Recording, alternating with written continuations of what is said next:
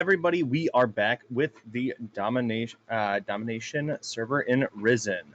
I'm Bryn Cass, and I'm joined by Steven Adair. Say hi, Steve. Hello. So who do we have with us today? I know Arctic Aces and then Power of Friendship, I believe it is, correct? Yes, so this is the first round of the playoffs, the quarterfinals, and so we have a cross group match for the first time so far in Risen Dominate, which means that we have Arctic Aces who finished first seed in Group B, and we have Power of Friendship who finished fourth seed in Group A. So already off the bat, Power of Friendship are fighting an uphill battle. Whenever you're a four seed playing against a one seed, it's going to be the eyes are going to be on you in terms of whether or not you're able to keep pace.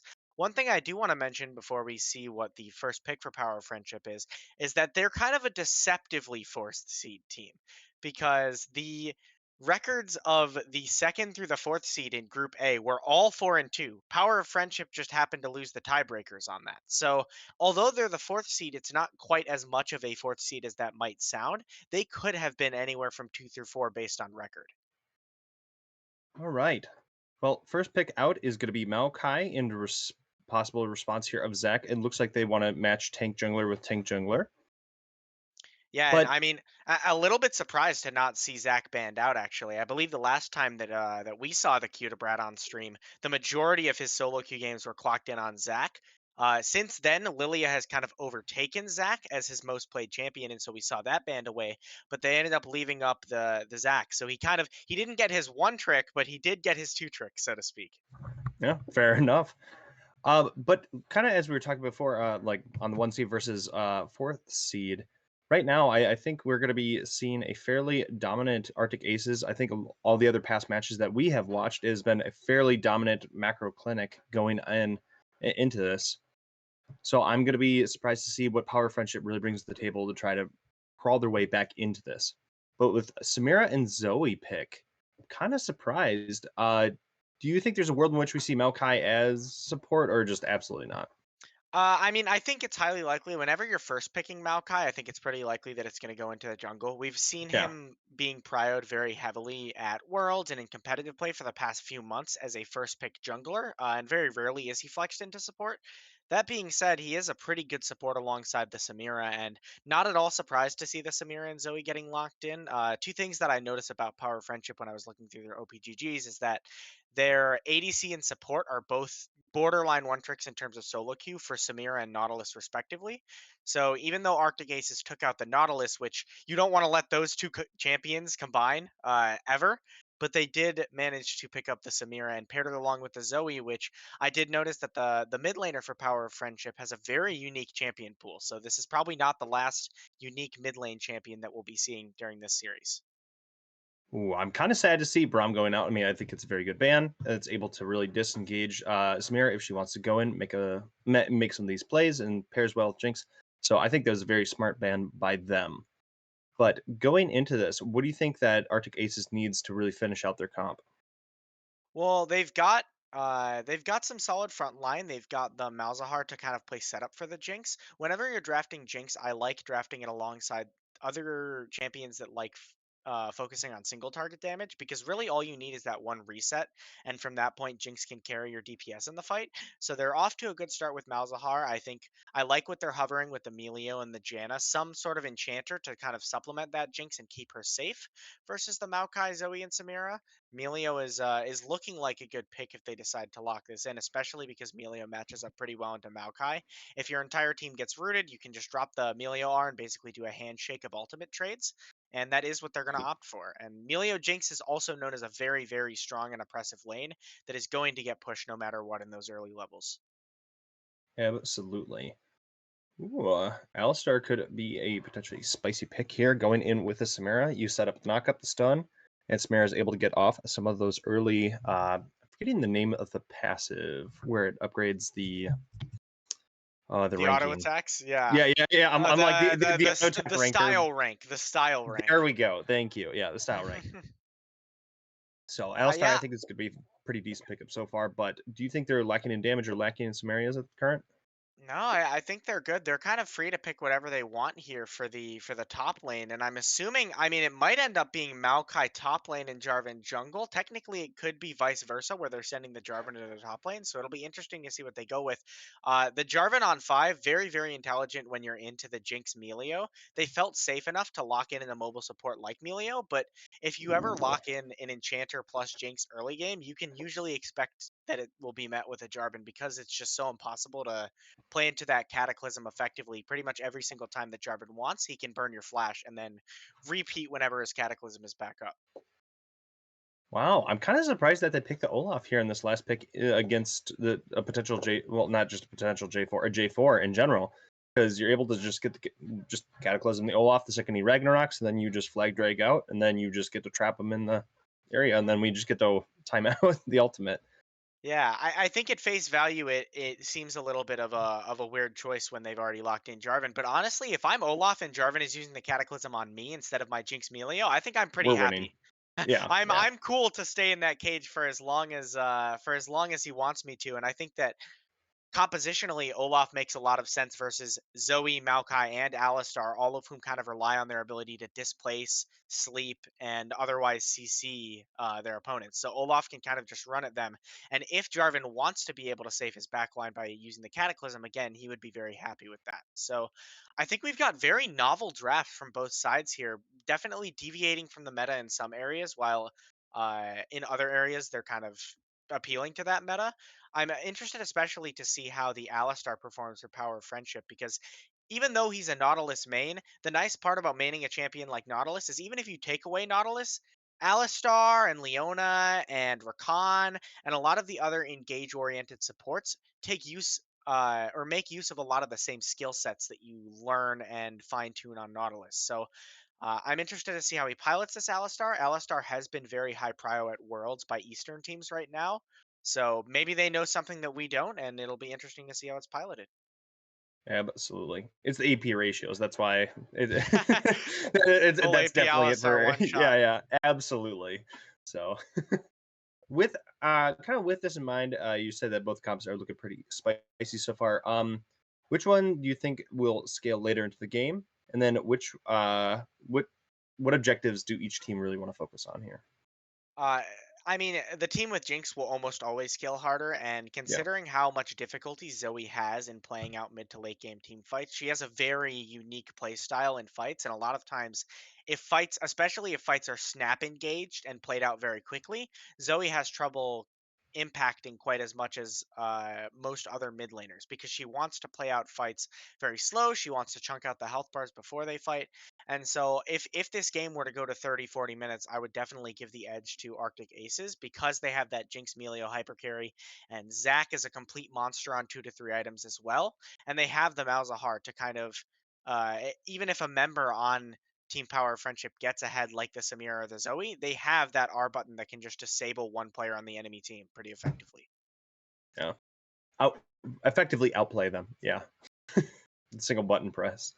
I think if we want to hop over to predictions, we can see Yep. what the four dominate commentators thought of this matchup. As you can see, predictions favor Arctic Ace across the board. Verdant and I being maybe a little less generous than Yeah. Quacks and Draws.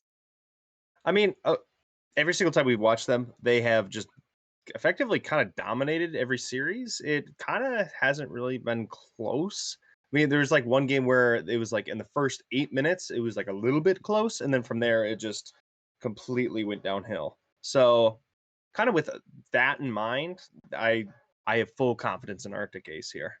Yeah, I mean, just legitimately, Arctic Ace has yet to drop a game in the Yeah, entire Dominate tournament. They have 2-0'd every single week. They finished 6-0 at the top of Group B. So if they were to drop even a single game in this series, it would be their first of the entire Dominate League. And so that's why I predicted 3-0. They seem to be very strong. Their 80 carry Crystal Fang has given me a lot of confidence in their ability to play out mid to late game team fights and their ability to transition leads. Of course, we'll be on the lookout for some 7-minute Herald swaps executed by their bot lane, as we've pretty much seen them absolutely. do Yeah. every single game that they've played on stream. They have very consistent macro, and so I'm favoring them. But when you look at the individual ranks on the players, it's actually not as one-sided as the predictions might seem to imply. I think there's actually even an argument that you could make that Power of Friendship has the leg up in terms of rank, as while their individual ranks and their peak ranks might be a little lower, they're much more homogenous in terms of they're all Diamond 4 to Diamond 1, and not whereas on the side of Arctic Ace, they have some really strong players, but for a good time in 1 to 100 are still sitting in Emerald, which might be potential spots for Power of Friendship to target and try to punish. Well, we will have to see.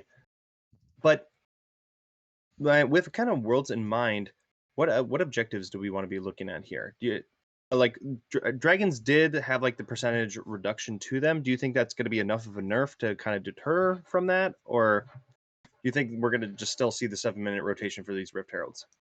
Well, as far as I'm aware, every objective in this early game should belong to Arctic Ace. I don't see a world in which Jinx Melio are getting outpushed enough to for Power of Friendship to take those drakes for themselves. And as we know, Arctic Ace is very proficient at swapping for the heralds and capitalizing on those. And so I expect this to be a an early game, masterclass by Arctic Ace. I think the real question is whether or not Power of Friendship will be able to capitalize in the mid game with their strong team fighting composition, with the Samira, with the Alistar, in order to find some favorable fights and bring back whatever deficit they may be coming out of the early game with. Of course, I could be entirely wrong in that, but based on everything we've seen from Arctic Ace in the past, I would bet money on them coming out ahead in the early game at the very least. Yeah, based on our sample size of 8 games, yeah, they've done a very good job. But we are going to be almost done with the spectator delay here. We are going to be pushing over to a very sharp break. We will see you back on the Rift. Grab some friends, grab some popcorn. We shall see you shortly.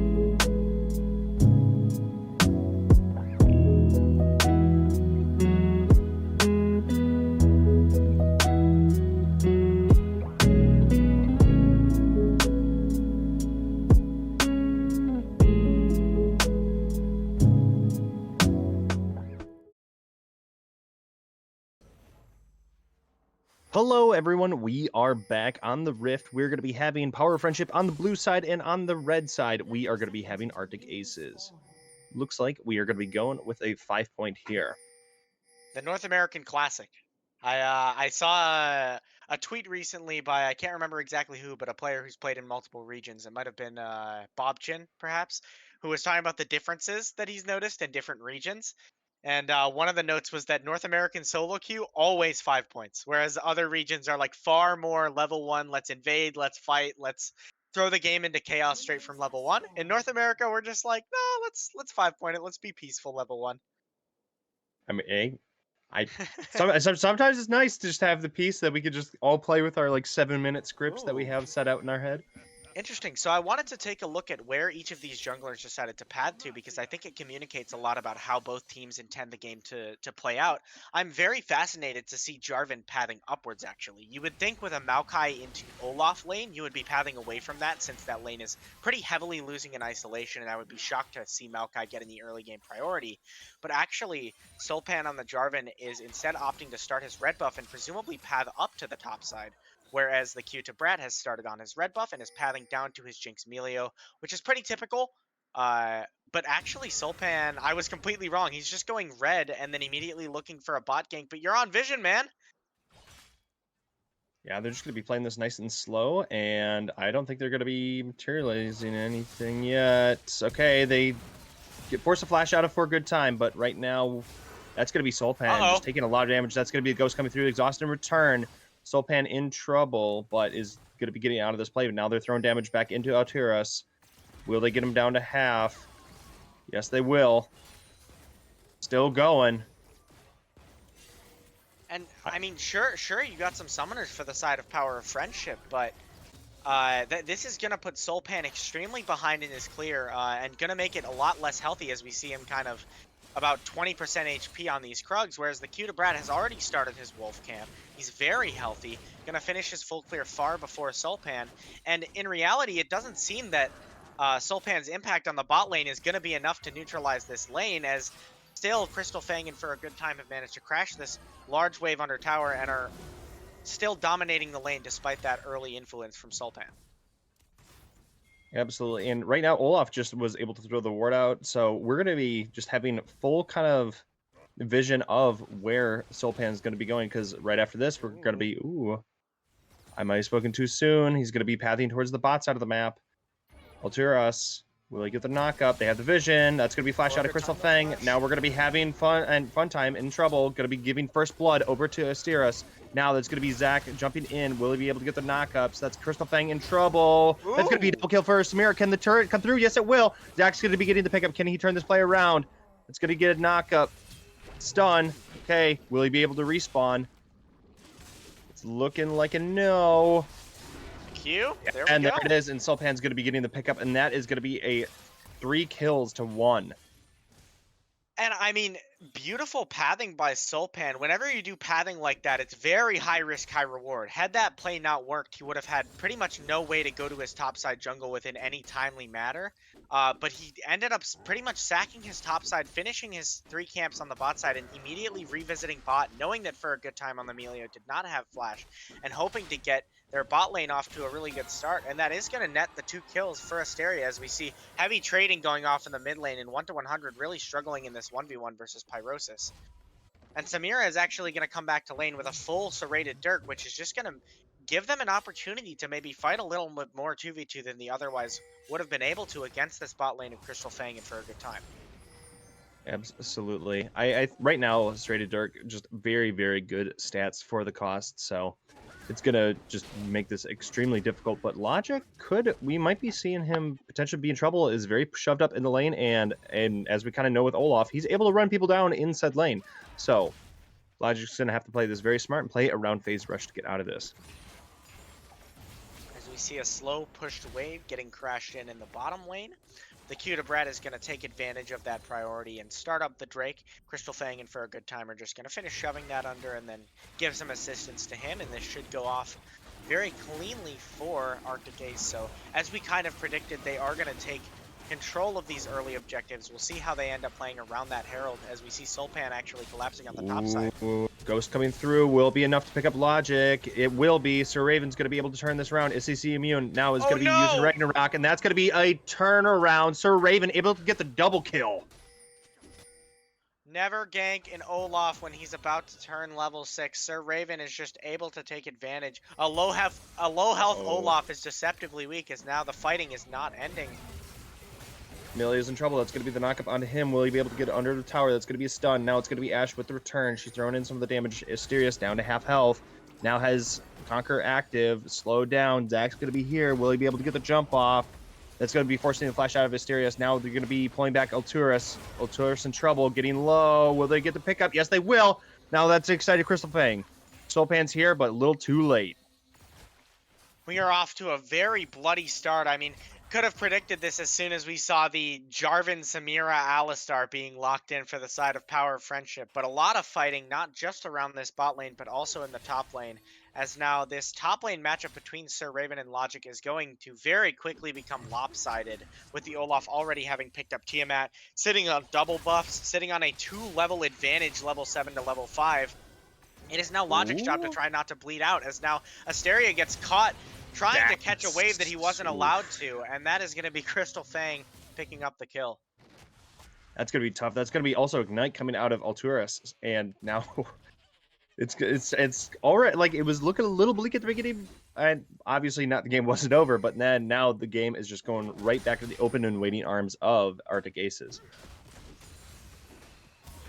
Raven and Logic doing some light trading as Pyrosis actually finds a roam onto the bot side, and this should be a kill picked up and a shutdown onto Crystal Fang.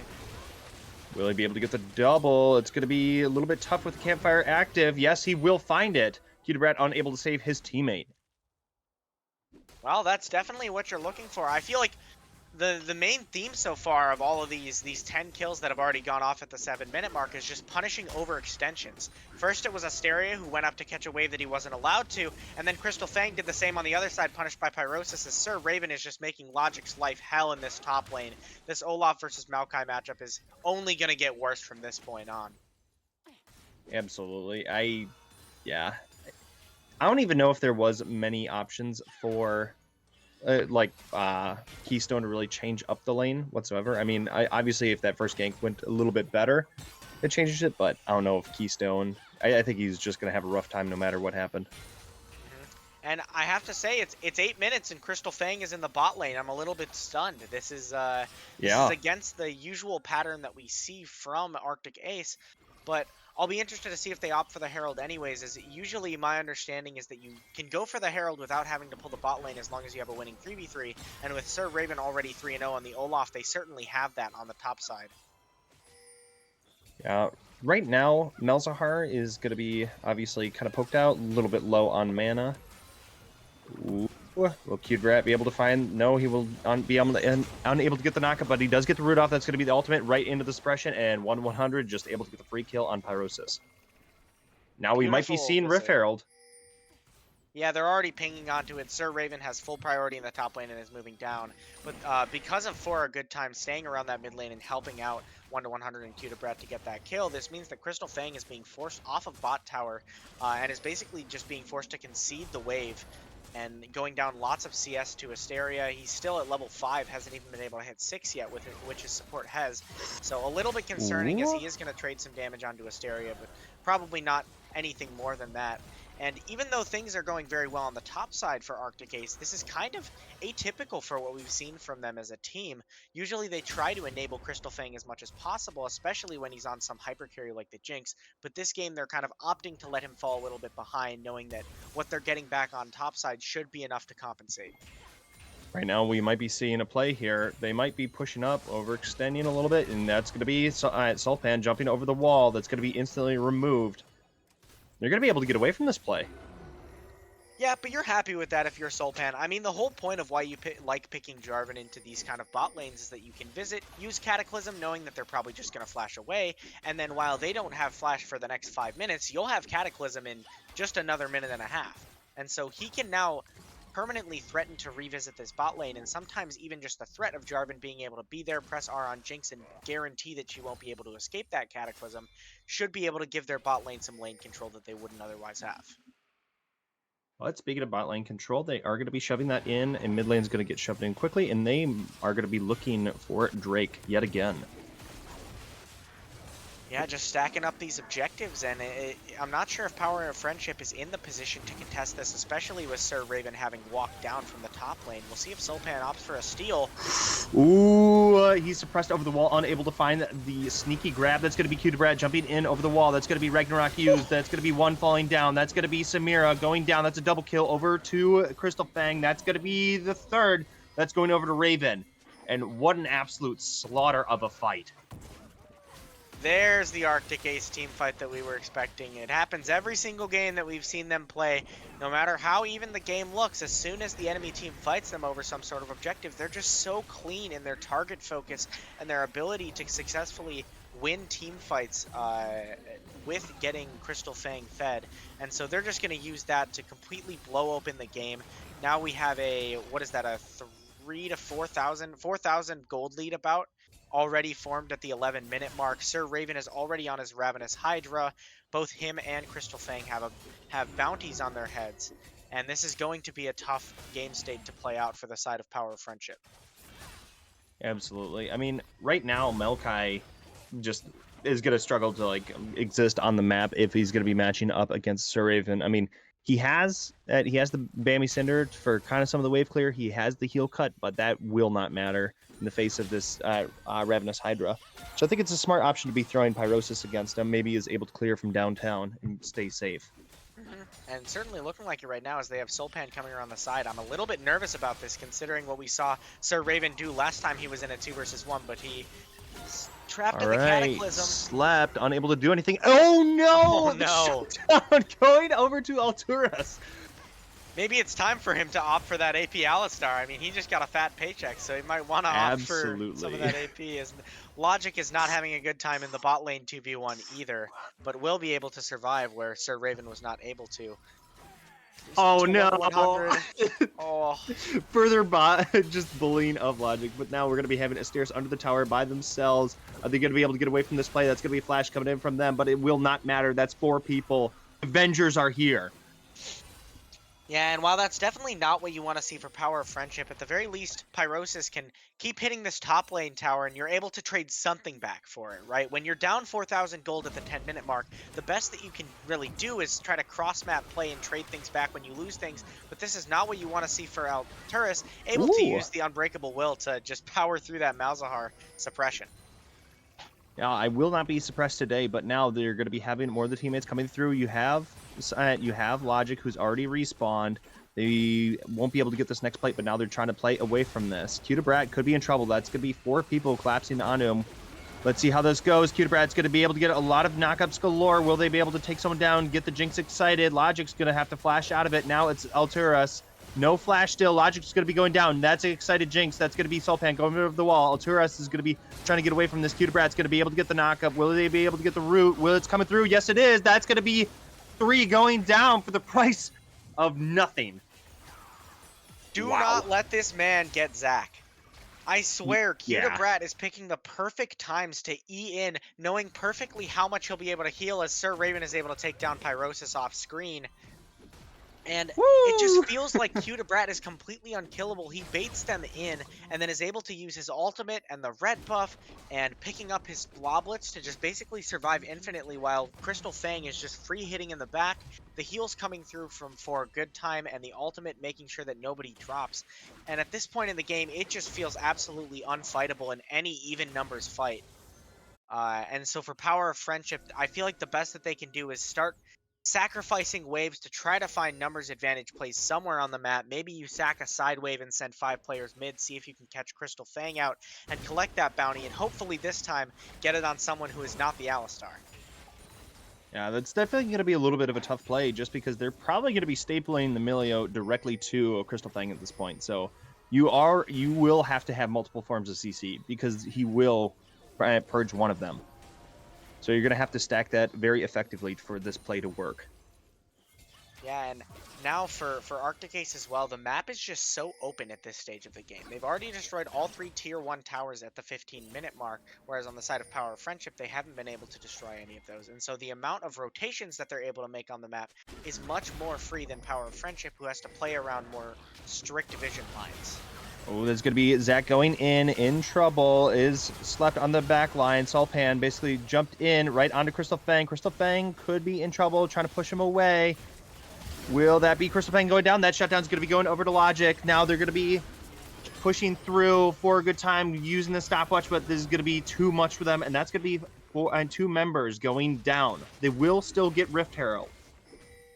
Yeah, but I mean, there you go. That's what you're looking for Power of Friendship. They pretty much did exactly what I was thinking they had to do, which is they sacrificed some objectives, allowing Sir Raven to get onto that Rift Herald, sacrificed some side waves, and they just grouped up as 5 and forced. And when you have a team comp like Jarvan, Maokai, Alistar, you definitely have the tools to force, and the Samira follow-up is enough to bring down the bot lane.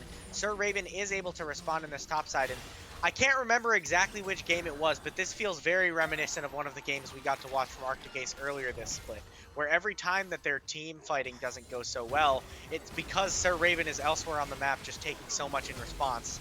Oh, that's just still going to be the suppression coming up from 1 to 100. I mean, you still have a massive gold lead at this point, so they're able to just find some of these picks. Now they're going to be shoving into this mid tower. They're getting some damage into Cudabrat. He's getting a little bit low. That's going to be... No, he's not going to be using the Elastic Slingshot quite yet. They're going to still have the Zoe poking in. They will be popping the Zac passive now, but now you have teammates backing him up. You have Crystal Fang coming through. That's going to be Excited Jinx now. That won't be enough. Pyrosis is going to be able to blow him up, but now you have the rest of the team. Sulpan going to get the knockups. Will it be enough? Will they be able to find any more picks? Can he get Logic? Can he get Sulpan? And that's gonna be Logic going down. That's gonna be then Sulpan, and now it's Alturas all by himself with a dream. Will he be able to get out? Silence, knocked up, no. Unable to find that escape route. I don't know if you saw that Radiant Virtue healing when the Q to Brat pressed his R button, but that was absolutely disgusting, and Sir Raven just doesn't care. Maybe he should care a little bit more than he did, just thinking that he could brute force down the tower, but forgetting that Samira with full stacks of style actually has some pretty decent wave clear once she pops that ultimates, and so getting a little bit disrespectful on the side of Sir Raven. Still a net positive on the map for Arctic Aces, but a few blunders coming out from them. I mean, Crystal Fang dying there before for a good time, was able to use the ultimate, that timing a little bit off, while they were able to finish the fight, there are some solid plays being made on the side of Power of Friendship. Not enough to quite get them back into the game, as we still see a 7,500 gold lead for the side of Arctic Aces, but they're definitely fighting back. Absolutely. I mean, Pyrosis it like hurts a lot. I mean, we saw on the top side when Sir Raven was originally doing the shove with the Rift Herald, was chunking through the wave, was chunking him down and forced him off of the wave altogether, and just able to blow up Crystal Fang. So they're not completely out of the game yet, but it is still obviously looking quite tough. Yeah, and on the bright side for Power of Friendship, you're kind of in a lull right now where the Drake isn't up. You actually got the third Drake, which means that the sole win condition is pretty heavily delayed by at least 5 minutes. The Baron is spawning in a minute, but I'm unsure whether or not Arctic Ace will go for that as soon as it spawns. And so you've got a little bit of time to just chill out, farm, catch waves low. See if you can find any picks here, as Alturas is looking onto the Cutobrat, but will not end up going. Cancelled That's on going to the be a nice headbutt by shove the away. football. Okay, that's going to be Sulpan jumping in onto Crystal Fang. That's going to be them using the peel. Will it be enough to get Crystal Fang out of this play altogether? Shoved towards them. Logic unable to find the pickup there.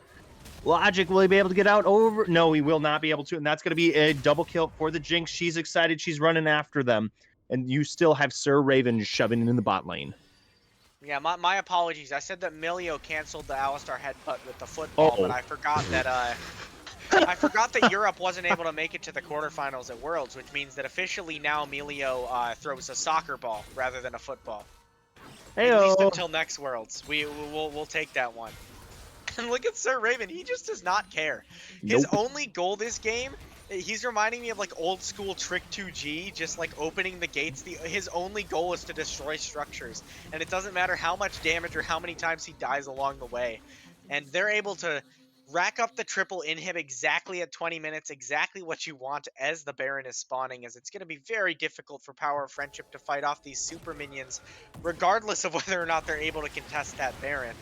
As you see, two super minions spawning in each lane, when the members of Power of Friendship have barely been able to complete their first items, killing even just one of those super minions is going to be a challenge, let alone two in every single lane of the map.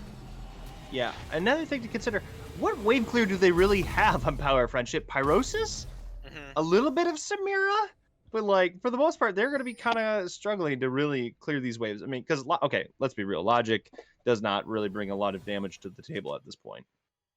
And it seems like Arctic Aces is going to play it a bit safe and go for the Drake. Personally, if I was them, I wouldn't even worry about this Drake at all. I want to make the maximum use of this Baron time, because when you have triple inhibit Baron at 21 minutes, there's pretty much nothing the enemy team can do to stop you from just walking in waves. But by kind of interrupting their siege by going for this Drake, they're actually giving Power Friendship a little bit of time to push out those waves more than they would otherwise be able to.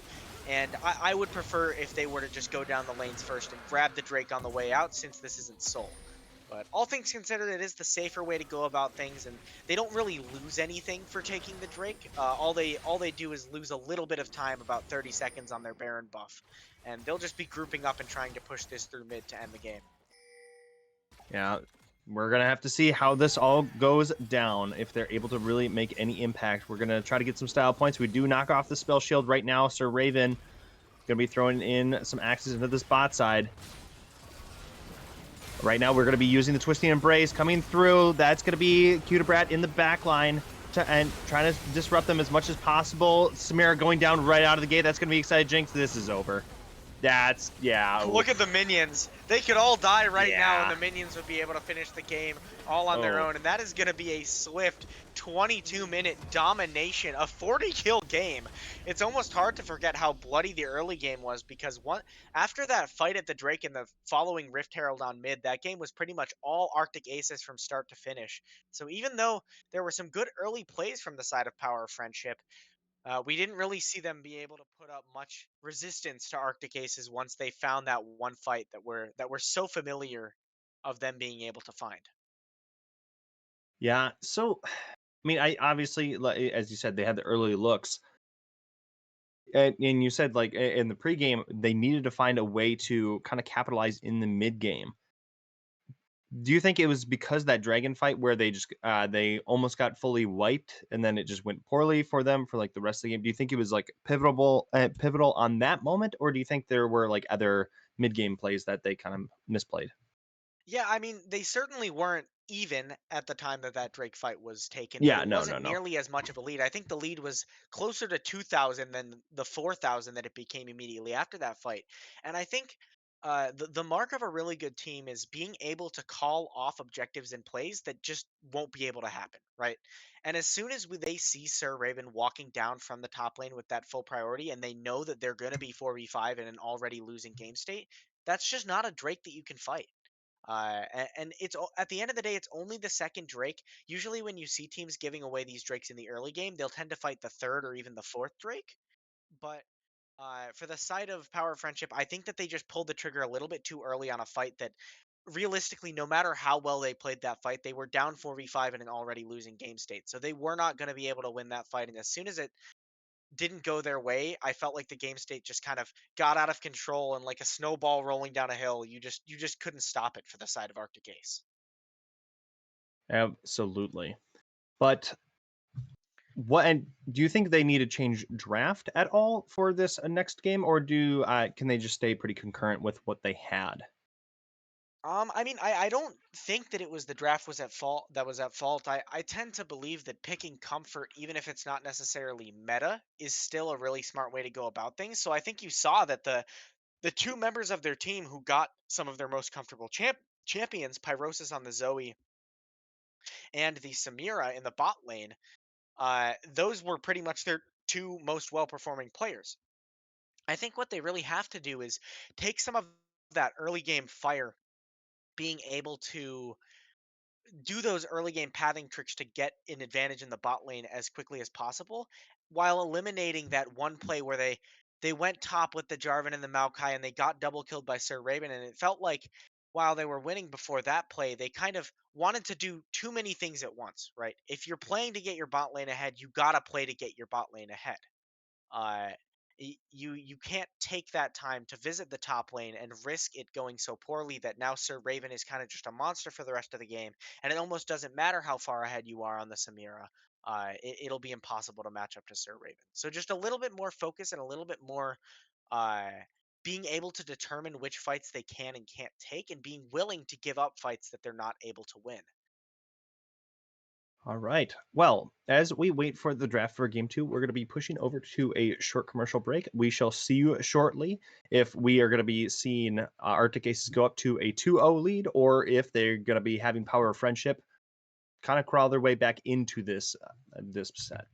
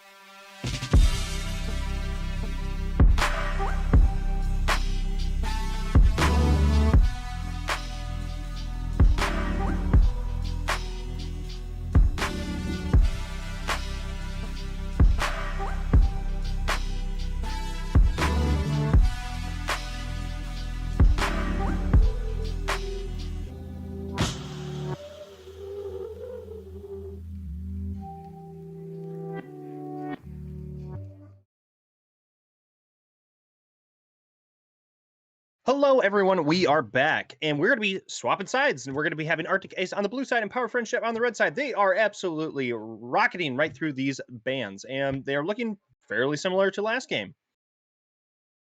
Yep, I'm very curious to see if the second ban for the side of Power of Friendship is the Zac. I felt like it was enough of a problem that I expect to see it at least in the second and third bans, or if they're leaving it open, they better have a plan to address it, because it didn't seem last Okay, there game it like is. you can let Q to Brat play whatever he wants. And yeah, that Zac is going to get taken away, and it will be the very same Maokai first pick, this time for the side of Arctic Ace rather than for the side of Power of Friendship. So it seems that Maokai has definitely solidified himself as the priority pick.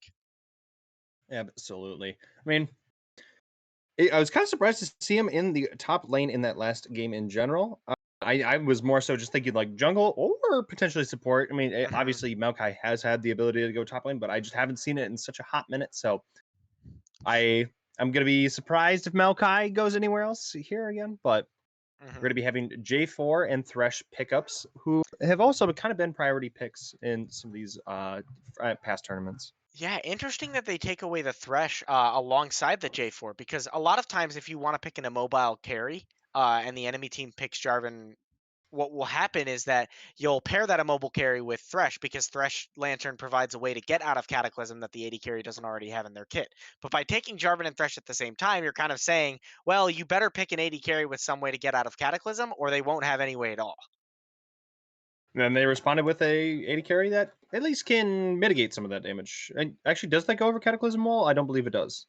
No, it doesn't. But Yeah, I yeah. mean, uh, Zaya is still able to, yeah, like you said, mitigate some of the cataclysm by pressing R for to delay the amount of damage that they're going to take. But generally speaking, Jarvan into Zaya is considered a good matchup in terms of a way to shut down the Zaya. I mean, Zaya has been performing incredibly at Worlds. She's been, I believe, the highest priority pick in the entire tournament, all champions included, and her win rate is through the roof. So teams are starting to pick up things like this Jarvan Oriana or throwing in a Rumble as well in order to kind of, I can't remember what, I think it's called the Hot Pot is what the casters have been saying it at Worlds. Okay, And okay. the goal is to drop the Cataclysm and just make it so the Zaya either has to burn Flash or is just absolutely cooked by the Jarvan and whoever else is throwing their damage on top of it. Yeah, I mean, right now with the Oriana and J4, or I mean, Oriana or with Thresh as well. I mean, you have the ball delivery service going. Obviously, it's not as tried and true as the original of Malphite, but you still have very good combo options with the Oriana. Hmm. I'd be interested to see if maybe we see some other pick coming through in the top lane to further supplement that Oriana and give her more options to put the ball on, as that ban did not display, but it was the Olaf being banned away It was last by Olaf. Power Okay. of Friendship. So clearly don't want to deal with Sir Raven on that Olaf again. Gee, why Uh, not? I can't fathom as to why. And I like whenever game one goes as difficult as that game one was for Power of Friendship. I'm a big advocate for banning away just a lot of the champions that gave you trouble because at the very least you guarantee that in game two you're going to see something different. Whether or Yeah. not that'll be better or worse for your team remains to be seen, but it's not going to be just a repeat of game one. And the enemy team, in this case Arctic Ace, will be forced to respond and adapt their draft a little bit more. I mean, they're going to be picking the Jinx here to go with that Thresh, so they will have the Thresh being able to lantern them out. But Xerath is going to be the pickup here. I'm curious as you could run Karma mid and Xerath support. I doubt it, but I mean, you could do that. Yeah, Zareth is, like you said, a very interesting pick because when I think of champions, mid laners that you'll want to pick when the enemy jungler has Jarvan, Zareth is certainly not in the list. Zareth is Yeah. going to have a hard time at dealing with Jarvan Cataclysm, just as hard as of a time as Xayah has. But in the individual one-on-one matchup, Ooh. Zareth actually matches up quite well with Oriana, as pretty much the only weakness that these mages like Oriana, Syndra, Azir do have is by getting outranged by champions like Ziggs and Zareth. Okay, so Arctic Aces is going all in on the AP train. I mean, Hmm. you just have Zaya with AD. I mean, Gwen does technically do like a little bit of AD, but like let's be real here. Yeah, putting a lot of faith in Crystal Fang to be able to kind of single-handedly carry that AD damage profile for the side of Arctic Ace, as Power of Friendship trying to even it out a little bit are actually going to close out their draft with this R5 Yone top lane pick to match into the Gwen. I'm going to be honest, I have no clue how Yone versus Gwen goes in the top lane, but I'm expecting it to be very chaotic and very spicy. Yeah, absolutely. I mean, I think you can maybe get away from some of the knockups from Yone with Gwen W if you like space it correctly. But for the most part, I think that Yone is going to be slowly kind of whittling her out of lane because Gwen takes mana and Yone does not, if I recall correctly. Does Yone take mana? No, Yone doesn't use mana. Okay, okay, yeah, yeah. So he should be able to kind of whittle her out of lane in kind of the earlier stages. Yeah, and it'll be interesting to see how Arctic Ace plays around this early game because in all three lanes, I'm seeing very contesting matchups, right? Neither team is locking in something like, and I know it's not meta anymore, but something like a Zeri Yumi and just saying, well, we're just going to play to farm and play to scale. I feel like all three lane matchups are relatively contested, with Xerath versus Orianna being probably the most passive of the three. And just based off of knee-jerk reaction, I would say that that favors Power of Friendship because they have the Jarvan in the jungle who loves just skipping camps to gank lanes, just going down. I mean, as we saw last game coming out from the Jarvan, Sul'Pan. just going straight red to bot lane. Jarvan is the type of champion that is completely comfortable doing that.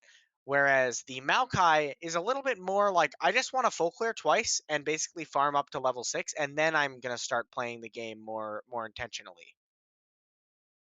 So, with all of this in mind, who do you think has kind of the distinct advantage coming out of this draft? Would you give the edge to Arctic Aces here, or would you still give it over to Power Friendship? It's honestly too. I think it's too hard to say. Both drafts are so unique and do Yeah. such different things that I feel like it largely depends on how the early game plans out. I mean, when we look at the scaling, obviously, the side that has the Orianna and the Jinx is going to have better scaling. But I mean, Xerath getting access to 6 or 7 ultimate bolts at max level, and Zaya traditionally scales very, very well. So it's not like it's a completely one-sided matchup in terms of scaling. Yeah, I was gonna say, like even for top line, you have like some pretty heavy scalers. I mean, Yone goes pretty hard, and so does Gwen. So I think that yeah, being able to set the precedent for like how this game snowballs out is going to be very important. With that in mind, do you see? I mean, because we have a lot of these scalers, do you think these early objectives are going to be as takeable as they have been in the past with Arctic Aces, or do you think they're going to be struggling a little bit? I mean, I feel like whenever there's a Jinx in the bot lane, I'm inclined to believe that the team with Jinx will be taking early objectives because the rockets that she can shoot give you such push priority whenever you want it.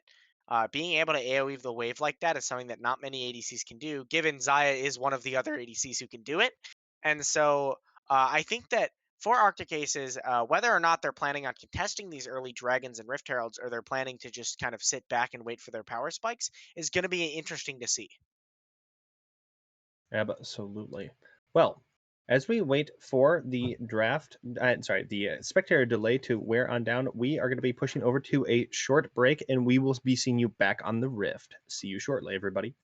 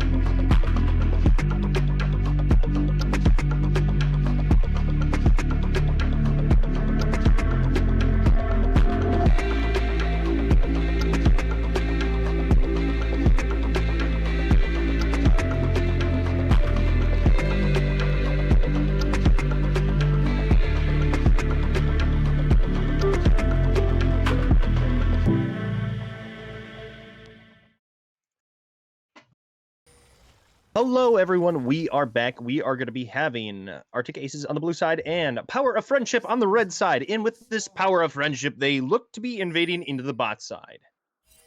Yeah, let's see whether they're able to find anything, as Crystal Fang might be in danger. Sitting in a relatively safe place in that bush should be able to see Altura is coming and react to it accordingly, as the sweeper won't spot him out. Ooh, Uh-oh, we'll be able to get the hook. That's going to be a flash from Crystal Fang. Are they going to be going after this further? Taking some of the tower. That's the Ignite coming through. Going to be getting... Pyrosis is going to get killed in return to this play. We'll be able to get the first blood, but it's going to get the return vengeance kill back upon them. But is going to Hey, be forcing some backs here. that's technically a positive trade. I mean, I'm seeing a 100 200 gold. gold lead. I'm seeing a 200 gold lead already. Yeah, I mean, you will have two teammates at half health coming out of this with Solpan and Alturas, but I think for the most part, yeah, they definitely had the winning side on this endeavor. I will say, if there's a member who I don't want receiving an early kill for Arctic Aces, it definitely is Crystal Fang.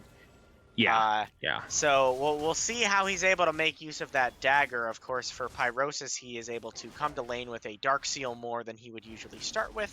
And we're seeing both junglers opt for a bot side start, which means that this volatile matchup in the top lane of Yone versus Gwen might end up getting some attention if both junglers opt to full clear. Of course, whenever you have a Jarvan, you never truly know if he's going to ever opt to full clear.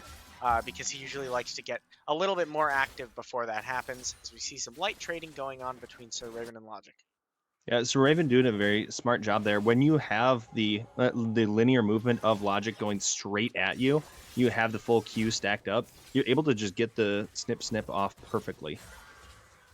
Ooh, and as we snap back to the bot lane, it seems that both ADCs were forced to use Ghost, which is, I would be inclined to say, a trade that favors the bot lane of Power of Friendship, since Crystal Fang is already missing his flash, so now he really has no defensive summoners left.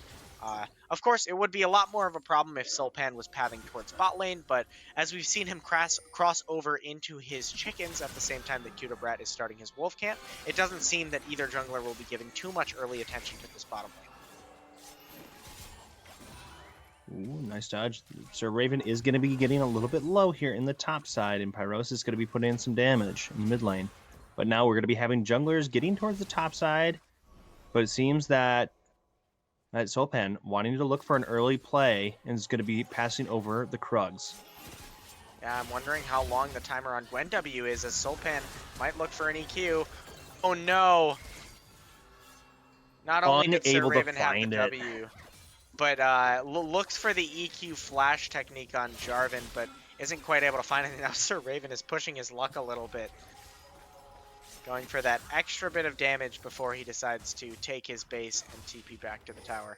Obviously not what you want to see when you skip your Krugs and go for that early play top, but is able to get the ghost off of Sir Raven, as now Cutobrat is looking mid lane onto Pyrosis, but doesn't seem that they'll be able to find anything. Brad able to still get the Sapperling off there onto the Orianna, but is going to be pathing towards the bot side to go for this Rift Scuttle. They have the teammates to help, but they might just do this like right in. They might want to keep trying to shove in this bot lane to then go into Dragon. They have 50 seconds on it, so it's going to be a little bit of time. They'll have to shove one more lane.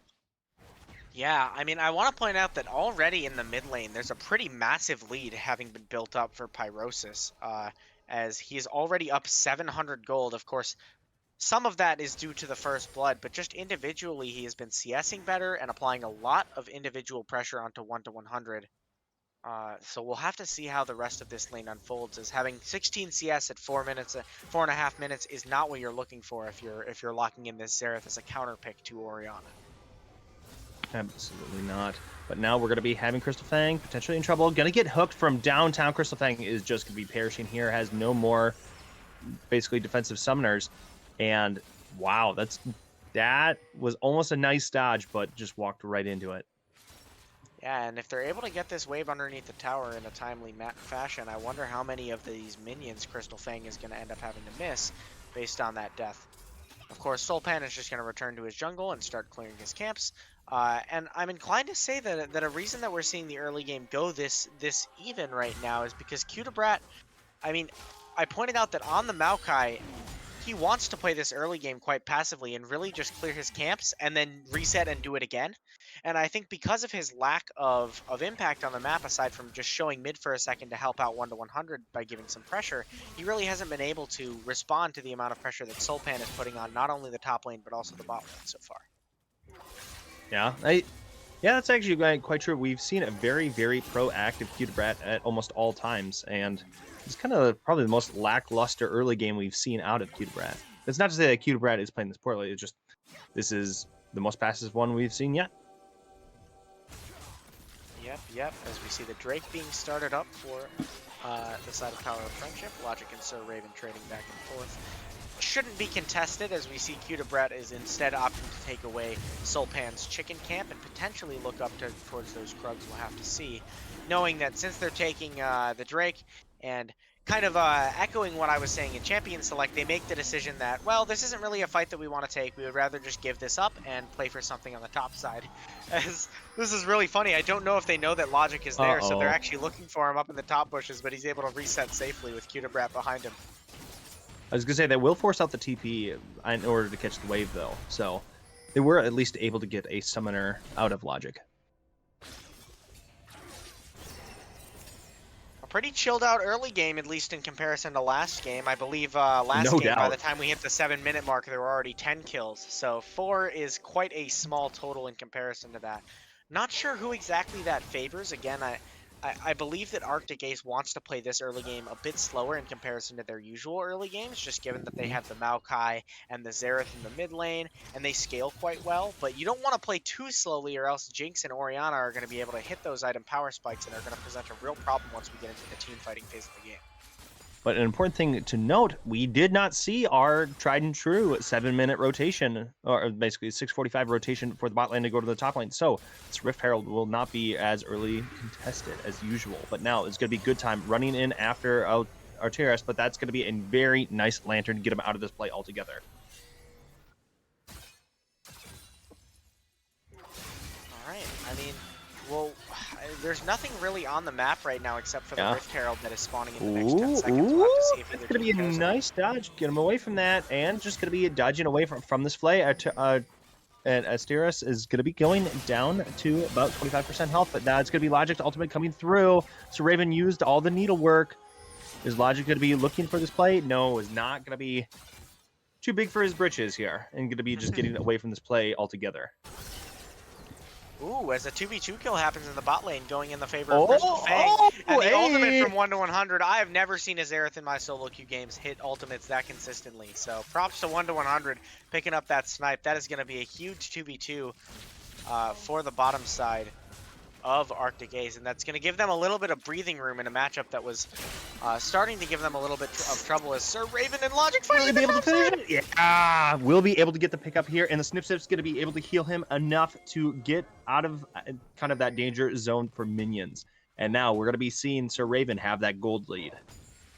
I don't know what it is about this like 7 to 8 minute mark, but Arctic Ace, even if their early games are quite even, they seem to just turn things online once they start hitting these level 7, level 8 type power spikes. Sir Raven is able to find a solo kill on the top side. They're able to find a 2v2 kill supplemented by a 1-100 ultimate in the bot lane. And now they've managed to pull away to about a 1,500 gold lead, which is the most significant difference that we've seen this game. And look what they're doing! Hey! They're doing the thing! They're doing the thing! Guys, stop everything! They're doing the thing! I don't even know if this is necessarily good. I mean, if they're able to pick off Pyrosis on the top side, that definitely makes it a bit better. And I don't know how Pyrosis is going to be able to escape from this. Able to trade some damage back onto Crystal Fang.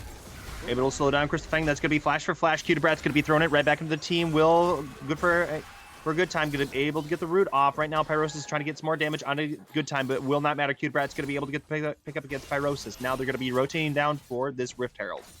Will Sir Raven be able to defeat the... Oh, wow. Nice dodge there. Going to be defeating this 1v2 so far. Needlework coming through. A lot of slows coming out. This Conqueror is fully built up. It's looking quite there. And that's going to be the 1v2 going over to Sir Raven quite deftly. Sir Raven and 1v2ing. Name a more iconic duo. I'll wait. Batman Robin. That's about it. Last game it was Logic and Sulpan, and this game he decided he wanted to take on the enemy bot lane, just completely 1v2ing Asteria and Alturas. I was initially a little bit skeptical of whether or not this lane swap was the best thing, because they were going to be giving over Ooh. some tower plating to Asteria on the Jinx, which is usually not what you want to do. But Sir Raven is able to basically make it a net positive at all points in the map, as Brad is able to pick up the Rift Herald. They've been knocking off these top lane tower plates, and it looks like they're just intending to drop this and take the first tower of the game at around 11 minutes. So that's going to be Cataclysm coming out. That's going to be Fat Ultimate coming in, but that's going to be the response of the Featherstorm. That's going to be Logic quite low. Crystal Fang living with a tickle of health. And that's going to be 2 going down on the side of Arctic Aces for that top tower. Yeah, I mean, all things considered, I was expecting that to be just a clean tower take for Arctic Ace. So, well played by Sulpan, really taking advantage. Ooh, nice W there, Sir Raven. Yeah, really taking advantage of the fact that that Jarvan is so powerful into the enemy composition. The fact that Gwen is pretty much the only one who can consistently escape the Cataclysm means that if he's able to trap them under the tower like he did with the Cataclysm, For a Good Time is now stuck in there, Crystal Fang is stuck in there and is able to live just barely by using his R button, and Q to Brad also had no way out. So able to pick up some return kills, and even though they're down roughly 2,000 gold, definitely a more net neutral play than I was expecting to come out of that Rift Herald, as Q to Brad isn't quite able to hit the Q smite, and Sulpan just takes it right away. Sad to see.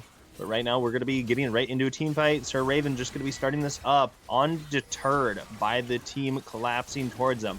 That's going to be Snap Trap coming through. That's going to be Sir Raven coming over the wall. The Needlework coming through, putting in a lot of damage into this backline. Sir Raven just going to be taking down Jinx immediately. Now coming in after Pyrosis, but it's going to get flayed away. That's going to be shut down going over to Sulpan. Now, this play isn't over yet. Altera's getting quite low. Crystal Fang's getting the pickup now. Crystal Fang just running right at them. Pyrosis is going to be getting the slow, getting him away. 1 in 100, getting the poke off. Will he be able to stop him from getting the tower? No, unable to get there. Crystal Fang getting quite low. Pyrosis, tickle of health, unable to get the feathers. Come on! No, not yet. No, hey, 1 in 100, able to get that pickup, and now that's going to be a free dragon. Sulpan in trouble. Will Vex and Karma be able to get the pickup? Vex, what? That's going to be the Jinx Rocket coming in from downtown, unable to get the pickup, and that is going to be the discontinuation of that play. Oh, I spoke too early. That's going to be Logic getting in with the TP and going to be getting that kill. Maybe chased a little bit too far, trying to get the kill onto Sulpan for a good time, but all things considered, I mean, it's like clockwork watching Arctic Ace. Every time, it seems to be this second Drake that is really the time that they take the fight. They win the fight every time, and they secure themselves a lead of, in this case, 3,000. In last game, it was 4,000, and it just always seems to happen on these consistent timers. Arctic Ace is so good at team fighting together, and I have to give major props to Sir Raven, who is basically single-handedly zoning off 4 members of the enemy team, and even then so managed to go 1-for-1 in the backline. Yeah, and I mean, just taking the Jinx out of this fight altogether, she was not able to get any positives whatsoever from the fight. I mean, maybe got like 1 assist, but outside of that, just she isn't able to really gain any gold, any experience from that play altogether. So very good job on Sir Raven. Just take her out of the fight, and I mean, he's 3 levels up on her altogether at this point. Yeah, definitely. 1 to 100 and a little bit of danger here if he wants to walk up and hit this tower, as Alturas and Sulpan are lurking in the background. Let's see if they can find him. Not quite able to get in range of the Cataclysm. If he was, he would have maybe been able to at least get the flash off of 1 to 100, as Sir Raven is just completely demolishing Pyrosis in the side lane. And without the phase rush on that Orianna, you really don't have a way to get out of range of that Gwen once he pops the ultimate. I mean, he had the command shockwave going through, but it did not matter whatsoever. Sir Raven is too big and too large and in charge here. And I mean, Sir Raven really having, in my opinion, the best series that we've seen from him. I mean, he's been a consistent performer for Arctic Ace in all of the matches that we've seen from them thus far, but never to this degree, where it feels like he's just single-handedly taking matters into his own hands, 2v1ing every single game, killing people in the side lane, dominating team fights by just diving into the backline and basically forcing them to respond to him. And now with the bottom tower breaking, Sir Raven matching Logic in the top lane, it just feels like things are starting once again to get out of control in the favor of Arctic Ace. And we'll see if Power of Friendship is able to find a play in the near future, perhaps making use of Sulpan's Cataclysm. You know, And also with that Pyrosis kill, you kind of put everyone on the poster this set so far. But right now, Soulpan could be in trouble. That's going to be the Lantern away. Very nice timing on that. That root was about to go off. Yep, grouping around the mid lane. Both teams seem to be doing right now. They brought 1 to 100 up to provide a little bit of extra push and safety on this mid lane, hoping to maybe break this as the next tower. Pyrosis will be able to push out the bot lane alone, but it looks like 1 to 100 is opting to take the base and then TP down there to stop him from doing any significant damage to the tower, as they are able to crack the tier 1 mid. And for Arctic Ace, I mean, just another clean transition from early game into mid game. Usually the things that you want to do when you build an early game lead is to start picking up the neutral objectives, and in between those, knock down those tier 1s. And this is something that they have consistently done every time we see them playing, and this game is no exception. With this in mind, right now, For a Good Time is just going to be walking directly at them, fearless whatsoever. And Cute Brad will be able to get the knockup, is unable to get through. That's going to be Shirley's Blessing used early. They want to try to get some damage off, but right now we're going to be having a 4v5. They do not have 1 to 100 here. Will he be able to get Sir Raven? He will find the pick. Will not be able to get the further trap. Soulpan going to be able to grab the lantern. It's going to pull the Maokai through. Maokai is going to be trying to get out of this play altogether. 1 to 100. Will he be able to get the pickup? No, Soulpan's going to be flashing out. Unable to get that kill onto him. Now Sir Raven potentially in trouble. That's going to be excited Jinx. Jinx unable to do anything further. That's going to be Altera's getting the flash over the wall. That's going to be Fox coming through. Right now, Raven still going. Needlework coming through. That's going to be a lot of damage. Goodbye, Pyrosis. That's going to be then with a tickle of health. Asteris now trying to throw this damage. That's going to be flash forward. Wow. 1 to 100 almost had to look there. Logic on the top side picked up a shutdown onto Crystal Fang. So many ridiculous things just happened in that one fight, as it's not over yet. Logic was looking onto 1 to 100, but the flash is going to keep him in safety, and Logic is going to drop. So many crazy things happened in that one exchange. First, it was Q to Brat following on the longest journey of all time, following with that Maokai W, and then getting the longest range hook I've ever seen coming out from Alteris, not letting him escape. Afterwards, we saw kind of Asteria chasing forward and flashing forward at 1 to 100, but not able to pick up the kill. And when all is said and done, definitely a successful fight for Power of Friendship, picking up some of those shutdowns, halting the momentum of Arctic Ace, and keeping this gold lead within the 2,500 gold range. All right, Redemption Art. Can we get the Rift Scholar this time? No, it's going to go right back over to Power of Friendship again. But now they're going to be looking at potential grab onto Alteris. That's going to be the slow. Will they be able to? That's going to be the Sapperling over the wall. Alteris is unable to get the hook. Now it's going to be Logic coming in from downtown. Will he be able to find any grabs yet? For a Good Time is going to be going down. That's now an excited Jinx throwing rockets over the wall. Alteris is going to be missing the hook. That's going to be Raven going after Asteris right now. That's going to be the Needlework coming through. Will he be able to get the pickup? Yes, that will. So Raven's just going to be plowing through their team. Getting quite low. Is on the Glacial Augment. That's going to be Pyrosis. Just barely unable to dodge those ultimates coming in from the Living Artillery. Not the Living Artillery, that's Kog'Maw, but that's going to be full ace. Sir Raven is the MVP. I don't care if they get reverse 3-0'd. I don't care if next game he runs it down and goes 0 and 10. Sir Raven is playing completely out of his mind, and he is basically just soloing the side of Power of Friendship in a lot of these fights. Just no fear, jumping over the wall, dropping the ultimate, going onto Asteria and Pyrosis afterwards. Having now completed both the Rift Maker and the Nashor's Tooth, it's just going to be a complete nightmare in any single fight that Power of Friendship tries to take. And now after taking that Drake, it looks like Sir Raven is going to start up the Rift Herald on his own, helped by For a Good Time. Right here we have people trying to rotate over to this. They might be trying to look to slow this down to. Oh, they stole it. Nice job by them. For a Good Time. Potentially in trouble. Going to get slowed down by the box, and that's going to be enough for a pickup. That's going to be an excited Asteris. Now we're going to be having Raven in the W. Soulpan's going to be able to get the pickup on the Rift Herald. That's going to be Twisty Embrace coming through. Will they be able to pick up Asteris? Asteris is going to be living. Oh, nope. No, you're not.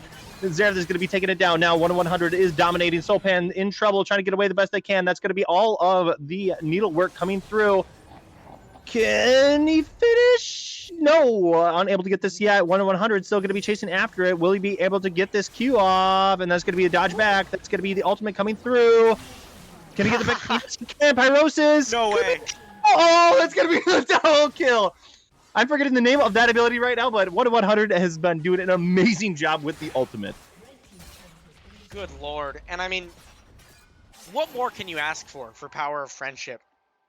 You steal the Rift Herald, you find a pick onto 4, a good time to start the fight, and it still just goes completely downhill once the cavalry arrives on the side of Arctic Aces. It looked like Sir Raven might not have been able to pull through that fight, but it doesn't matter because 1 to 100 has 25 Magi stacks and the loop is completed, and now Sir Raven is just tearing through the house. He's coming back! And Raven's just going to be getting through that. Was he able to get the blue? No! That pickup for the blue was going over to the stairs. Now they're going to be chasing after Sir Raven. Uh-oh. Has the needlework online? I'm a little bit scared.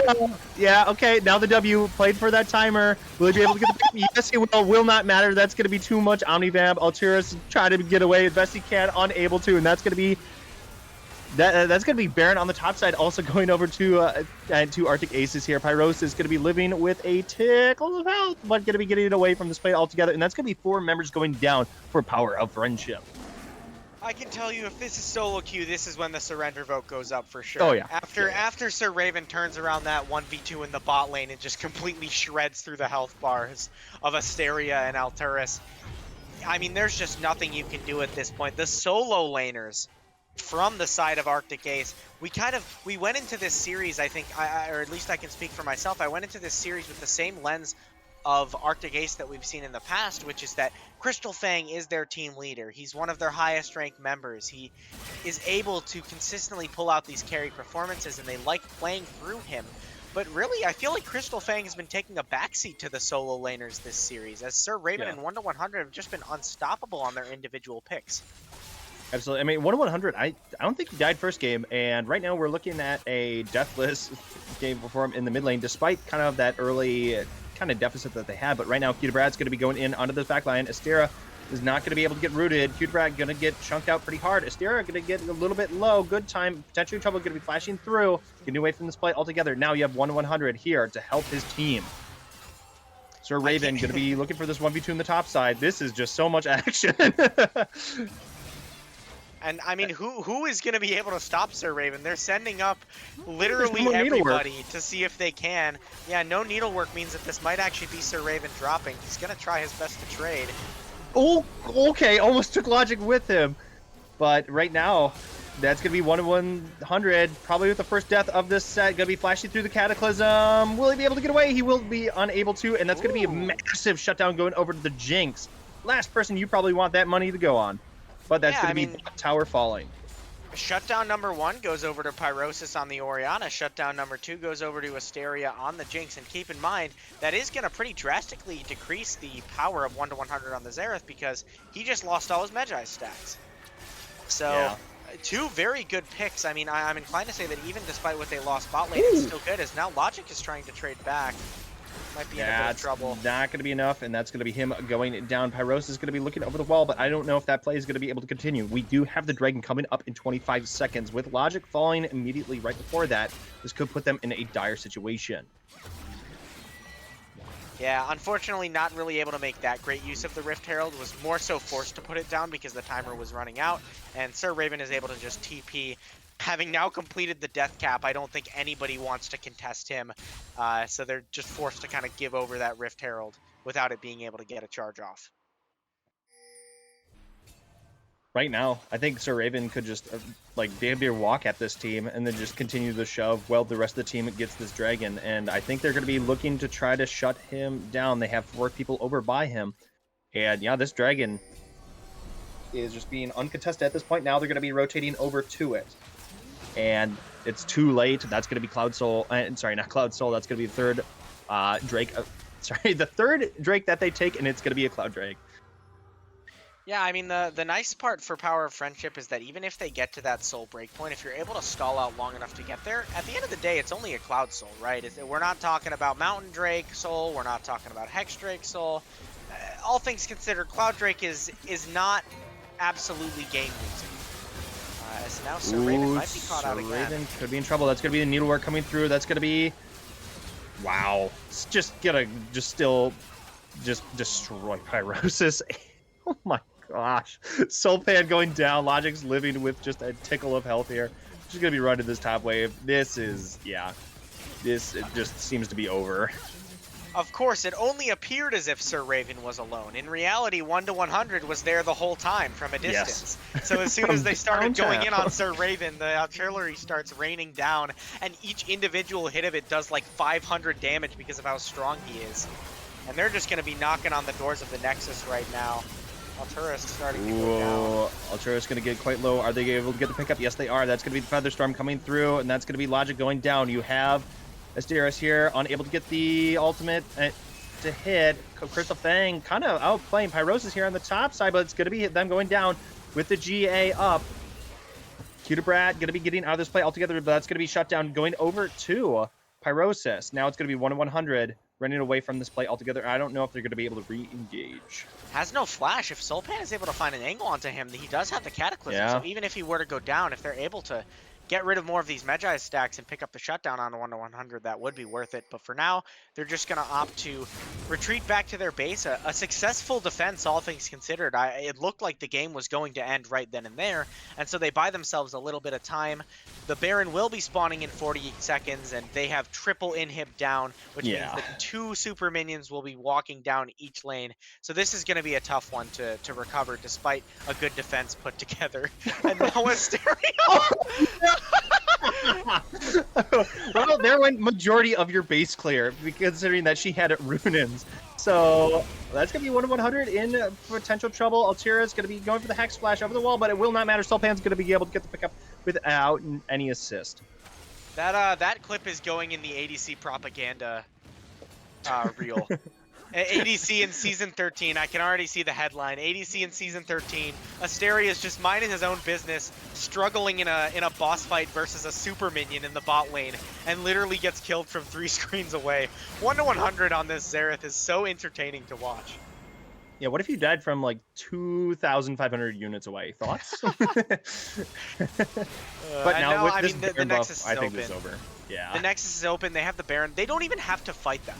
They can just walk in and Baron up the double super minions in every single lane and just stand there pressing control 4, laughing while the super minions end the game for them.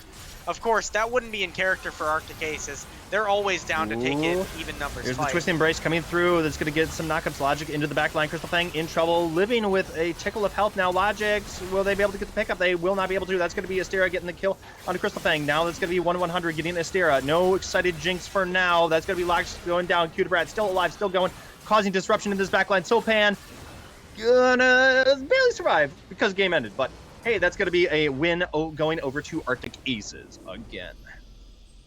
Moving on to 2-0 in the series, and your back is against the wall if you are a member of Power of Friendship. Arctic Ace just looks so strong, and despite a far more stable early game than last time for the side of Power of Friendship, as well as a more stable draft that can allow them to play into the mid to late game and play these team fights more successfully, it just doesn't end up mattering for them.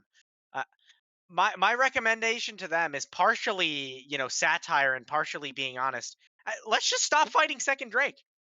Arctic Yeah. Ace wins every single game at the second Drake breakpoint. They take a fight, they win the fight, they turn that second Drake into some form of mid tower or explode the map into a 3K to 4K gold lead. What if we just give the Drake? What if we just stop fighting him? What's the worst that can happen? Because at this point, it doesn't seem like Arctic Ace can or ever will be contested on this second Drake. And definitely going to have to go back to the drawing board, hoping to put together something spicy either in draft or in terms of gameplay for Power of Friendship going into game 3. Also, is there a world in which you just kind of let Logic die on the top side of the map? Because game one obviously got countered with the Olaf being able to go up against Logic. But like this past one, I mean, yes, it was a little bit scrappy. It was going back and forth. They're able to kind of like really, they're supposed to be fighting each other. But Sir Raven able to just kind of take the cake on the top side, able to win that 1v1. And then just this just created a very, very tough precedent here. Like, do you just let Logic get counterpicked and then we just play for counterpicks in the mid lane? Or how do you really want to change the draft here? What side of the draft do you want to take I mean, if you're Power honestly, Friendship? apparently it doesn't even really matter because I felt like Logic, even though he was struggling in the one-on-one, did a solid job of shutting down Sir Raven in comparison to last game. And I then mean, they yeah, yeah, just yeah. swapped Sir Raven to bot lane and he double killed the bot lane. So like I don't know what you're supposed to do in order to stop him from hitting this unstoppable point in the game. At this point, I think that you either have to commit to being so active in the early game that you catch Arctic Aces off guard and you build enough of a lead to where it doesn't matter how good their team fighting it is, or you just play to turtle. You don't take these fights around the second Drake. You don't enable Arctic Ace to find these explosive team fights that they're so accustomed to finding, and you just pray that you can turtle long enough to hit your item spikes on something like a Jinx Oriana type comp. So I think for Power of Friendship, I just want to see them heavily commit to a game plan, because clearly trying to fight Arctic Ace on their turf, playing their own game, is not going well. And if they approach game three with the same exact game plan, I don't think it's going to end well for them. Yeah, I think that at current, if you continue your like your current trend of just like letting them just keep doing what they want to do, this is just going to be a done deal altogether. Absolutely. Well, I think that we are going to throw us into a temporary break until we get into game three. Stay tuned. Don't go anywhere. As you know, who knows? This could be a reverse 3-0. Regardless, I'm sure game three is going to be a banger. So stay with us on the stream, and we'll see you in a few minutes.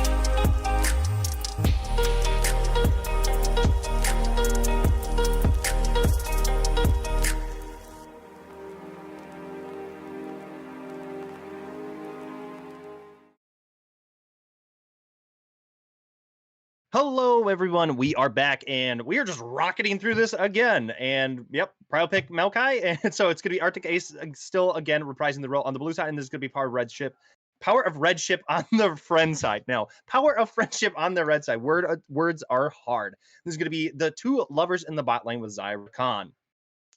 So Yeah, we're already seeing something different. it's interesting that this is kind of the first Rakan prio that, as far as I can recall, we've seen in the entirety of the Risen Dominate matches that I've casted. Uh, Rakan has been a pretty popular priority pick at Worlds. We've seen even some teams going so far as to first pick Rakan. And especially when paired with the Zaya, it seems like a strong initial response to the pick one Maokai. The only risk is that you risk giving over the Jinx and potentially something like the Oriana if 1 to 100 wanted to go that way. Of course, we saw the Oriana last game and it didn't look quite as strong as some people would think based on the amount of priority that it's getting at the World Championship. And so we'll see if they opt to go for it. But power picks being traded on both sides for sure. I do think Rakan is going to be a very spice pick in general. I mean, obviously, just a very good potentially engage tool with the quickening, but then also a very good disengage tool. If Rakan just wants to use the quickening and then just stand on top of Zaya, Maokai is going to be having a very difficult time really kind of putting down the CC needed. I obviously don't think we're going to see the second option there. We're going to see him really trying to dive into that backline. But Mhm. I'm interested to see what they pick up for the jungle. Oh, they're going to be sticking with the Zoe. Pyrosis was doing a very good job in the first game. I think technically did most damage game one, or like did most damage on team by a long shot for that game one. But going to be getting rid of that Olaf. Not surprised. Yeah, Pyrosis, all things considered, had a really strong showing on the Zoe in game one, so I like seeing them go back to that.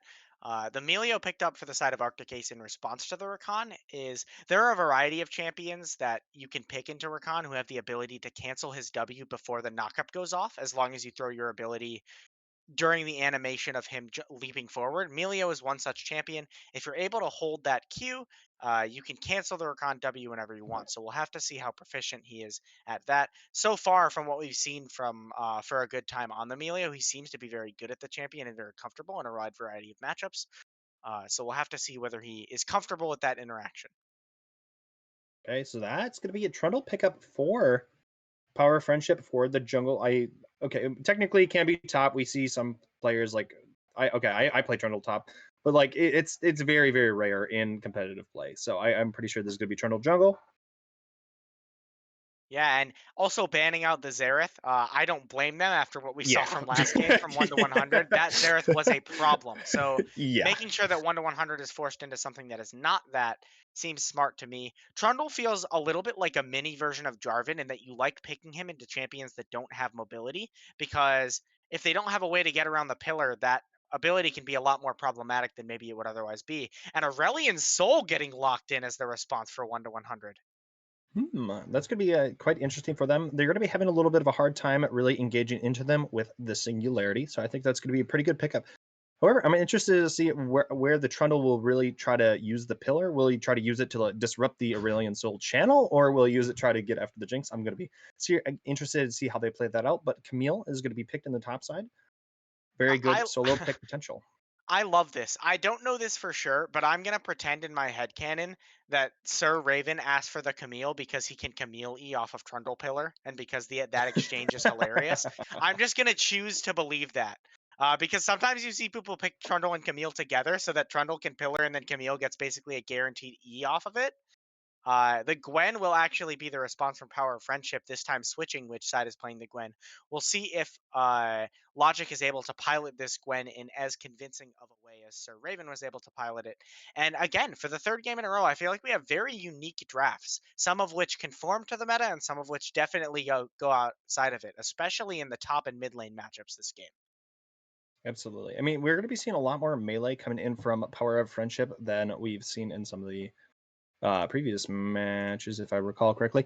Um, yeah.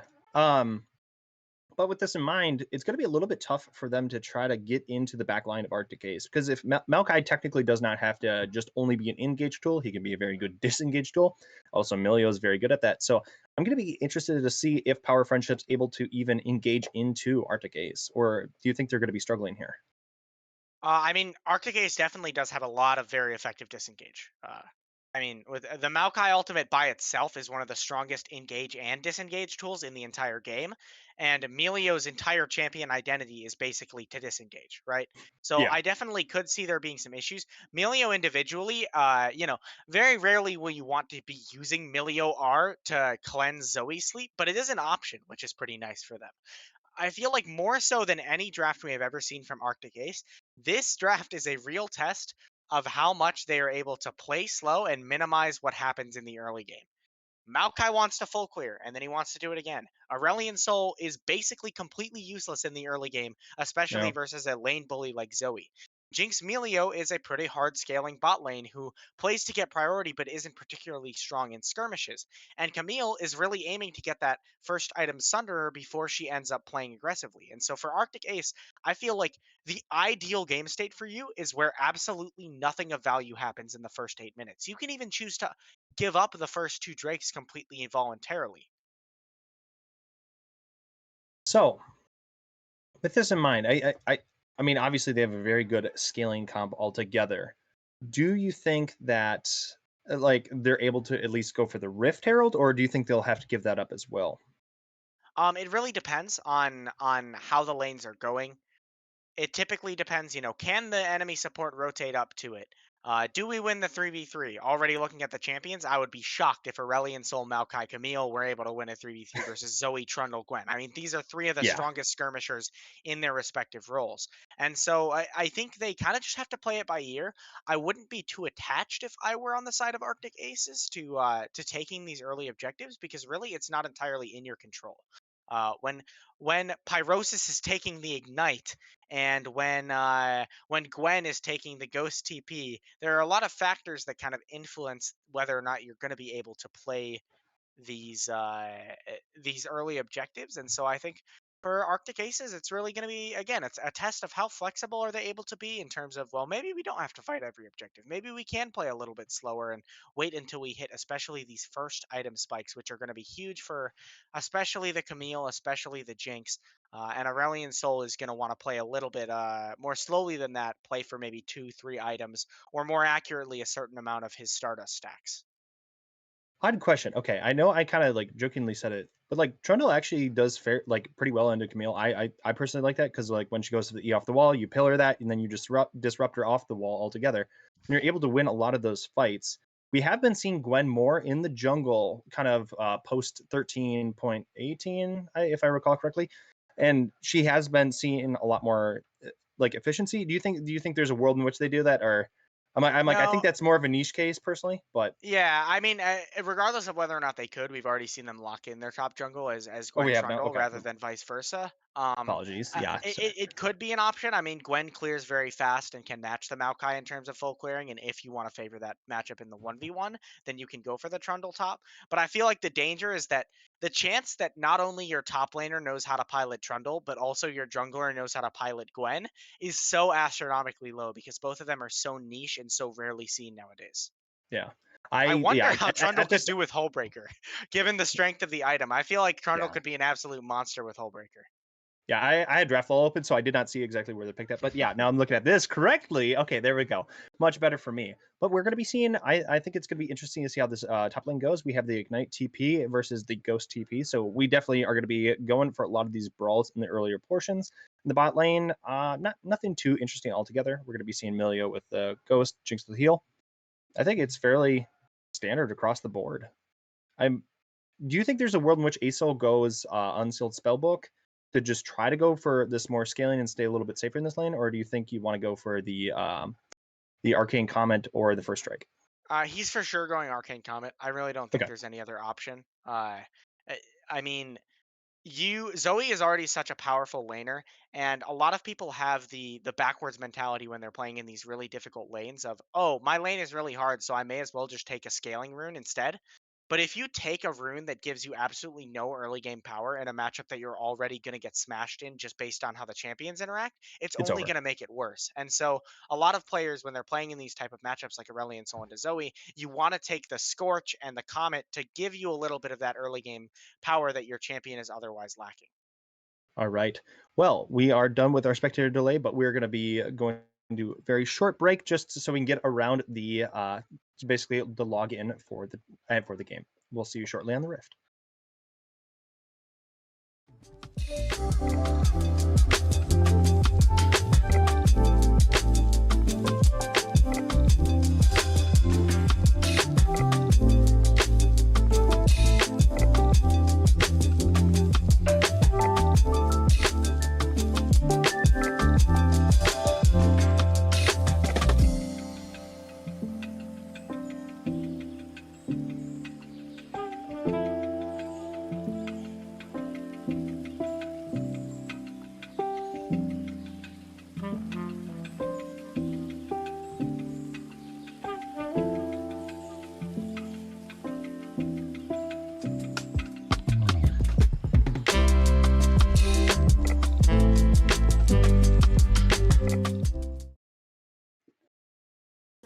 Hello, everyone. We are back. We're going to be having Arctic Aces back on the blue side and Power Friendship on the red side. So Pan's going to be running up with Elturas. They want to potentially get out some early vision. Unable to get that one yet. But Boom, mana flow proc for 1 to 100. As a mid laner, I revel in the moments where I can proc mana flow twice level 1. It feels like I've already ended the game if I'm able to do so. But an interesting thing to take note of, on the top side, we have Camille, who did not opt to buy pot whatsoever. And in the mid lane, we have a Soul, or 1 of 100, with Doran's Shield. So is expecting to get poked into oblivion in this lane.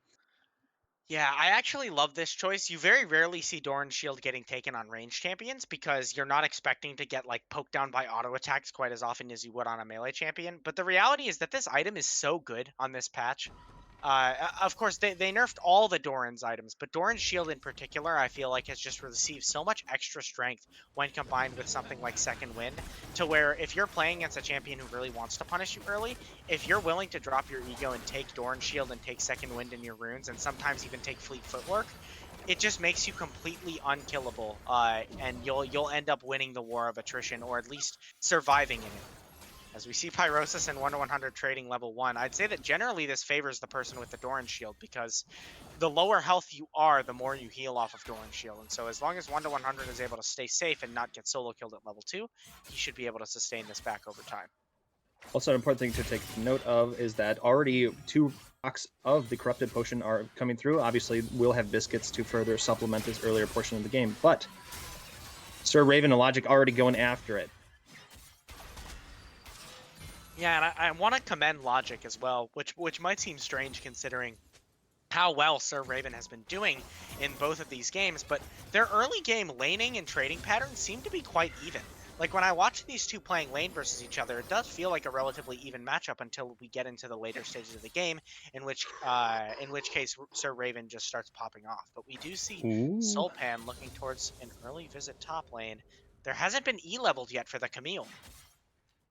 Yeah, as I was gonna say, I'm like, we might be seeing a dead Camille with that exchange altogether, but right now Logic is gonna be having the level advantage, but now we're gonna be having the 2 junglers go up against each other. Cutebrat's gonna be getting the Saproling. That's not gonna be able to get the hit there. So right now Cutebrat does have red buff, is gonna be getting some of that extra health regen out of combat, but now their Cutebrat could be in trouble. Sulpan gonna be coming through.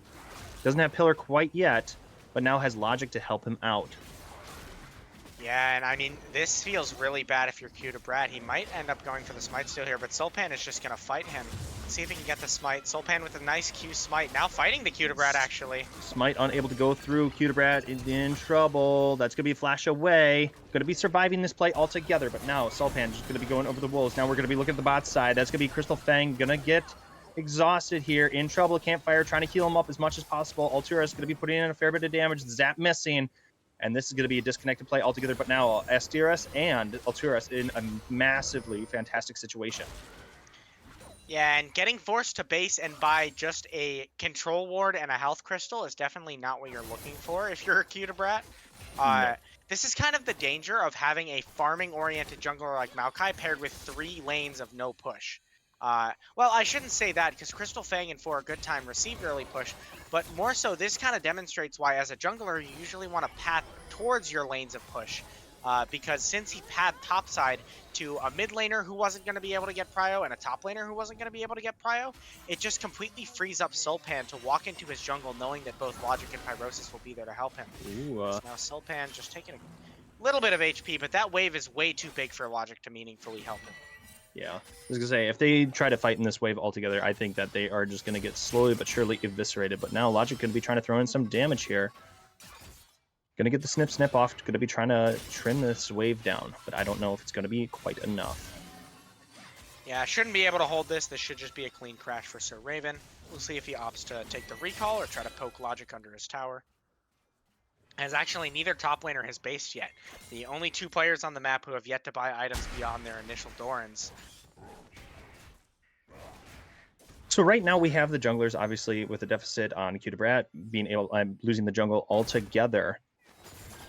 But we still have not had any of these first bloods, which we've already kind of seen at in these games in the earlier portions. So I think this is, I mean, last game was a little bit slower than the first, but now we're slowing down even more. But first dragon looks like it's going to be going over to Power of Friendship.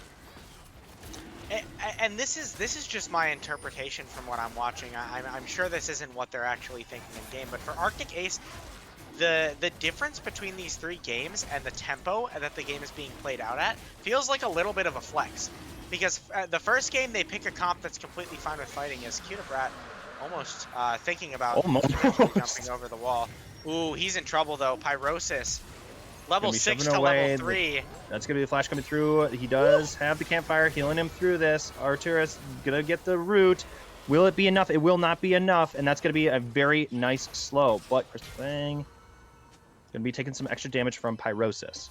Wow, For a Good Time has the coziest of campfires that I've ever seen on Melio. First, he saved Crystal Fang when he was getting chased down in the bot lane, and then was able to save Q2Brat when I was near certain that he was completely dead. Pyrosis was actually sitting on that flash, so maybe just thinking that it wasn't worth it to flash just for the kill on Q2Brat. Either way, the game remains at 0-0. And what I was trying to get at earlier is that it feels like Arctic Ace has drafted 3 different types of compositions in terms of the pace at which they want to play the game, and the game is always playing out at their pace rather than at the pace of their opponents, right? The first game was very scrappy, very chaotic. The second game, they drafted the Maokai, which wanted to slow down a little bit, so we saw only 4 kills at the 7-minute mark instead of 10. And now, in this third game, there's not a single kill that's gone off at the 7-minute mark, which is very in line with what our Team Arctic Ace wants to do this game. So it feels like they're very adept at switching their own tempo in terms of how fast they want to play the game, and it's something that's been a pleasure to see and really marks them as a flexible team. And ironically, despite them losing Dragon, they actually still have the gold lead. I was gonna say, obviously it was very small there for a short period of time. Now it's being taken back over to them. But you do have like a CS lead in the mid lane. Obviously, you have a CS deficit in the jungle role. But as you said, it's just taking its time, going nice and easy, and they're just getting into scale with 0 deaths. And the only person who's really kind of losing out right now is the Maokai, which, okay, that's fine. It's jungle. Yeah, and I mean, of all the champions to not have any gold, Maokai is certainly one of them that you would like him. Oh, Crystal Fang's going to get chunked down to half immediately. That's going to be a flash forced out by Crystal Fang. Pyrosis making a lot of these different rotations at the cost of some CS in the mid lane, but doing a very good job forcing out summoners.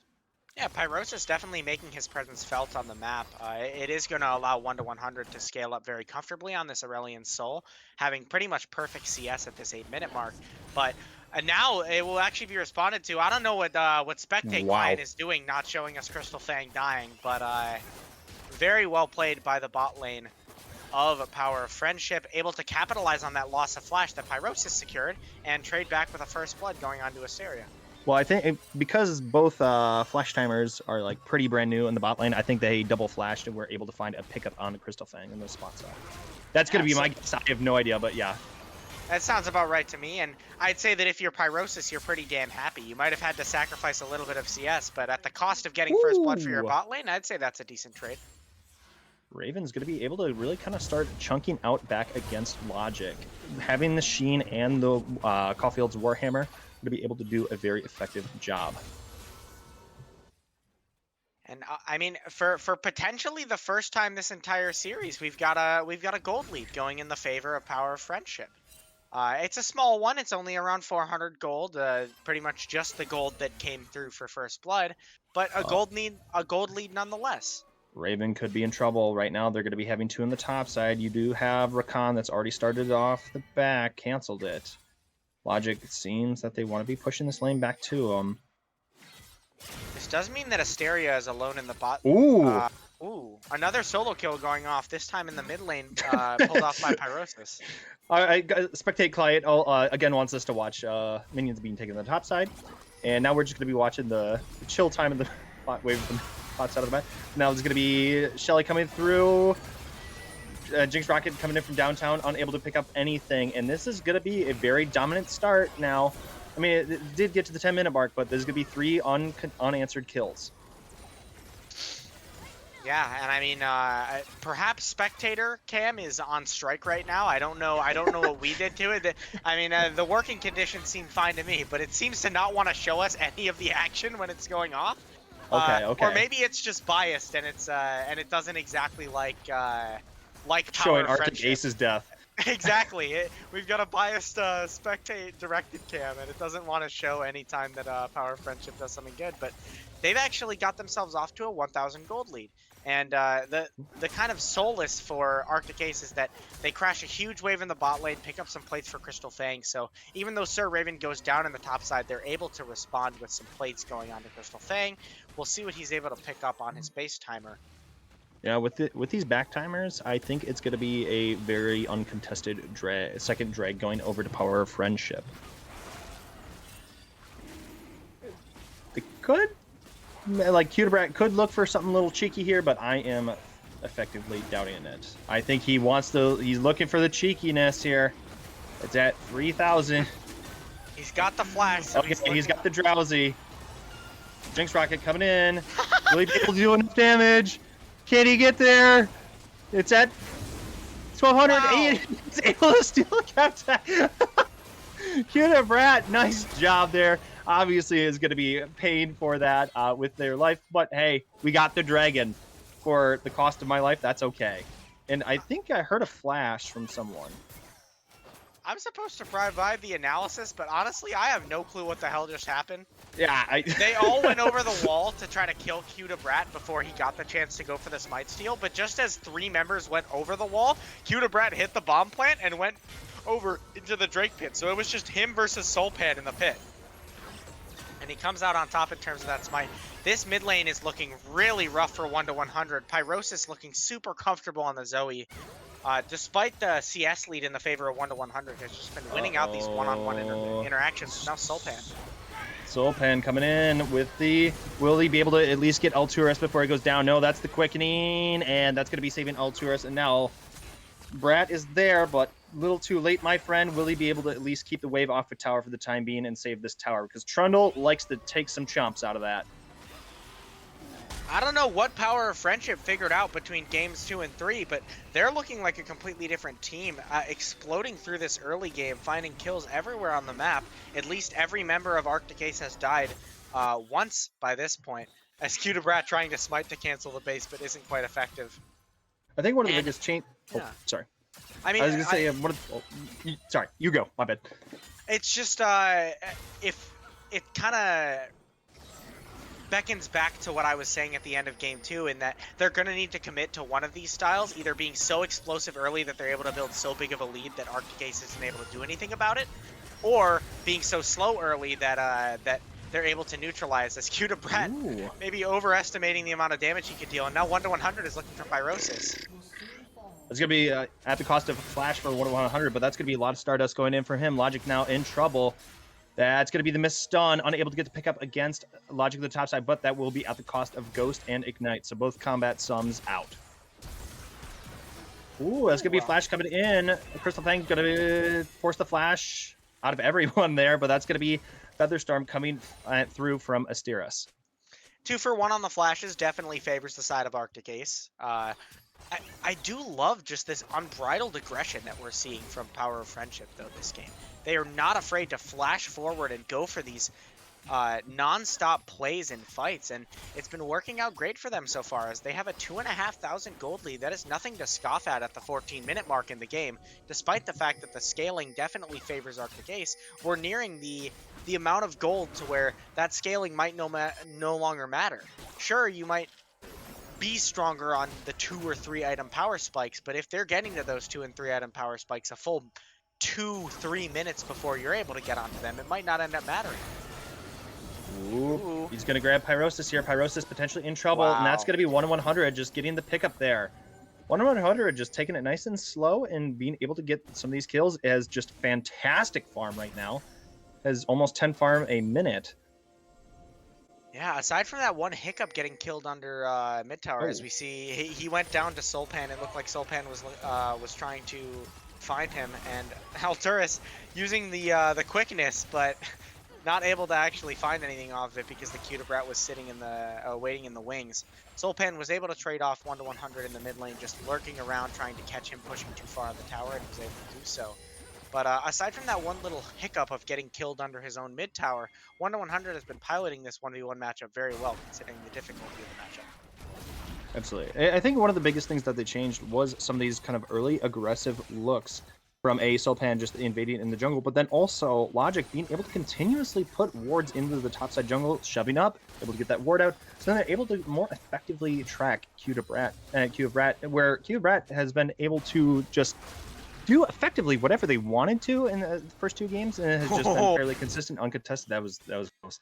But I think this is one of the biggest changes that we're going to be seeing in this game right now. But we are 30 seconds away from this dragon. We have 1-100 shoved in this mid lane. We have bot lane shoved in. Bot lane for Arctic Aces just got their back off, but we have Cutibrat already walking up toward this dragon.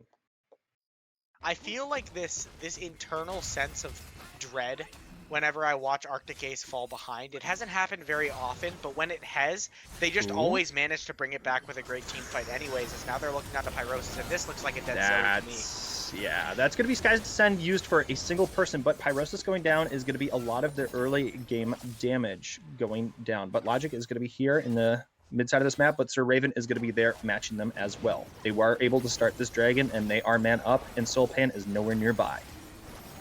See if they still decide to contest this on the side of Power of Friendship. If they think that there was enough used on the side of Arctic Ace for them to still win the fight 4v5, then they can look for it. Okay. As now we see them going in. There we go. That's an excited Jinx. Will she be able to get this damage through? That's going to be the Featherstorm used. Crystal Fang is able to space that out perfectly, is now still excited. Alturas is going to be low health. There is no more needlework, and now that's going to be Sir Raven jumping in after Logic. That's going to be a lot of killing from Snip Snap. That's going to be Alturas pulling through Cutibrat. Cutibrat's going to be throwing back Alturas. Now we have a TP coming into the mid lane. That's still a nice campfire, but it's just Sulpan and Logic. You do have Pyrosis coming in from downtown, but I think this play is going to be over. Yeah, I mean, that's the type of fight that you want to see for Arctic Ace, making use of your superior 5v5 comp. Not that it was a 5v5 in the first place, since Pyrosis was not able to be present. And now Logic is looking around the side. I think they feel that Arctic Ace is overextending their boundaries a little bit here. Very nice disengage coming in from the support, and that's going to be Logic picked out immediately, and that's going to be a very excited Jinx. Crystal Fang is now able to get Sulpan. Now it's going to be running after Asteris, able to get away. That's going to be the quickening, getting some of the knockups and the charms. It's going to be a drowsy Milio, but it will not matter. To be able to disengage this play without any further deaths. And there we have it. The gold is back within 500 in true Arctic Ace fashion. They take a fight around a Drake, and it turns out to be a winning fight.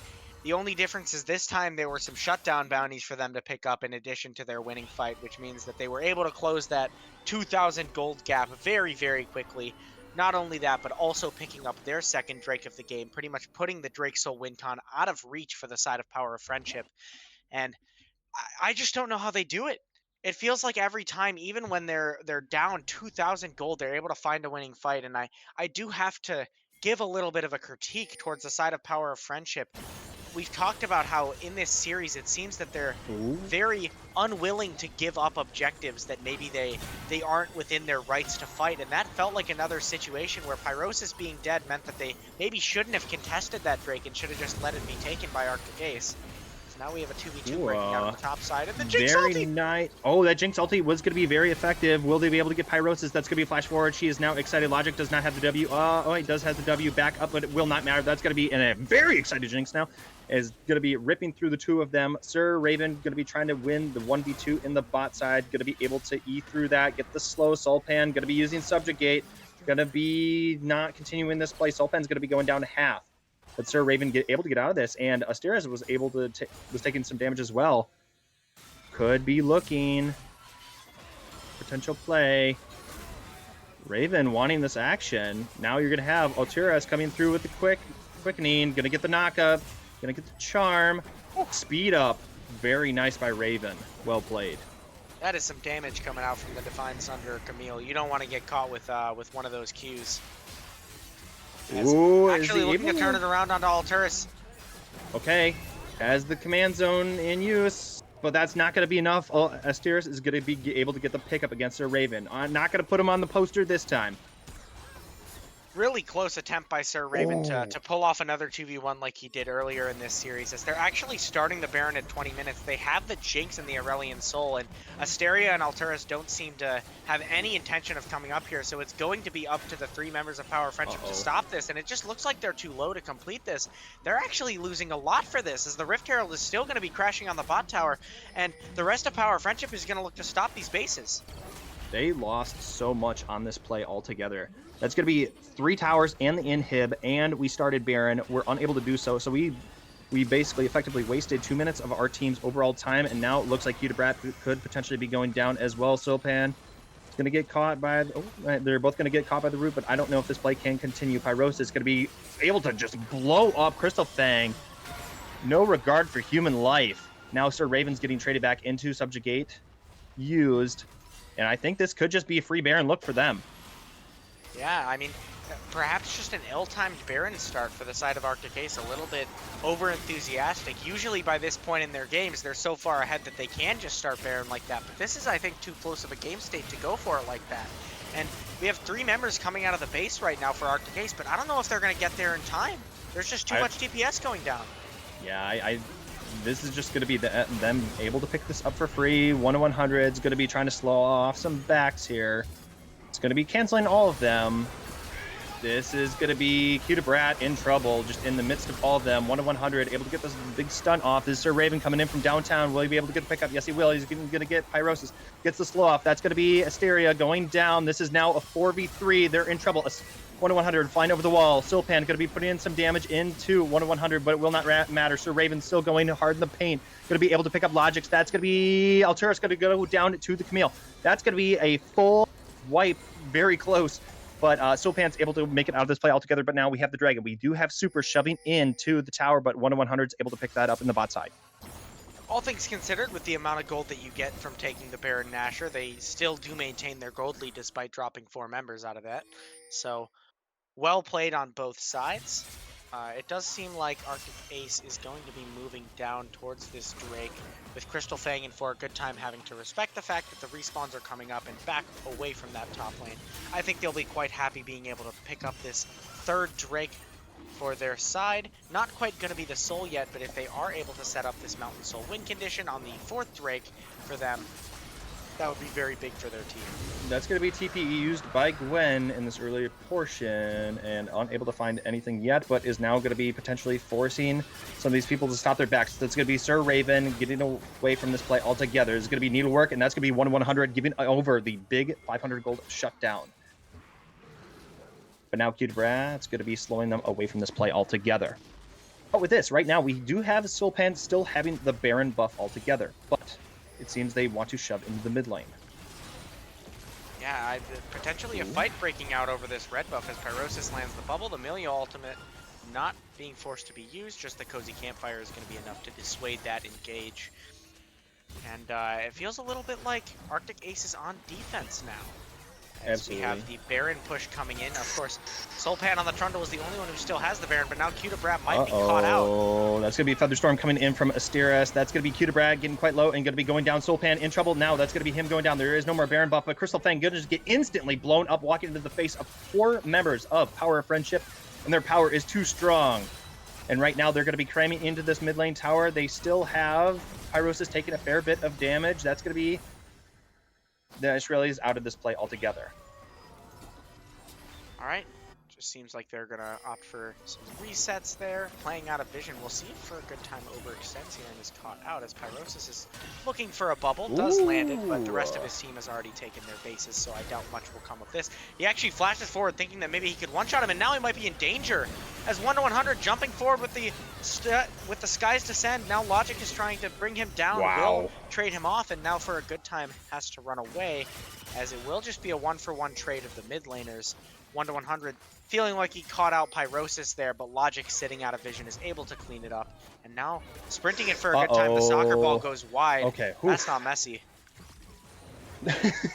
That's not messy.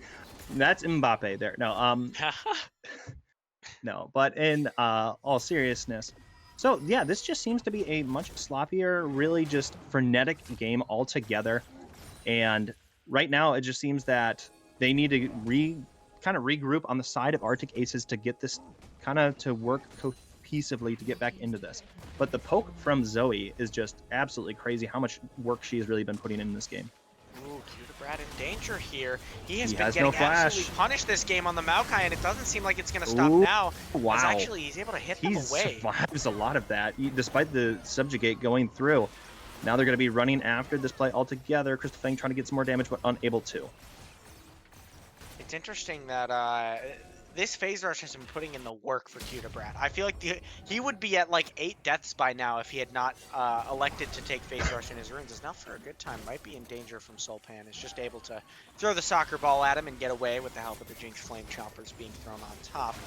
And we've gone into a little bit of a lull in this game. There have been some inklings of fights breaking out, but nothing super significant. And I'm wondering if the Baron spawning in 1 minute 30 seconds and the Mountain Drake spawning shortly after will be what kind of tips this game over the edge and gives us a definitive team in the lead. Because as of right now, despite the 2,500 gold lead in favor of Team Power of Friendship, I definitely feel as if the game is even when you take into account the champions that have the gold for the side of Arctic Ace, and also just the sheer scaling power that they have on the Aurelion Soul, the Jinx, and the Camille.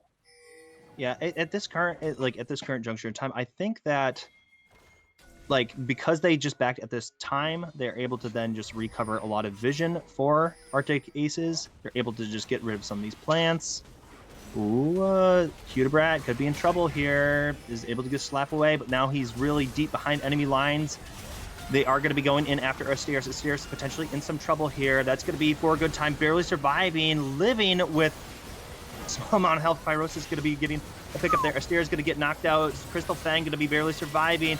Now it's going to be Sir Raven into the back line, able to get the pickup against Pyrosis. Now it's going to be going after Sulpan. Sulpan's getting quite low. It's going to be close, but that's going to be a double kill going over to Sir Raven. Now they're trying to throw the damage into Logic. Logic has the ghost going. It's going to be Fang unable to get the pick up there, but now it's going to be 4v1. Can Logic turn this around? Can he put him on the poster? And he's going to be using the W early. This is going to be the singularity for this tower, and I think that's going to be the disconnection for this play.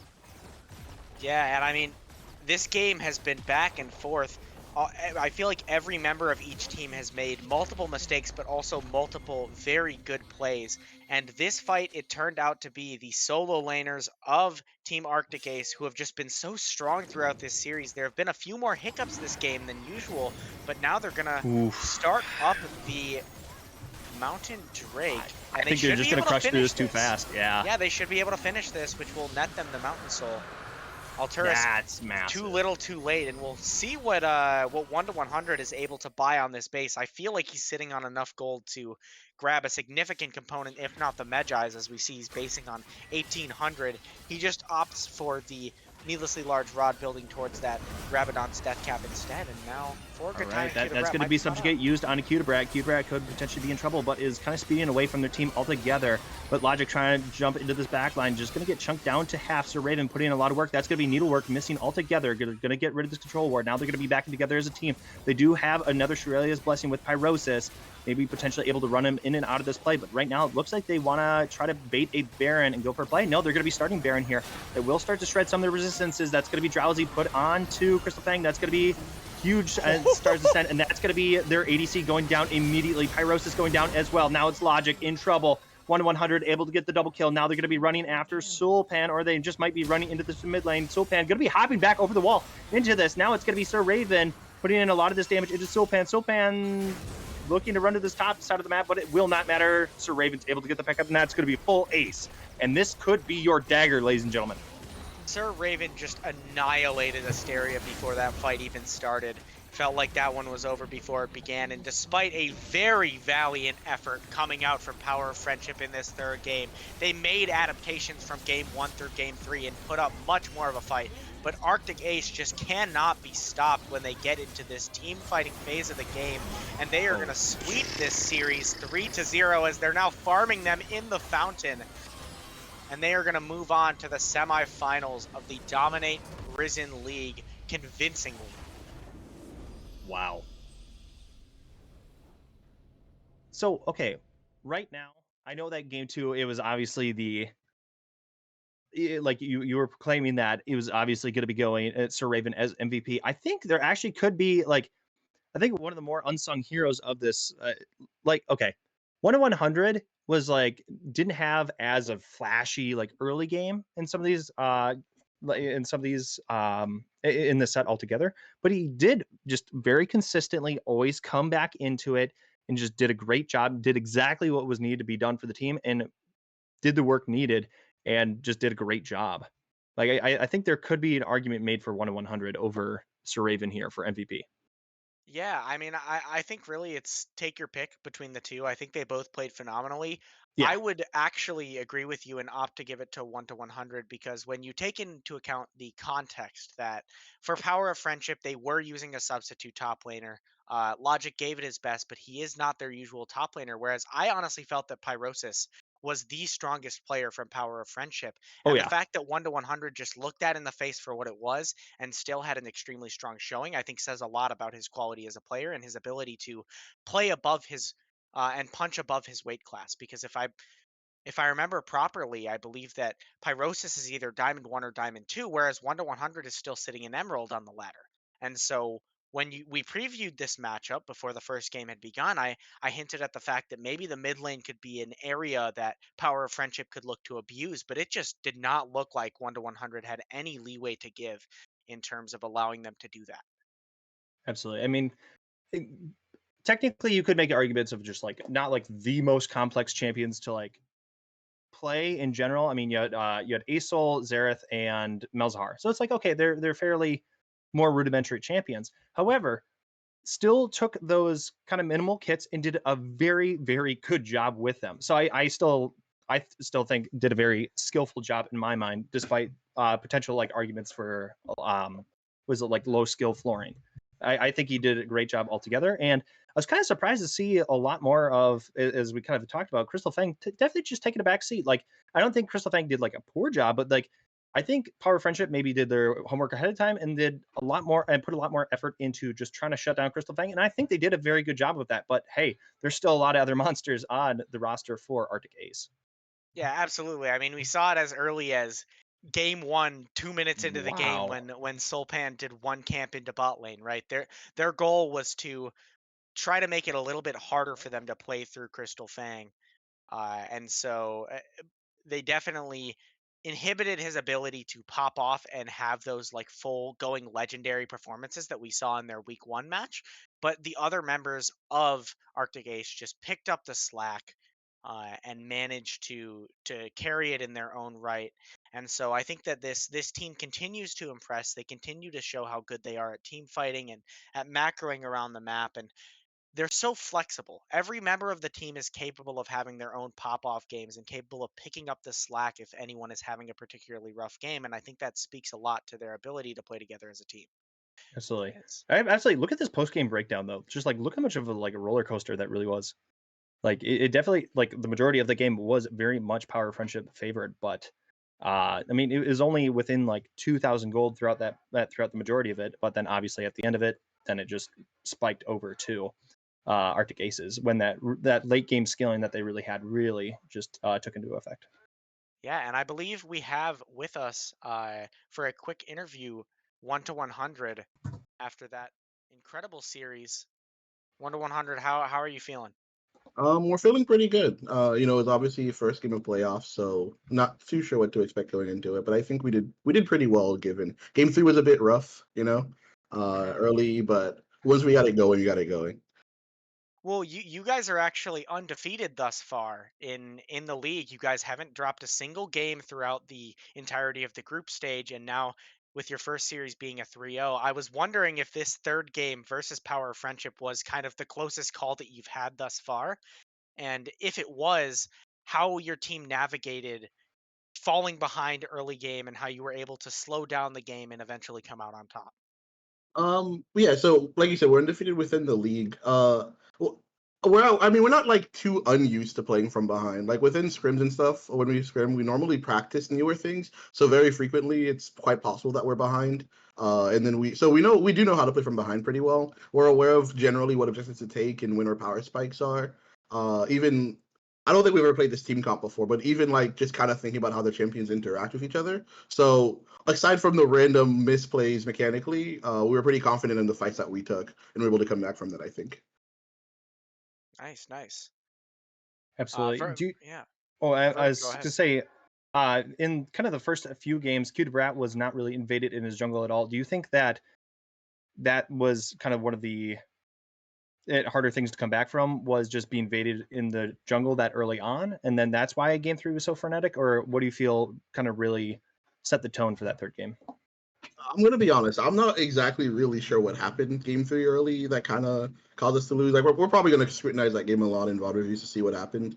Okay. I know Kita Brat did get invaded a lot, but to be honest with you, the voice comms were like, hey, just he was kind of like the punching bag. We told him like you're gonna be useless. You're gonna be useful the whole game when you press R. Dude, just give up that camp. Just give up that Yeah. camp the whole time. So we just never like we kind of hovered in case they like the enemy misplayed on the invade, but we weren't really ever going to commit to stopping them from invading. And every time they did invade, Gwen was either losing like a wave or something, and then Yep. like say when Zoe was roaming bot lane, she was losing a wave to tower, and I think at some point I was up 20 CS, even though she still one shot me. I was angry about that. Yeah. But Yeah. like overall, the way we saw it was like we drafted like 3 scaling champs, right? In arguably even 4 if you can consider Camille. And we were like, as long as we don't lose the game before 25 minutes, it should just be in the bag. Yeah. Absolutely. I was gonna say, like, we were kind of looking across the board, and we're very, very used to your style of team comp, where you guys like want to get a lot of those early dragons. You usually made that like the 6:30 rotation of your bot lane into the top lane. We did see that, but a little bit later than usual, where you want to get a lot of these early objectives. So it was definitely a not to say it was stale at all, but it was a breath of fresh air seeing you guys just play different styles where then you were going for the scaling. Yeah, for sure. And I mean, like, whatever ASOL is up, I enjoy playing ASOL anyway. So I'm down to play scaling whenever. It's just that it normally gets banned, so I end up playing other things like, I don't know, like Seraph or Seraphine or something. So. All right, I have one last question before we let you go 1 to 100. I have to bring it back to the game two. You played the Xerath, and I could not help myself from laughing on stream when you annihilated the enemy AD carry from 3 screens Oh away. How yeah, did that yeah. feel to do in game? How did it feel to play out that game where it just felt like you were dropping nukes on people from the stratosphere? Yeah, so Compton was pretty funny too, because I was just looking to clear the wave and leave, and then Crystal Fang was like, "Hey, that guy might actually push up. Maybe we can kill him." I was like, "Sure, we'll see what happens." So I click to wolves, I press R. He takes like 3 shots to the face, and I don't know if you guys have chat enabled in stream, but I saw him type "cool" in chat, and I just started laughing, started laughing so much from that. I don't know, it was funny. I enjoy playing Xerath a lot when if I see like a great game for Xerath, I'll just slam it regardless. So it's always a fun time. Yeah, I was gonna say, like Steve was talking about like horror stories for ADCs, and I'm like, yeah, that was like 2,500 units away, and just just still, there's not much you could have done in general. So that was absolutely hilarious to watch. Yeah, and it's a great feeling to get the all chat back, so it's good. Yeah, it seemed that you guys, both teams were having a lot of fun this series. I saw you guys typing in the pregame lobby, and I didn't know that you guys were typing mid game, but that's fun to hear as well. And just thank you for providing a really fun series for us to cast today, and wish you guys the best of luck as you move into semifinals, and then hopefully for you guys the finals. For sure. And thanks for the interview and thanks for pulling me up. Do I just like go back down or am I getting moved or? We'll figure it out. All righty, Yes, all sir. right. That's not my All right. department. Thank you very much for joining us here on the panel today. But Appreciate you. I would like to thank everyone for joining us here today on this cast. We had Chippy behind for production. Also, we had, I'm sorry, I'm forgetting your name. We had Caddy here as well as the stream manager. So thank you guys very much for behind the scenes work. But I'm Verdant Chaos, and thank you very much, Steve, for joining me here today. Yeah, absolutely. And it's been a pleasure to cast Riz and dominate this series or this split. I believe this is the last you'll see of me and Verdant, as we will have our other caster duo covering the semifinals and the finals. But stay tuned, keep watching, and hopefully these last few series will be amazing. All right, have a good night.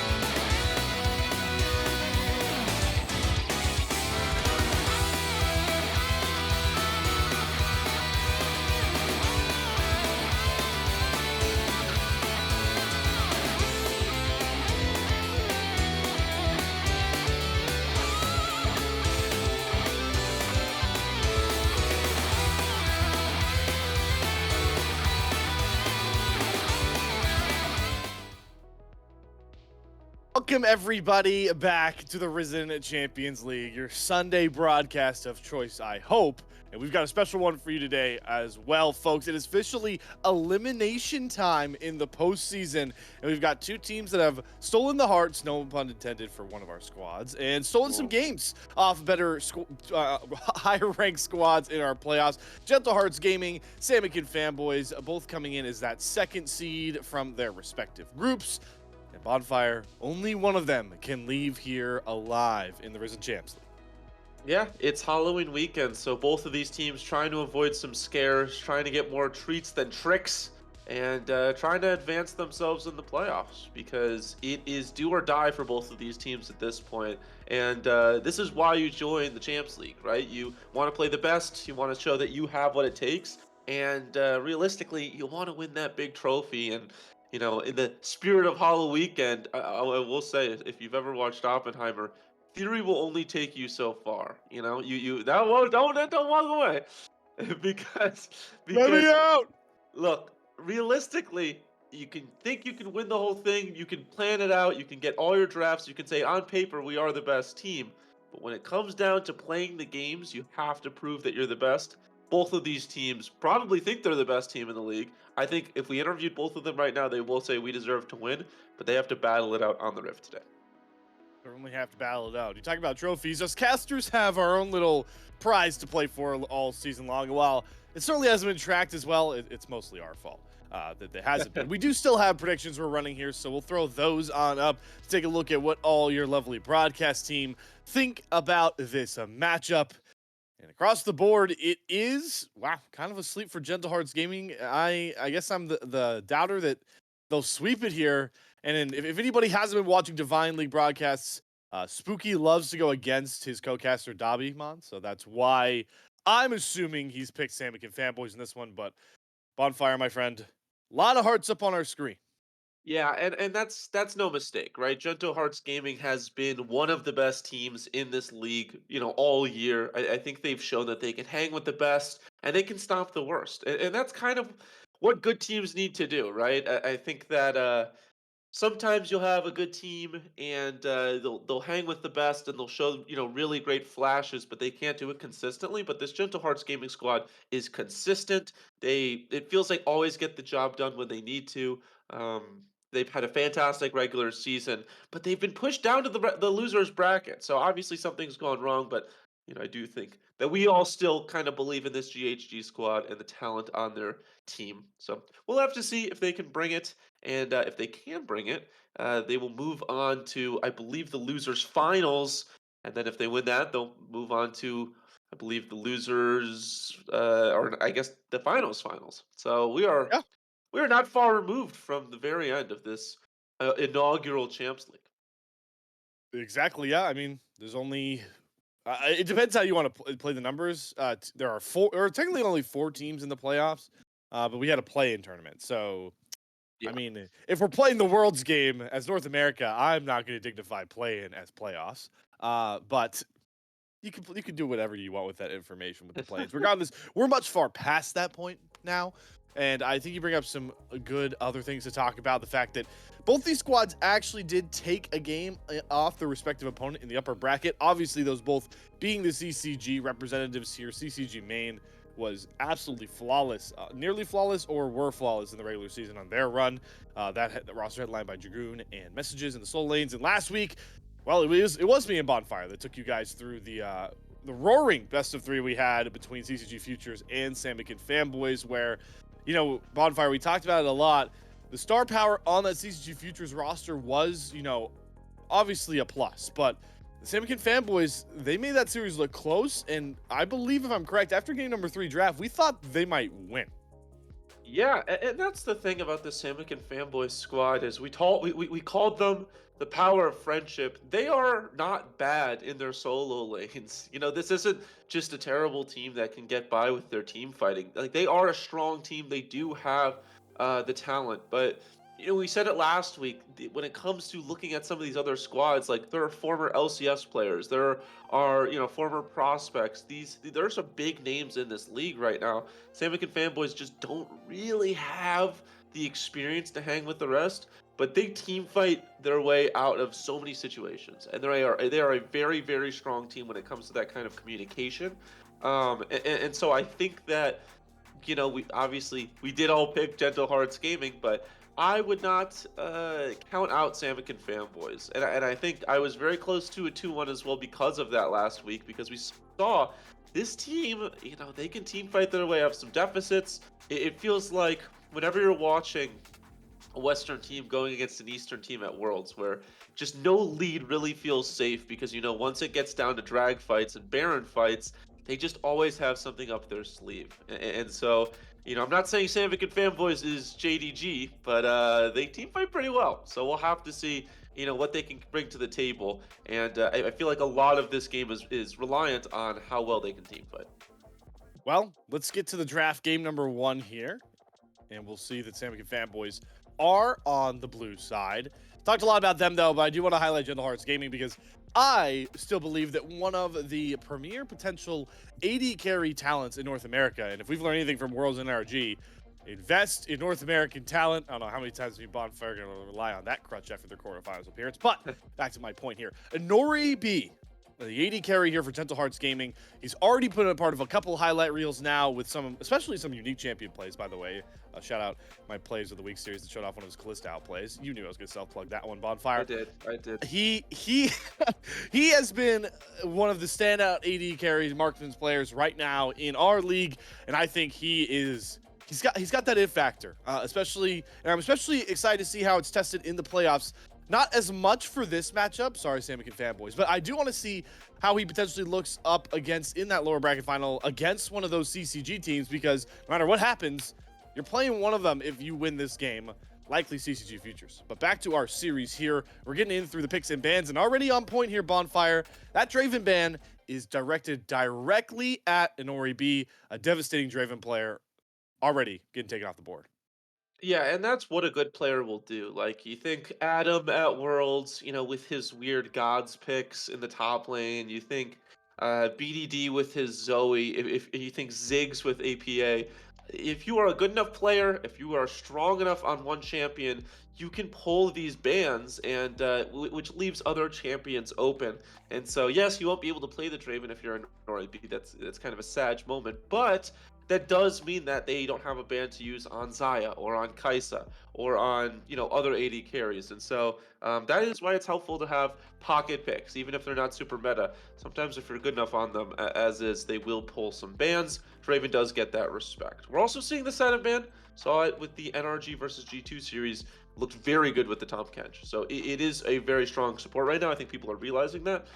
First pick, though, I don't think there's any surprises. Xayah, I believe, has the most presence at Worlds right now with picks and bans. It's almost 100%. She is absurdly good in the bot lane. Yeah, it's not surprising to see that. Yeah, it's either her or Kai'Sa in my mind by this point. It's really up there, and yeah, you know what? I know Kai'Sa was up there. I know available to be picked, but I'm so happy. And Ori B's Callista. I'm gonna really be hammering this home. I'll leave it till we get into game, but you talk about the fact that great players, they draw bans, especially ones that aren't necessarily real meta oriented. Like, hey, yeah, if you're a great Kai'Sa player, they ban Kai'Sa. That's not all directed at your Kai'Sa gameplay. I'm sorry to tell you that. But Callista, if you can perform with this on the stage and potentially draw bans on it later in the series, that is some true stardom. Speaking of stardom, though, Bonfire, these next two picks coming back to back, Rumble and J4, if we're going to go back to the Worlds, man, have they been stars on that stage right now. Yeah, and it's important that Samican takes this Jarvan away, because Jarvan Rumble as a combo is absolutely deadly. So keeping the Jarvan away from the Rumble and that power duo that they could provide, very, very important that they steal that, and indeed they do. And so they also keep Jarvan away from Xayah, and they get that against the Callista. So I think this Jarvan pick is just fantastic. I think this Callista will really struggle into this Jarvan. I'm not a huge fan of the Ornn, but you never really go bad with the Ornn. I just think it's kind of early to be picking an Ornn right there, but they do know that they're against a Rumble, and Ornn actually does fairly well against Rumble, so you can't be too mad about it. Also, I kind of wanted to touch on the Callista. I think she has the highest ban rate at Worlds right now. People do not like going into Callista, and it's not because of her late game or her team fighting. It's because her laning phase is miserable to have to go into. It's surprising they went with Renata instead of an engaged support, but it's still really, really frustrating, and it's because you can't kill the support ever. You have to be careful because they have engage to throw a support at you, and they just dance around, and they do so much damage with that red early. You're never gonna win 2v2s. So even though you might think of this Callista and say, like, well, how good is it really? Like, it will get outscaled by Xayah, and I do feel like Xayah probably out team fights Callista. Callista is miserable to have to lane against, so that's why it's gotten so much presence at Worlds. Orianna, also getting a ton of presence at Worlds, will not be getting any presence in our game number 1 here, like that ban from Gentle Hearts Gaming. Orianna, one of those few mages right now that I feel are really overtuned. Azir has always been one of those mages as well that gets picked a lot. I like the Renata a lot, mostly because I think Pakis is a great Renata player. But, Callista, she likes jumping on her feet, hopping around, but she does not like getting knocked up by their opponents, right? So you throw the hostile takeover down, you're likely at least brunting a flag and drag, an Ornn coming at you with knockups. obviously not call the fourth guy, but the other knockups he can throw at you. A lot of disruption. So if Pakis can time Hostile Takeover, I believe Hostile Takeover is one of the most game-changing ultimates. It's just the problem with it, and a lot of people don't like Renata, is because, man, can you screw up it. Because it has to be perfectly timed and pretty well positioned at the same moment. So it could screw over Gentle Hearts Gaming, but good Renata players take over fights, and Pakis, I think, will be up to the test. Right, and it's also the combination of if you can get that with the Rumble Ultimate, they will be hitting each other in a ball of fire, which is probably just a one team fight. So keep an eye on those two, right? The support top synergy in these team fights. If you can land both of these ginormous, AOE damage team fight ultimates together, I just don't see a world where Samick and Fanboy wins team fight. But it is very difficult. Like you said, it is not easy. Although this Sejuani makes it a little easier. It means that you can just lock somebody up and put them in CC hell. So we'll have to see how that works. Also, kind of a question. Do we think that the Callista is going to grab the Sejuani as her partner in crime for the late game? I doubt it. I think you'd probably still grab the Renata, but it's a potential option. It's kind of picking for later. The issue is, again, you don't get your ultimate for 20 minutes until you leave the landing phase. Or a but gank.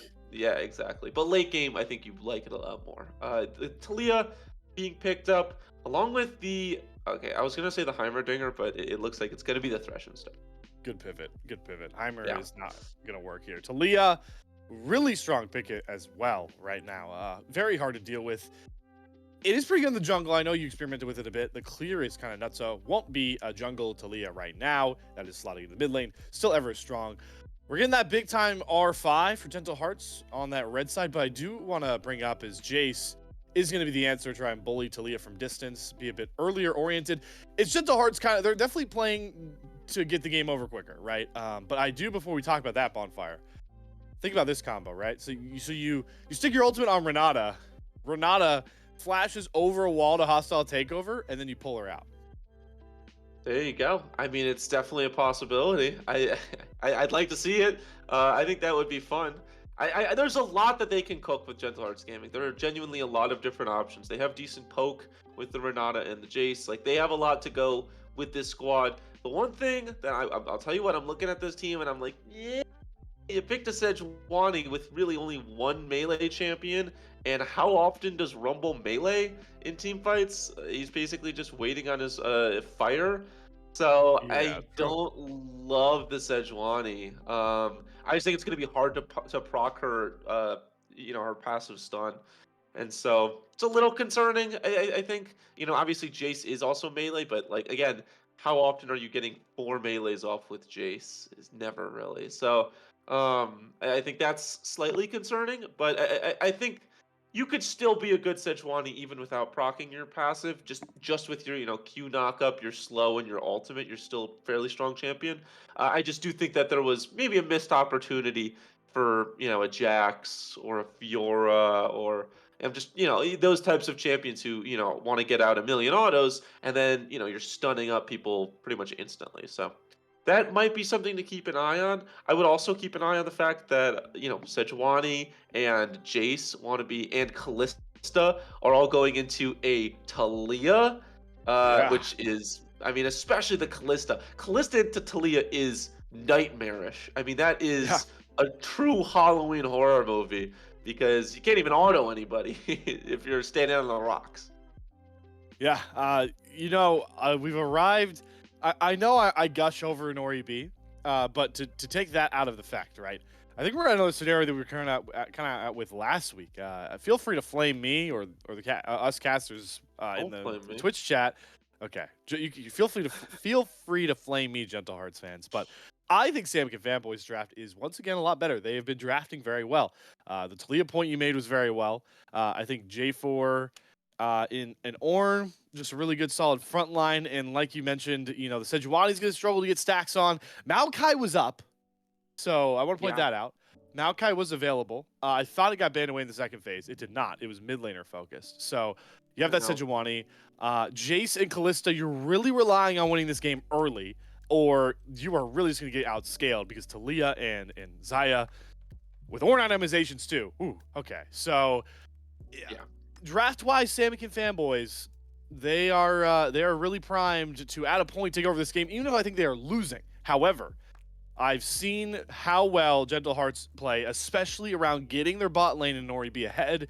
They have the snowball effect to get that in the mid game if they produce in the early game. Yeah, I think that they definitely have a snowball potential, and I'm glad you brought up the Maokai because passing up on Maokai Jace hurts my soul. It is such a good combination, but they want to go with the Sejuani instead, and it still does have good lockup, and so we'll have to see if that's going to bite them in the butt later or not. But like you said, they are going to have to play through this bot lane, so I would keep an eye on the Sejuani. I'd imagine they're going to path top to bot and potentially mirror the the J4. jungle clear, yes, of the J4. Thank you. As we do look at runes right now, it's going to be grasp for the Ornn, and it is going to be first strike for the Rumble. No surprises there. Yeah, I like that coming across here for, I believe, Krakenon or Diesel, one of the two. Those two play jungle and top for this team. Because Rumble, I mean, you want to get those itemization points. Rumble is going to be that big threat in the game. You don't pick him to be a tank. You don't pick him to be a bruiser. Take him to be damaged. So first strike up against an Ornn, should be cashing that in as much as possible. The jungle runes are pretty simplistic again, once more, right? So Sejuani's going full tank, nothing crazy. I've seen Phase Rush. I don't hate it, but in this comp, you're going to want to be that full tank here. Speaking of Phase Rush, we get it for both of these mid laners, both who could arguably take first strike. Do you find it interesting that neither of them did? I don't. I think that I think first strike is a difficult rune to take unless you can really slam with it. Because obviously it is good late, but like I feel like first strike. I don't know, this is kind of my hot take. Is like I only feel comfortable taking first strike in lanes that I know that I'm going to be proccing first strike consistently on. Like if I'm 50ing first strikes, like I just don't feel like it's as strong as other runes would be. So I'm actually surprised we didn't see a dark harvest from either of those, especially the Jace, just because you're constantly blasting people. Like when they're low, you want to be executing. I feel like with the damage, but I don't think phase rush is bad either because you get your Q slam down, and you get away. Lethal tempo on the Zaya and on the Callista, little mirrored matchups across the board for the lanes. Yeah, no surprises there. Lethal tempo and Conqueror, I just feel like are by far and away the best AD carry runes in the game right now. Yeah, it's interesting to see the more defensive tree coming out from Nori B there, the green-sided, just to get some defensive stats on him, I believe. That also might be a Demolish. And then you have like Gathering Storm on We Hope for Isaiah, just to help the scaling come over top a little bit extra here. So, but yeah, all Lethal Temple makes a ton of sense here. And then you finally have, yeah, I mean, these are pretty basic. Thresh loves his Glacial. And is that Guardian? Yeah. Yeah, on the Renata. Yeah, I mean, there's no point running Glacial on that champion, so. Yeah, I mean, you're just not getting enough CC off. You're more of a utility, so it just doesn't make a ton of sense, like you said. And Glacial feels great on the Thresh because of the Flay. I think that sometimes you throw Glacial on like a Rakan or a Nautilus, and like you only proc it like when you hit your CC. You're just rarely missing Flay. So and then you're slowing them, which makes it easier to hit your hook. Great, it's fantastic. Yeah, certainly can be just such an easy way to proc like you were talking about there. So, oh, my camera died. I'm still here. I can't update. Yeah, it's spooky season. It is spooky season. It'd be really cool if I just popped out with a whole different costume after my camera came back on. But no, I'm not that creative yet. We don't have that budget yet here. Chance. But I do want to talk about though, because something we saw from the Samikin series is We Hope had some crazy games himself as well. I know how I talked about Nori B, but I know I'm an AD carry player, so this is bias. But these two AD carries going head to head, especially later in the fights, could be some serious fun. Yeah, I mean, it might be Hollow Weekend, but we could see some 4th of July fireworks. Like it should be really exciting to see these two. I'm also excited. I obviously am a support main, but I was going to talk more about the jungle matchup. I think the two great junglers as well, Diesel and Topo, are both fantastic junglers who I think are very smart with the way that they clear. I think you can be a good jungler in multiple different ways. You can be really good for your lanes. You can be very strong mechanically at clearing and damaging champions. I think they're just both very smart with how they clear out and which lanes they decide to gank. So it'll be exciting to see that jungle matchup as well. It will, between Krakenon and Ben Guy. You said the top Cracking on. players. I'm just here to. Guys. Sorry. I'm here to pick you up, and I'm here to also Jeez. throw us into game number 1 here, folks. Summoner's Rift is ready and calling. Let's see who starts out with the right foot forward in an elimination match. Risen champs. Oh, there we go. Right on a Rift. Easy peasy. Easy to toss it yourself. You know what I mean? Yeah, it's a little different than when we have a host desk and whatnot, and we have to say thank you very much. There's no thank you here. It's just the two of us, and of course our lovely producer Caddy. But it's exciting. A couple weeks ago I was talking about how fun it feels like when the weather gets a little colder and the air still smells a lot cleaner. And this is what I'm talking about. League of Legends on a cold Sunday night, late October. Is there anything better? This feels right. Why does air smell cleaner when it's colder? It feels like it smells crisper, no? Like No, I don't know. I'm not saying you're not one way or disagreeing. another. You're saying I mean, I'm in a place where the air is usually the same temperature most of the year, so I'm kind of trying to understand.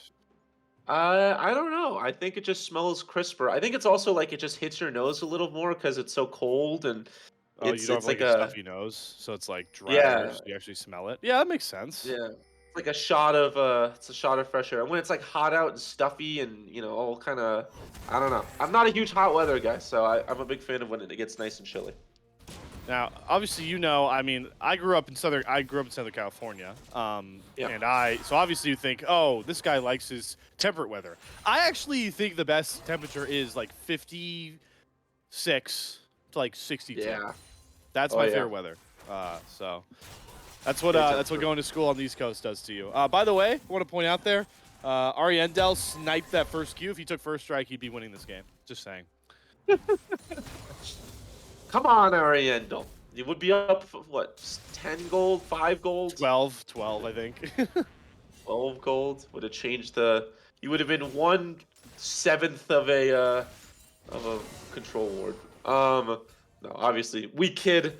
As I actually really like this from Ariendo right here, getting the shove in, being able to get a ward down that is gonna spot our good friend Bengai with the strange name, and actually Bengai avoided it. See, that's fantastic from Bengai because I'm sure Samikin had mentioned it, and I'm not sure if that was intentional or not, but went out of vision right there. And so they do not see Bengai, and they don't know where Bengai is right now, which is impressive. Now, obviously, they do know that the Raptors are available, and Krakedon, but Bengai has a ward there, so Bengai knows that Krakedon's there and is able to back up. Ooh, smite fight. Oh!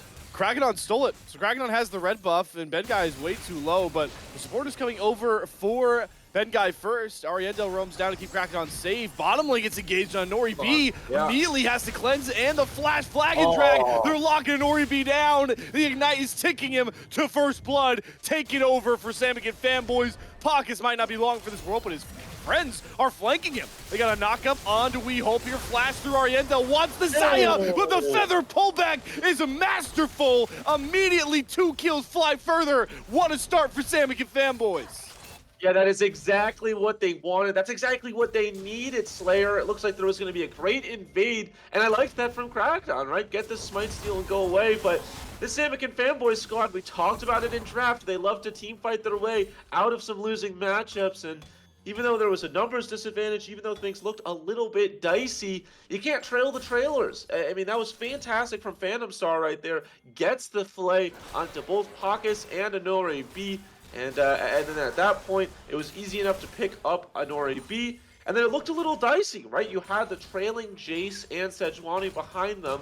And they almost got the stun off onto We Hope, but that's a huge almost because once those feathers came flying back onto them, did so much damage, it rooted them up. We Hope was able to get into a safe position, and they just cleaned up on aisle 4. So Samikin fanboys in a great position now. I mean, yeah, they're up 1.5, 1.6k gold before the 5-minute mark, and that is immediately inflated. You can see Berserker's Greaves already completed there for We Hope. Got one of those kills. Iron Spike Whip also there for Bengai. Just really well played. I think you talked about with Phantom Star. I mean, obviously getting the Glacial Augment with the Flay is great, but in that tight window, it made it so it was impossible for Pockets or Nori B to not have to walk through that slow. I'm pretty sure NoEB actually just cleansed the slow. That's what ended up happening, but it still didn't pay off enough. And Krakenon now is looking to get a response here onto Samikin. He is flashless, as Talia is pretty immobile. Gonna get a good seismic shove back, but that's a really good re-engage stun from Krakenon, and it will secure the kill. Bengai is here looking for a re-engage. 1 versus 2. Don't think he wants this. Is also gonna get stunned up here, but Ariandel doesn't want to dive under turret under melee. Good pick, though, for the Gentle Hearts to get on the board.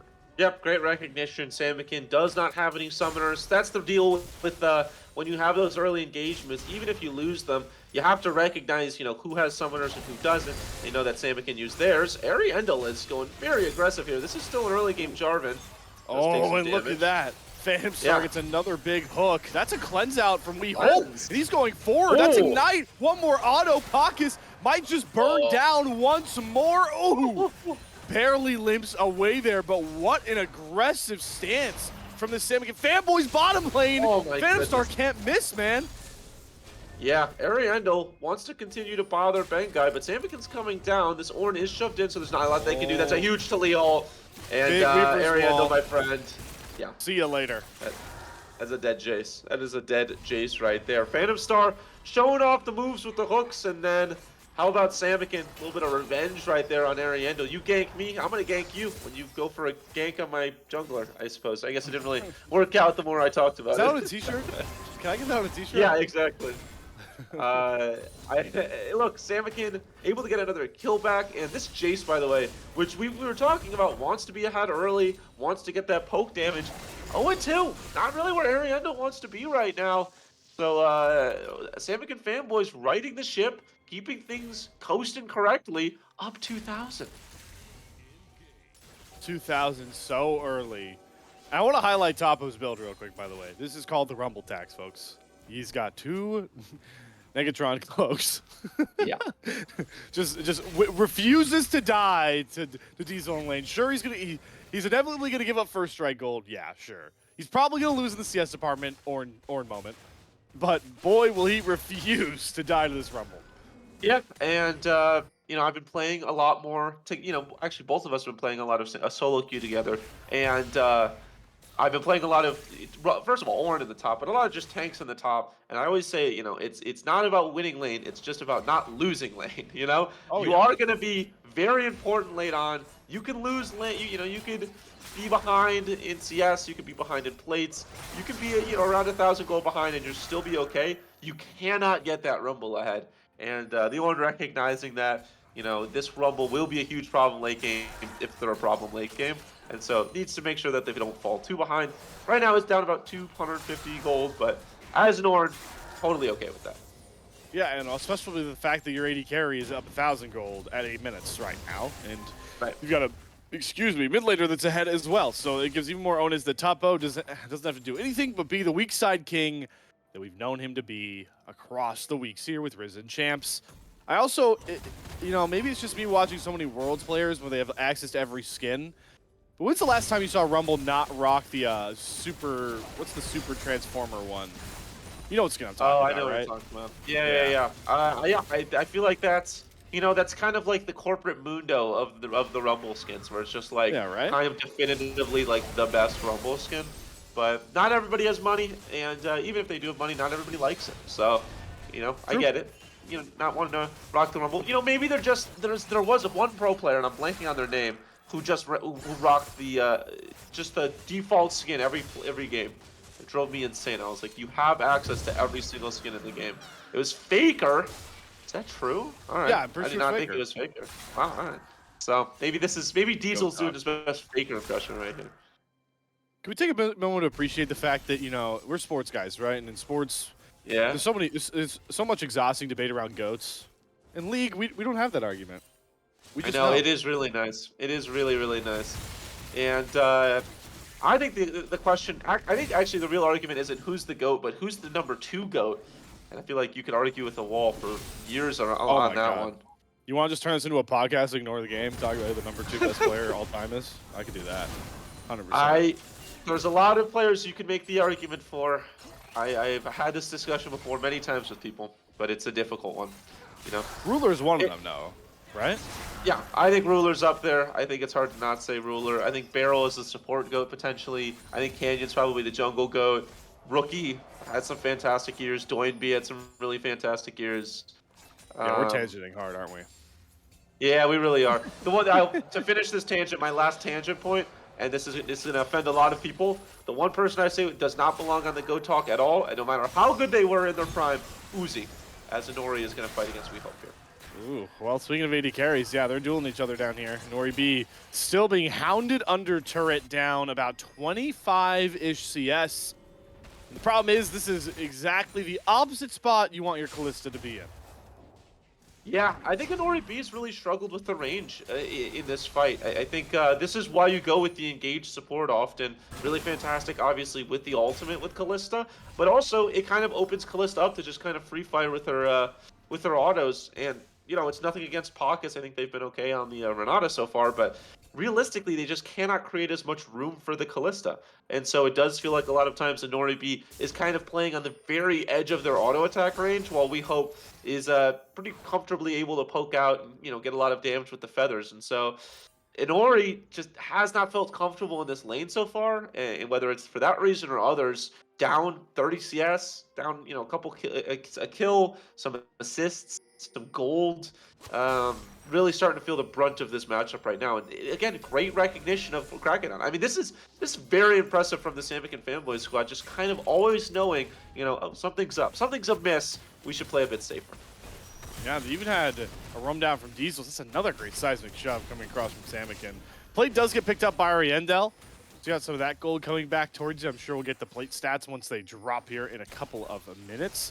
But I even think that category might be dominated by Samican fanboys, because I know for a fact that We Hope has at least picked up one solo plate, and they've collected 2 of total here on the bot side. As this is why I love Caddy the most. You know, obviously Brewster extraordinaire, but you just gotta give him his props for observing. It's like the cinematic pan to the bot lane. You know, I love it. You know, it is pretty amazing. He's a filmmaker, Slayer. He's not just an observer. You know, he's the Scorsese of the amateur league. I don't even know if you would get that reference. He's Mexican. Actually, I take that back. Scorsese might be big in the Hispanic community. Well, I think Scorsese's just he's big in general. You know? Yeah. Worldwide, I was gonna say. That old miss worldwide a bit. Samican's still very dead. So Kraken, you know, early blunder invading. Outside of that, though, has punished Samican in the mid lane. Hasn't really gotten to do much since picking up that early kill. You know, dropped the Rift Herald as well, so we'll get more plating.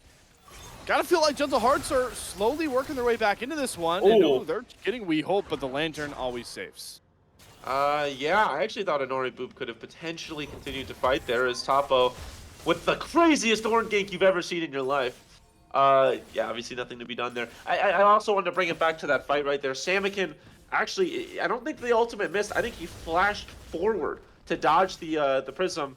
And look, you dodge the stun, but you're in a terrible position afterwards because it still slows even if it misses. And so an unfortunate flash right there ensures that, yeah, that is going to be a dead Samican, the namesake of this squad. And has had a good Talia game, but, you know, with the increased pressure from Kraken on in the mid lane, has started to kind of waver a little bit with their lead. And definitely, you know, is going to be a little better when it gets to the team fighting. I'm sure they want to get out of this laning phase at this point. This laning phase has brought Gentle Hearts Gaming back into this one. That you can see the mid turret is down to its final plate. His turret plating will drop off, and with that gold injection, you got 2 kills on Kraken. He was sporting it down for a bit there. He loses it.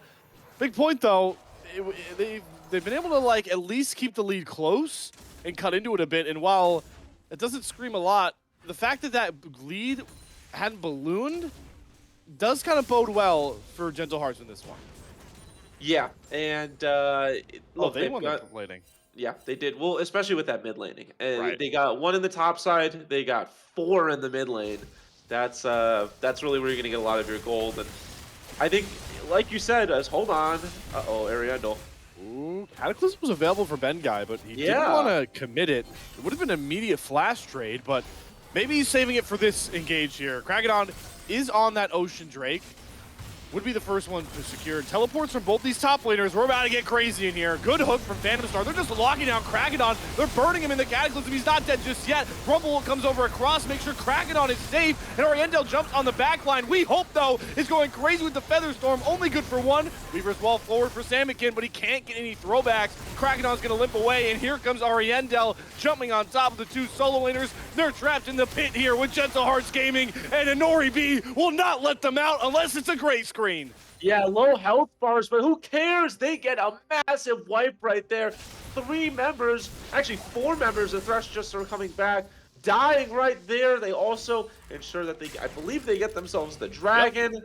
Oh, it's just a disaster for Samick and fanboys, and realistically, it was just a split fight, right? It seemed like they had all of the tools they might have needed. They had the Ornn, they had really a great pick, it felt like, onto Krakenon to start that one off, but we hope their strongest member easily, their win condition right there was fighting alone, and while they were able to get a ton of damage across, you're just an AD carry. You need your friends. Unfortunately, was split away from the rest of the team, and it just felt like it was a fairly skirmishy fight.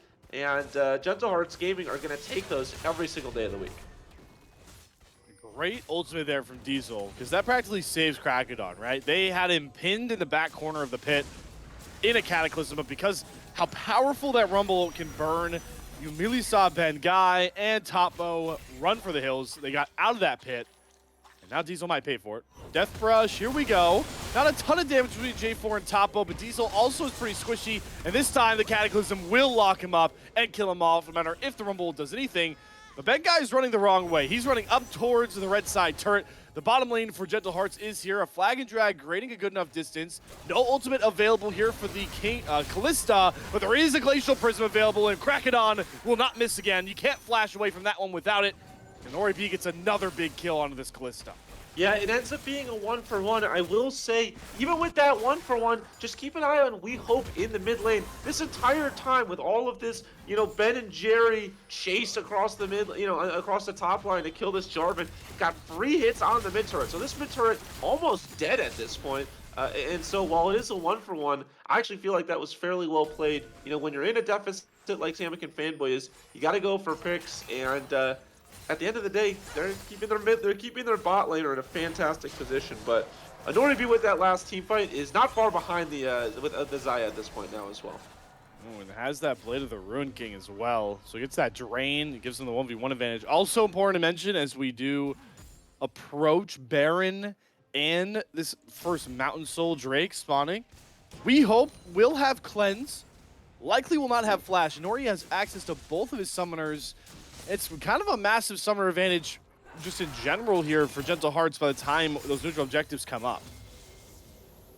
Yeah, Gentle Hearts Gaming, haven't really had to use their flashes because, again, that last team fight was so divisive.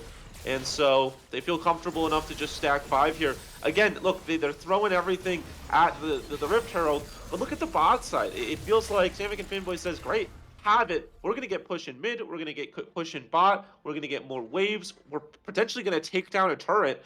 And it's kind of, look, some people, it's kind of a personal, choice. Some people feel differently about second Rift Herald.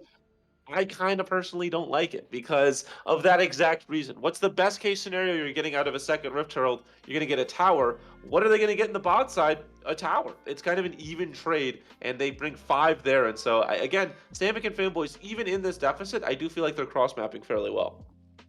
I kind of agree with you to a degree with the second Rift Herald. The way I think about it is first Rift Herald's the one that you're using to get gold, right? You're using it for plating. You're trying to gold inject the lane. Second Rift Herald you're using to either you win a fight and you can roll it down a lane, like mid lane, whatever lane you win the fight in, or use it as a distracting chip because you want to secure a Drake, right? So this Herald, I'm not a coach, I'm a caster, but if I were in this situation, I'm cracking on and I'm going, all right, we're gonna drop this mid with a push when that first Mountain Drake comes up. And maybe it crashes, maybe it doesn't, but I'll take the Mountain Drake, right? Like that's an important part, stacking, especially the Mountain and the defenses you can get to these frontliners, which Gentle Hearts don't really have a lot of. It's just Krakenon. Yeah, they definitely need that distracting. So I don't hate that as well. I think you're probably right. I also think there's an argument to be made just drop it top and then go, towards the dragon. Because you could, potentially clear out the Rift Herald and, roam over to the dragon in time. So there's a lot of places you could put the Rift Herald. It's not bad that you're getting the Rift Herald, but I do think that, you look at the cross mapping from Samick and Fanboys, they're doing a good job of responding. They're not fighting. They recognize that, yeah, they scale later, like we talked about. This Zaya Talia is going to be absolutely monstrous later in the game, along with Ornn items and, Jarvan with the Cataclysm. There's just no need to take these early skirmishes. They saw how the last one ended out. They don't want to take it anymore. So just a good cross mapping play right there. And we'll see. If they do end up getting the bot tower, maybe they feel okay about it. You want to update everybody at home. The pause came across because Nori B is lagging. So that's what's going on here on the server. And the lag is so bad that we've caught up to the spectator delay. So it's definitely an issue that's been going on here nonetheless. I do want to talk about something that's funny, though. You mentioned in draft, obviously, really well spoken. You don't give J4 over when Rumble's already picked because then you're setting up for a deadly Cataclysm Equalizer combo. The only time that Diesel has ulted has been on top of a Cataclysm. So he's like, all right, man, you won't give Kraken on his J4. I'm just going to ult your J4 in his own Cataclysm. What do you think about that? Yeah, it goes both ways, right? Cataclysm also keeps the Jarvan in the Cataclysm. So easy enough to burn that Jarvan to a crisp. So we'll have to see. I do think that I think that Rumble is maybe the most underrated champion right now at Worlds, because everyone's talking about Zaya and Orianna and Nautilus and Jarvan as these champions that are just so good you have to pick or ban. But Rumble quietly has been absolutely gigastomp in the top lane. It just feels like with with the way that the top lane meta is right now, Renekton, Cassante, these engaged top laners that really want to be in your face and trade into you, Rumble absolutely thrives in that. And I think another one of the big reasons is the Equalizer. That is just not a fair ultimate, man. You burn in it, it slows you for some reason. So not only are you burning, you can't get out of it. I mean, I hate that ultimate going into it. It is so annoying. So it'll be a huge tool for this Gentle Hearts gaming squad as it goes on. As we go on back into game number 1. Welcome to the Red Spectator Bug. Hey, there we are. We're through here, and Gentle Hearts they are roaming down to cover mid here. They've got the somewhat turret advantage. You talked about the fact that they are likely to lose potentially that bot turret. I do see that Ben Guy's also invade farming, and they're actually going to roam right back over top. And they're going to try a tricky thing that many teams have attempted, diving an Ornn. So here we go. Dead. Yeah, Topo should be dead here. He's going to fight his way out, get as many knockouts as possible, which is a lot. But Shelly's going to crash his turret, buy turret, and goodbye, Topo. Another kill for Nori B. Sam Fanboys, they get a turret back on the back end, but now Shelly can just keep on rumbling and potentially hit the tier 2. Yeah, I think Shelly's going to get this. Oh, good job, Ben Guy. They are going to lose mid lane here, though. Again, you roam 4 down, and that's a flash from Pockets. I mean, that is okay. So let's go through it, right? They roam 4 up, they get a kill on the Ornn, and they get a turret. They lose mid lane turret, and they lose bot lane turret, and Pockets flashes. I mean, again, if you're Samick and Fanboys, I don't think I hate that trade. It's not great that I'm losing my Ornn, but all things considered, with this next team fight, I mean, the map just opens up so much more the more that turrets fall, and that's 2 turrets that they're able to knock down, and they're able to open up a lot of this map, and they get some camps on the backside of it. So happy days. They do want to probably fight over this dragon, and they are bringing a lot of members over, but they don't have a lot of vision. And so it is looking very, very dark right now in the jungle, and we hope, wow, that's aggressive. Yep, good dark passage there. My God, he's an empowered Q, though, coming across from Ariendel. That's the Jace effect. Once he hits the more mana, those empowered Qs are packing one hell of a punch. And they're going to give up Gentle Hearts the ability to go on to this Drake right now. Topo is wrapping around, but it looks like he's more content at getting the farm. And they are going to just give over this first Mountain Drake. And I want to come back to that conversation, right, Bonfire? Because obviously Drakes are always a topic with which soul is best. Obviously, we both agree it is Hextech. But I think that Mountain Soul is the perfect combination for Gentle Hearts because of how little tanks they already have. Those resistances that Soul can give you would really just help them over the top. Yeah, and I think Mountain's probably a good second as well. Ocean's not bad. I think you can argue that Infernal has its positives at some points, but it is not bad. Topo, again, in the bot side, just being overloaded on the Ornn. And Samikin is really the big winner in these last couple of, what's been happening, as Gentle Hearts Gaming is just NA-ramming this for the last 3 minutes. They have just sent 5 across the map, and they're rolling as one big team, getting the waves pushed in, getting the towers. But again, it is just an even tower for tower because Samikin is in the top side. So I've been impressed with the Samikin fanboys macro. It feels like they don't feel like they need to overload one side. And Ariandel. This is why they have the flank ability. The Weaver's Wall's up, the goodness. Cataclysm's down, and so is Ariandel. That was a shutdown given over to We Hope. So that macro you were talking about, Bonfire, is now paying off in the kill department as well. No, and Bear's up right now. And so if they wanted to, they could threaten this. They can at least try to go for a fight. They don't know about Bangai. They don't. He's going to pop out. No Cataclysm available.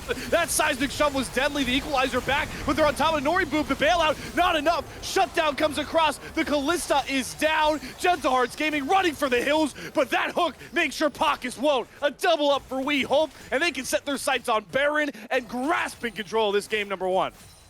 A huge knock-up, a huge flag and drag from Bangai right there. I bring him up and you knock him down. Samikin has been so impressive on this Talia, able to bring them back with the rocks, and then boom, they are able to get the kill on Anori B, one of the main carries on this Gentle Hearts Gaming squad. Without Anori B, they don't have the damage, they don't have the numbers, and they don't have a hope in that fight right there. They end up losing big. More kills going over to Samikin fanboys. It's just a vision play around the Baron. And we talked about that gold lead. Gentle Hearts Gaming had that huge fight earlier on that they won. Now they've lost the gold lead. They're even in turrets. I mean, Samikin fanboys, this is, look, it's one thing to get an early lead and snowball it to a win. It is another thing to fall behind and still show that, yeah, we still got it. They have certainly got that it factor right now. They are the it girl. ITGIRL. It girl. Right from ATL. ATL. They have impressed. They have impressed right now so far. I think especially, when you look at maybe the fact that all of us kind of chose them to lose. Maybe that there's maybe they've got something to prove right here as Hey man, I picked them to win a game. This is true. I'm sure that they'll be very happy about that. Nah, they'll still be upset. They'll be like, should have picked us to win. Diesel's got a crazy flank going, but We Hope there's a lot of damage, and it's another pick. Easy Weaver's Wall for Samikin, and that's all the AP damage down. Inori B doing his best jukes, though, dodging on that hook, and he's going to trade out Phantom Star, but what will it cost? Bangai's on top of the 80 carry. Call the Forge God. You got to put on your dancing shoes, Inori B, and boys, he dancing around these knockups. The Cataclysm finally drops, but he flashes out of it. Inori B rescuing the game right now for Gentle Hearts, but does he overextend? Those rocks are thrown at him. They're doing a ton of damage, and Samikin's going to flash and kill him off. Oh, Pacus running for the hills, trying to save their lives, but they might be saving their lives, but they're going to have to put up a tombstone for their friend Inori B, and there's the knock-up, and there goes Pacus. Samikin has looked so good this game on this Talia, throwing rocks at you, bullying you. And even though it looked okay for Gentle Hearts Gaming, and even though they did get a kill, it doesn't matter because, again, it gets evened out. Samikin fanboys up in gold even more at this point, and they have looked fantastic. And this gap in the bot lane that we've looked at, 2,000 now between Inori B and We Hope. This is a 5-1-3 Xayah, and even though Inori B has 4 kills for themselves, this is kind of the concern we had about the Callista. Just doesn't have that much peel. This is why Xayah is so good. You've got Cleanse, you've got Flash, and you've got that ultimate. It is so difficult to lock up the Xayah. On the other side of things, one Cataclysm, that's your Flash down from Inori B. That's all of the peel that you have, is the Flash. And so it's just so dicey for this Callista. And this is why I'm not the hugest Callista fan, if I'm being honest. Well, they're going to go for another pick here. Good Glacial Prison. They can't burn Ben Guy down. Nori trapped in the Cataclysm, but he kills off his pursuer. Krakedon will likely be the trade. The bailout will not save him. That's a shutdown coming across. There's called the Forge God. Knock up on the pockets. Diesel in the middle has to go golden. Samikin is running away with these team fights, and Nori V having to hop his way out of it. Another win for SFB. Yeah, I don't want to sound like a broken record here, but Samikin Fanboys was putting on an MVP performance right there. That team fight was on a knife's edge. I don't think Gentle Hearts Gaming were in too bad of a position, but Samikin Fanboys just continues to land damage with the Qs, and then the knockups have been incredible, stunning, and displacing so many members of Gentle Hearts Gaming. We hope surviving that entire time with the skin of their teeth, getting as much damage as they could across, and then it's Samikin as the glue, getting the knockups, displacing so many members, and they're winning these team fights at this point pretty convincingly. And they're in a huge gold lead. They're able to get the dragon as well. I mean, it has been so impressive. And at this point, if you are Gentle Hearts Gaming, you have to start to get concerned because we talked about it, right? The squad potentially could be a little bit better early, spiking in the mid game. But Samikin and we hope are going to be very difficult to deal with them. Oh, and they found an Nori B. Hops out of the Cataclysm. This is where a star player has to come up with some star kills. Gets knocked up. The seismic shove is late. He's going to trade it.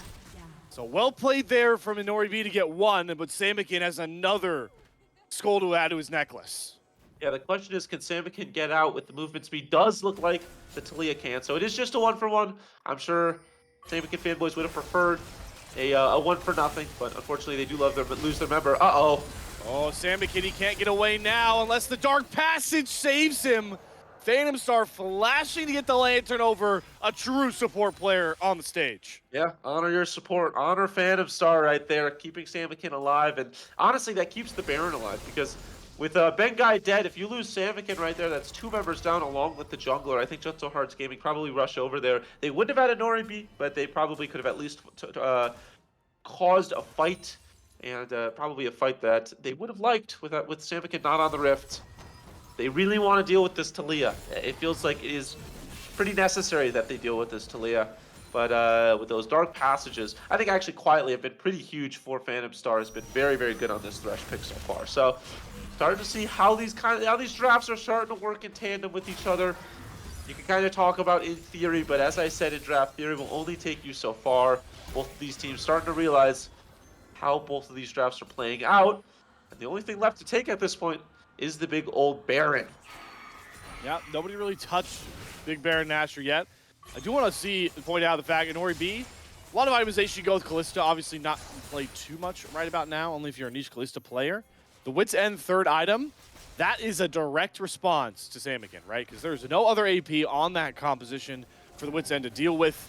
So giving the respect over to Samikin, who we can now see is just burning this Baron down. It is already below 4K. Krakedon's going to get hooked before he can even get into the pit. No chance for a steal, and now he's caught alone in the pit against 5. We hope unstoppable. Baron secured for all 5 members of Samikin Fanboys.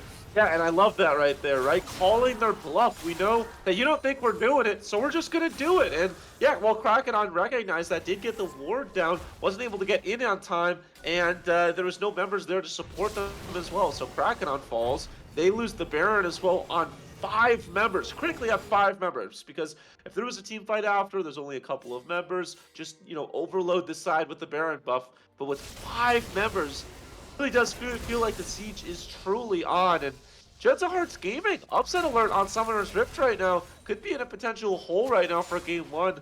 A team that I think everybody kind of had high expectations for with the Nori B, with Krakedon, Ariando. This is a squad that, you look at it, they have tons of star power, they had a fantastic regular season, could potentially find themselves in a hole. And if they end up losing this game, obviously game not over yet, but if they do end up losing it, there will be no more time to make mistakes the rest of the season. They will have to go perfect this series. Well said there, Bonfire.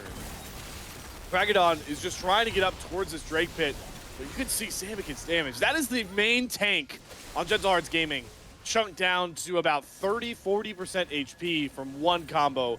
Samikin is running over this game, and my God, he might just delete Ariendel. They're going for it. How far of a dive is this from Bed Guy? He overcommits, and he doesn't grab the kill. There's a good death sentence onto Inori B. Do they jump the Callista? Dodging out on the seismic shove, but what a hostile takeover! Bacchus slays Samikin and lets Inori B run wild, hopping around, trying to slam as many kills as he can. Doesn't pull the Ren just yet, because We Hope is also dishing out the feathers. They're trying to get to the Zaya, but Diesel has to go. Goal and Inori B flashing forward. Who wins it? It's We Hope! Shuts down the hope for Gentle Hearts with a massive triple kill! We Hope goes massive right there. You lose Samikin, you lose Bangai, but you never lose the hope. Unbelievable play from the Zaya, keeping the team in it, keeping the team alive, and Phantom Star will chase Pockets to the ends of the earth with Baron buff up. They want to end this game now. Ariendo, the last hope, trying to keep them alive at the 31-minute mark, but We Hope, do they have the damage? The Demolish proc is going to destroy this first Nexus turret, and Ariendo cannot walk up too far because We Hope is an absolute monster. Here comes the teleport. It's an Opus Nexus, and it is a dead Ariendo. There goes Ariendel, and there goes game number one. Samikin fanboys to take it. They've come to play. They want to slot themselves into the lower bracket finals, and they put themselves one game away from doing so in shocking fashion. Yeah, an unbelievable game right there. They were down at some points. They had what felt like a horrendous dragon take early on in the game that, you know, most teams would probably lay down and die after. I mean, you lose that many members, you lose that convincingly, it can really hurt your mental, but they kept the mental, they cross-mapped well, they waited until their opportunities presented themselves, and some fantastic play from Samikin and the boys really showed out. And then that last fight, I don't know if we can get a replay of it. I know it's kind of in the moment, Caddy, but I want to see We Hope, because that is a 3v5. That is a 3v5, Slayer. It's unbelievable. When you're on a Zaya 3v5ing with 5 people all running you down, it is a crazy, crazy play. Gets the flash to kill Inori. When we go to that, I'll talk more about it. Yeah. I was going to say, we're going to get a look at it because Caddy's the extraordinary he is. But, I mean, your point is even being highlighted in the damage department, right? I mean, this is insane to me. You had 3 players. This is not a dig to any of them, by the way. 3 players combined for about 15, 16K damage. And it didn't matter. Because of who? We Hope. Yeah, I don't know if your math checks out there. 9 + 9 is 18. Oh, okay, okay. Yeah, but okay. Still. Like 23,000. 23? Okay, yeah. 23,000 between 3 players. Like, yeah, and then We Hope with the 34,000 is pretty unbelievable, as we are going to go to this replay. So I want to break this down for you, right? Krakenon gets low, and this fight kind of dies down for a little bit, and then just over-aggress. Yeah, Samikin gets a huge chunk onto Ariendo, but, I mean, this is Bangai by himself. Right. This is kind of a dangerous position to be in. Ends up losing their life. Yeah, you get the hook, but it's on Inori, and then Samikin runs directly into them. It's a great hostile takeover. You're not able to take the lantern. And so now you're at a 3v5. Your Thresh is just eating spears. A Phantom Star potentially probably should have died right here. Barely is able to survive, get away. It's a great knockup. It splits the fight with that, with that ultimate. Now it's a 4v5. Krakenon ends up dying. Here's the ultimate. So here, We Hope survives. Diesel goes golden. Inori flashes in to get We Hope, and then the flash feather pullback into the kill onto Diesel, and survives the bailout. Thank you. I mean, that is unbelievable. Mechanically, very, very difficult when you've got 4 people in your face to have the wherewithal to know when to flash, to know when to ultimate, to know where your win condition is. We Hope, man. Wow. yeah. And I was the guy sitting here like, Inori B, guys, could be a star in the making for North America. 80 carry play. We Hope. Let's change that JDG to a Cloud9, Evil Geniuses, NRG. I don't care. Just change the name because, boy, man, you're playing like that. You could be the hope for North America someday, and you could be the catalyst for Samikin fanboys to make their run to the lower bracket finals. But to get to that, folks, we're going to take a short break here. On the other side, game number 2 draft to see if the Gentle Hearts have a response to keep their season alive.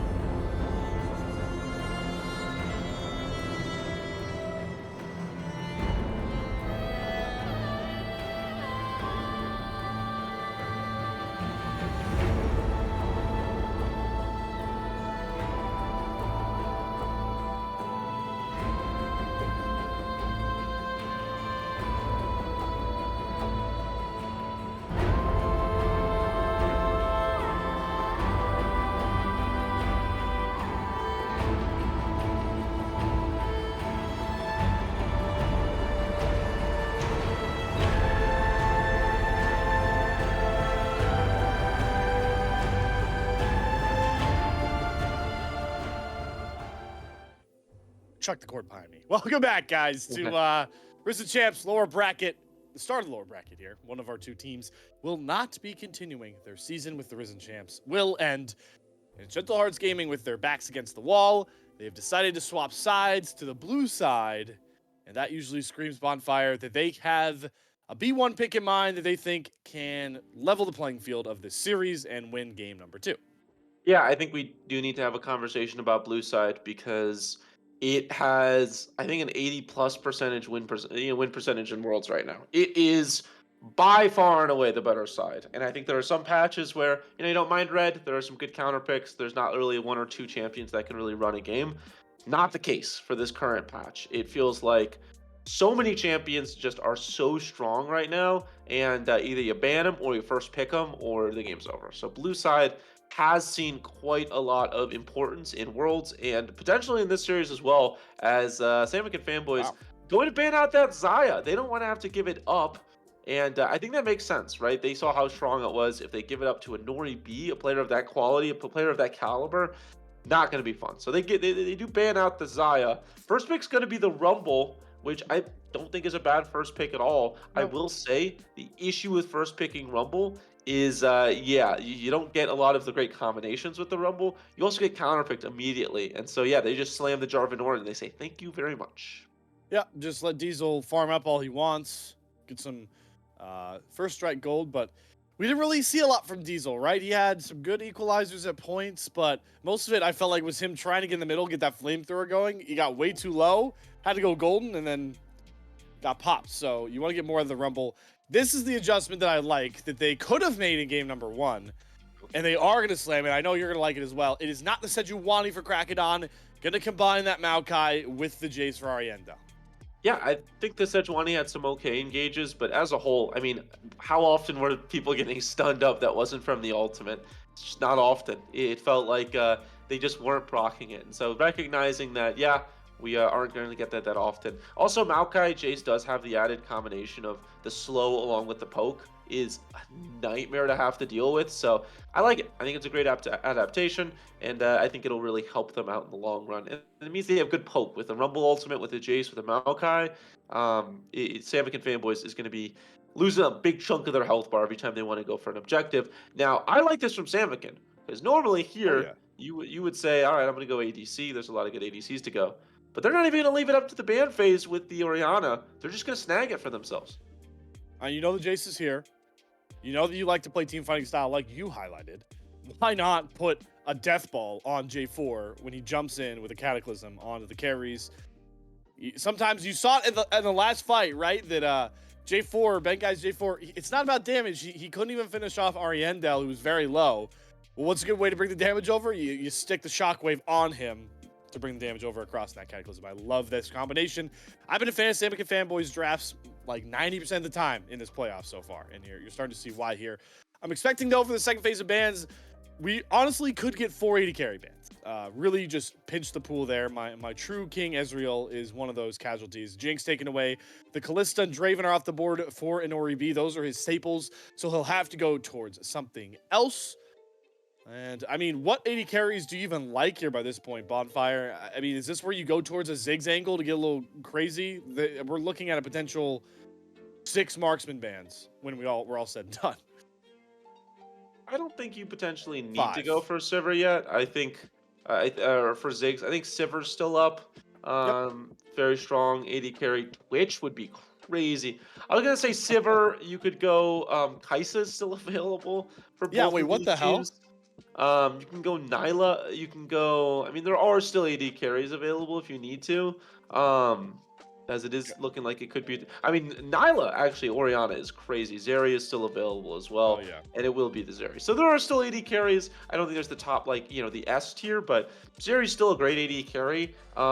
Especially late game and in team fights is still going to be a huge issue.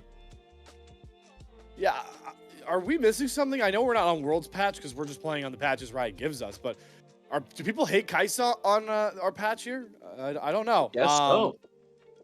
I mean, okay. I still think she's pretty good. Zeri, I also think we've talked about the fact that she is in-nerfable. There's always a way to get her going in a game here. Rel also making it this far into a draft is puzzling to me. So I'll take that slam if I'm Gentle Hearts Gaming, and they do pick up the Sivir here. So you've got an Ori B on the Sivir. Can't get as flashy. Sivir is got. Would you say Sivir is the most boring AD carry to watch? I would say she is. Sorry. Bless you. Yes. Allergies. I don't know if she's the most boring. I don't know, man. Yeah, she's not great. Yeah. I don't know. She. Look, you don't really care about boring if you're winning. That's the Yeah, argument I will make. I'm not trying to say it's not effective. I'm saying from a pure watchability value, Sivir can be kind of. It's just like, all right, cool, Ricochet. Look, guys, my Ricochet is doing 500 damage because I'm 6 items, and I'm just sitting back here hitting your front line, and somehow I'm breaking your carries. Yeah, it is true. That is true. I think also with the boomerang, it can be really frustrating to have to deal with and watch sometimes. Yeah, all right, I can actually, you know what? The more I think about it, maybe Sifra is the most boring AD carry, but she's also a very good AD carry. And so, even though we might not be over the moon about watching her being played and being piloted by one of the mechanically best AD carries in amateur League of Legends, I think he's fine with it because damn good AD carry. I was trying to see how long I could copy you for. Yeah, I saw. 'Cause I immediately stopped. you're like, I'm leaning to the camera. This guy. Uh, I know I'm like sneezing. I'm all stuffy now. This is like my nightmare while I'm in the middle of a cast. yeah, I know. At least, One yeah, negative it's of also- cold weather. yeah, that's true. That is certainly true here. We're on to the in-game draft. And for anybody that hasn't watched, this is what happens when you get Slayfire together. Sorry. We tangent. Talk about anything. We will talk about a lot of different things. The Melio at the end of this draft is intriguing. Obviously can heighten the range of a Zeri. Actually, I'm curious. Does Melio... I don't think he heightens the range of her Q. It's just her auto. So Yeah. that's a really wacky pairing. It doesn't normally play. Yeah, I think the Melio right here is for one reason and one reason only, and that is for Maokai Ultimate. I think that Maokai Ultimate is a massive team fight changing ultimate. It is huge, and it is very annoying to have to deal with. And Melio negates that and makes it where you can tank it up and be pretty, feel fine. So I don't think anybody needs to overthink it. It's probably just because of the Maokai Ultimate. And Well, it's not a Rel. bad aid. I mean, it's not a bad support as well. You're not really. I don't know what you're cleansing from Rel. Metal Maybe Storm? maybe the Q stun, but Well, I mean, doesn't Metal Storm, if you're trapped in it, it's dragging you towards Rel? I don't think the melee hold stops that. Okay, I don't know. Actually, that's an interesting interaction that I don't know about. I think it's pretty much solely for the Maokai. Yeah, okay.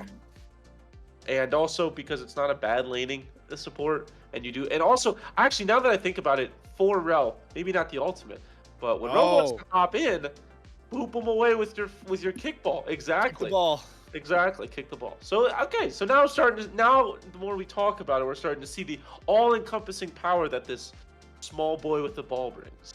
I pulled my hip flexor doing that. I'm out for the season. He's done. ACL. ACL. I said hip flexor. What? I'll make sure it's the ACL soon. Don't worry. We did. Aegis Champions League. Ah! I don't know if my mic's picking up the claps, but I'm clapping. It's not. Okay. Thank you. Okay. All right, runes.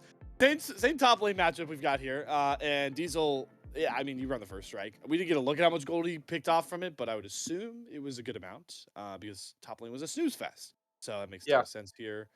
It's also really good with the equalizer because you're throwing that out from a million miles away, and not only does first strike give you more gold, it gives you more damage as well. So multiple ways that this first strike is a powerful tool.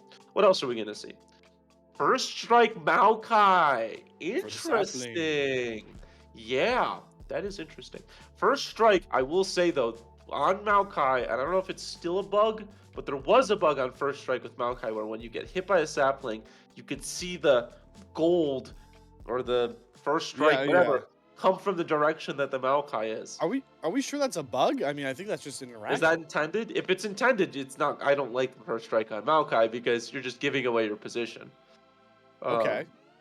Okay, so guys, It looks like Gentle Hearts loves first strike this game. That's the main Are they adaptation. going to They're go 5 first strike? no. No. They're not going to run an 80 carry or support. Oh my god, support. But They can run I an mean, 80 carry. you could. I would not run it on Sivir. I think she needs lethal tempo for later in the game. But Get a Jace range here, advantage on Zeri.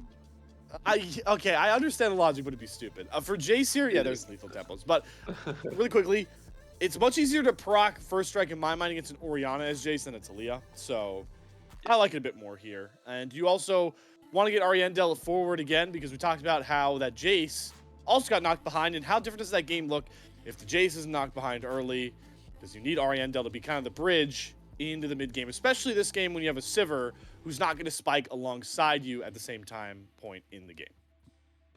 Yeah, I mean, I think that this Jace is going to be very annoying to have to deal with. I also think the Sivir is going to be very annoying to have to deal with. I think the poke on this Gentle Hearts Gaming squad is very, very annoying. Just in general, it seems very frustrating to have to deal with. So it'll be interesting to see how this how the Samick and Fanboy squad deals with it, because, like you said, like Jace poke, along with the first strike, you've got the first strike poke of Maokai, you've got the first strike poke of Rumble, you've got a Sivir boomerang thrown at your face, and if you ever do want to fight, there is a Maokai ultimate and a Rel ultimate that will keep you in place. So it's going to be difficult for the Samick and Fanboy squad. I actually think this is a really good draft from Gentle Hearts Gaming. The big difference is Samick and Fanboys, if they ever do fight, their fighting is unbelievable because they have a Zeri and an Orianna and a Jarvan and an Ornn. That is a wombo and a combo. So it'll be interesting to see if they're able to take the fights that they want. I think both teams scale up fine. I think both teams are pretty fine early on as well. So I don't think there's really any huge discrepancy between these teams. And I just hope we get a lot of fighting. I want to see a whole fiesta, man. Yeah, say what you will about Zeri. As a caster, Zeri is just so fun to watch in team fights. So Sure. we saw what we hoped in on Zaya. We saw what we hoped in game number 1. Can he replicate in game number 2? Because if he does, Samick and Fanboys have shocked at least the caster desk here with Risen Champs, and Punch are taking to the not grand finals, lower bracket finals. Let's get on to Summoner's Rift here. Gentle Hearts Gaming, this could be your last chance to perform in Risen Champs.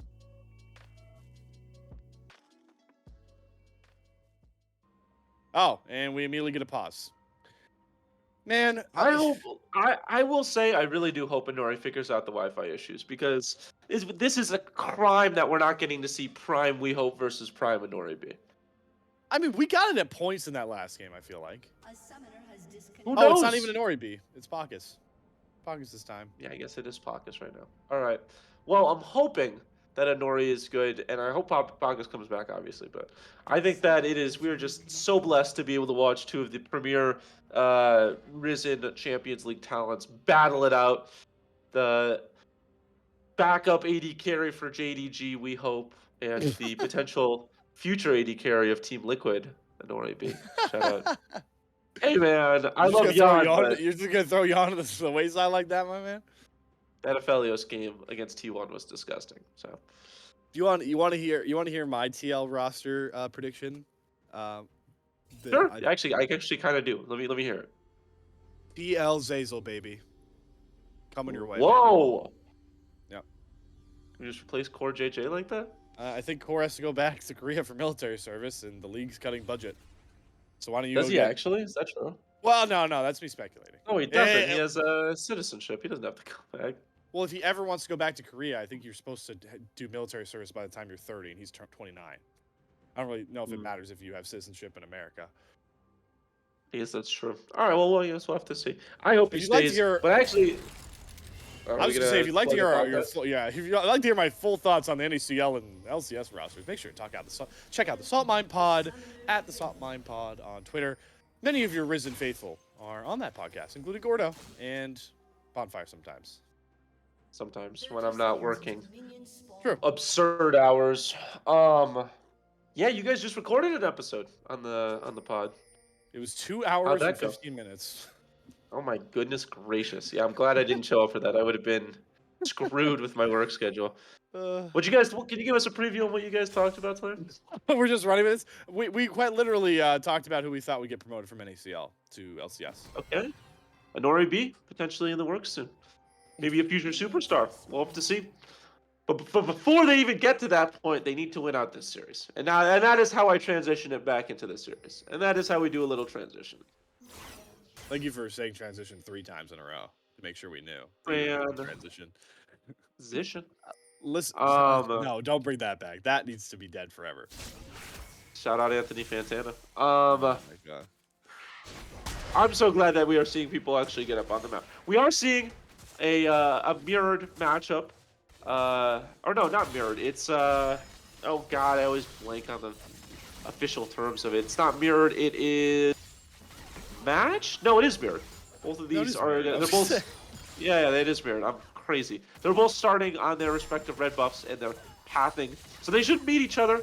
I think it actually is not a bad path. I will say. I don't. Ooh, hold on a second. Oh, wow, the stun throw come across before the kickball hit Pockets, so they do actually grab Phantom Star for a half second, but is able to bounce right back off. The point I was going to make before we went on our tangent about roster mania is the fact that we have a double Cold Star in the bottom lane, which usually means no action, but Pockets wants it. What a great cancel from Phantom Star. That quite literally saved First Blood. Yeah, that's flash off of Pockets right there. But that is a huge chunk onto Samick and Fanboys, and I think the Sivers going to be happy about that. You know, probably was expecting a little bit of a difficult lane, and should ensure that the laning phase, at least until the back, is a little bit more comfortable, as both We Hope and Phantom Star do have to pop all of their potions, get back a little bit more healthy, as, wow, early trading from Topo onto Diesel means Topo's going to take a lot of damage, and Krakedon, here comes the early invade. Yep, they have the shove in mid and bot right now, so why not go for this? Gentle Hearts, we know how aggressive they like to play early, and Pockets' Hex Flash has found Bengai, knocked up to the skies, but he's not dead just yet. Krakedon might die to We Hope here. One more auto, that's First Blood picked up for the Samick 80 carry, and Nori B will get the trade, and another one with Pockets. We Hope as Ghost Pop, still Flash available. I think he'll just take First Blood here. Pretty big saving play to grab First Blood and steal it away from Gentle Hearts. Yeah, but Gentle Hearts still come out on top right there. They're able to get the jungler and the support of Samick and Fanboys. Both Phantom Star and Bengai end up falling right there. And We Hope, well, they were able to get that First Blood, get some gold in their pocket. Honore B really the real winner there. 1 kill and 1 assist. And this Sivir, a champion that might be boring, as we talked about earlier, is not bad. And late game is going to be a problem. They're going to need to stop this back. And Honore B, oh no, stop the back for themselves. They're going to try and fight out, but Phantom Star flashes away really well. And We Hope is gifted a kill and red buff. And oh boy, if you thought Zeri was scary later, this Zeri is about to get 3 kills in 4 minutes. Nightmare fuel for Gentle Hearts Gaming.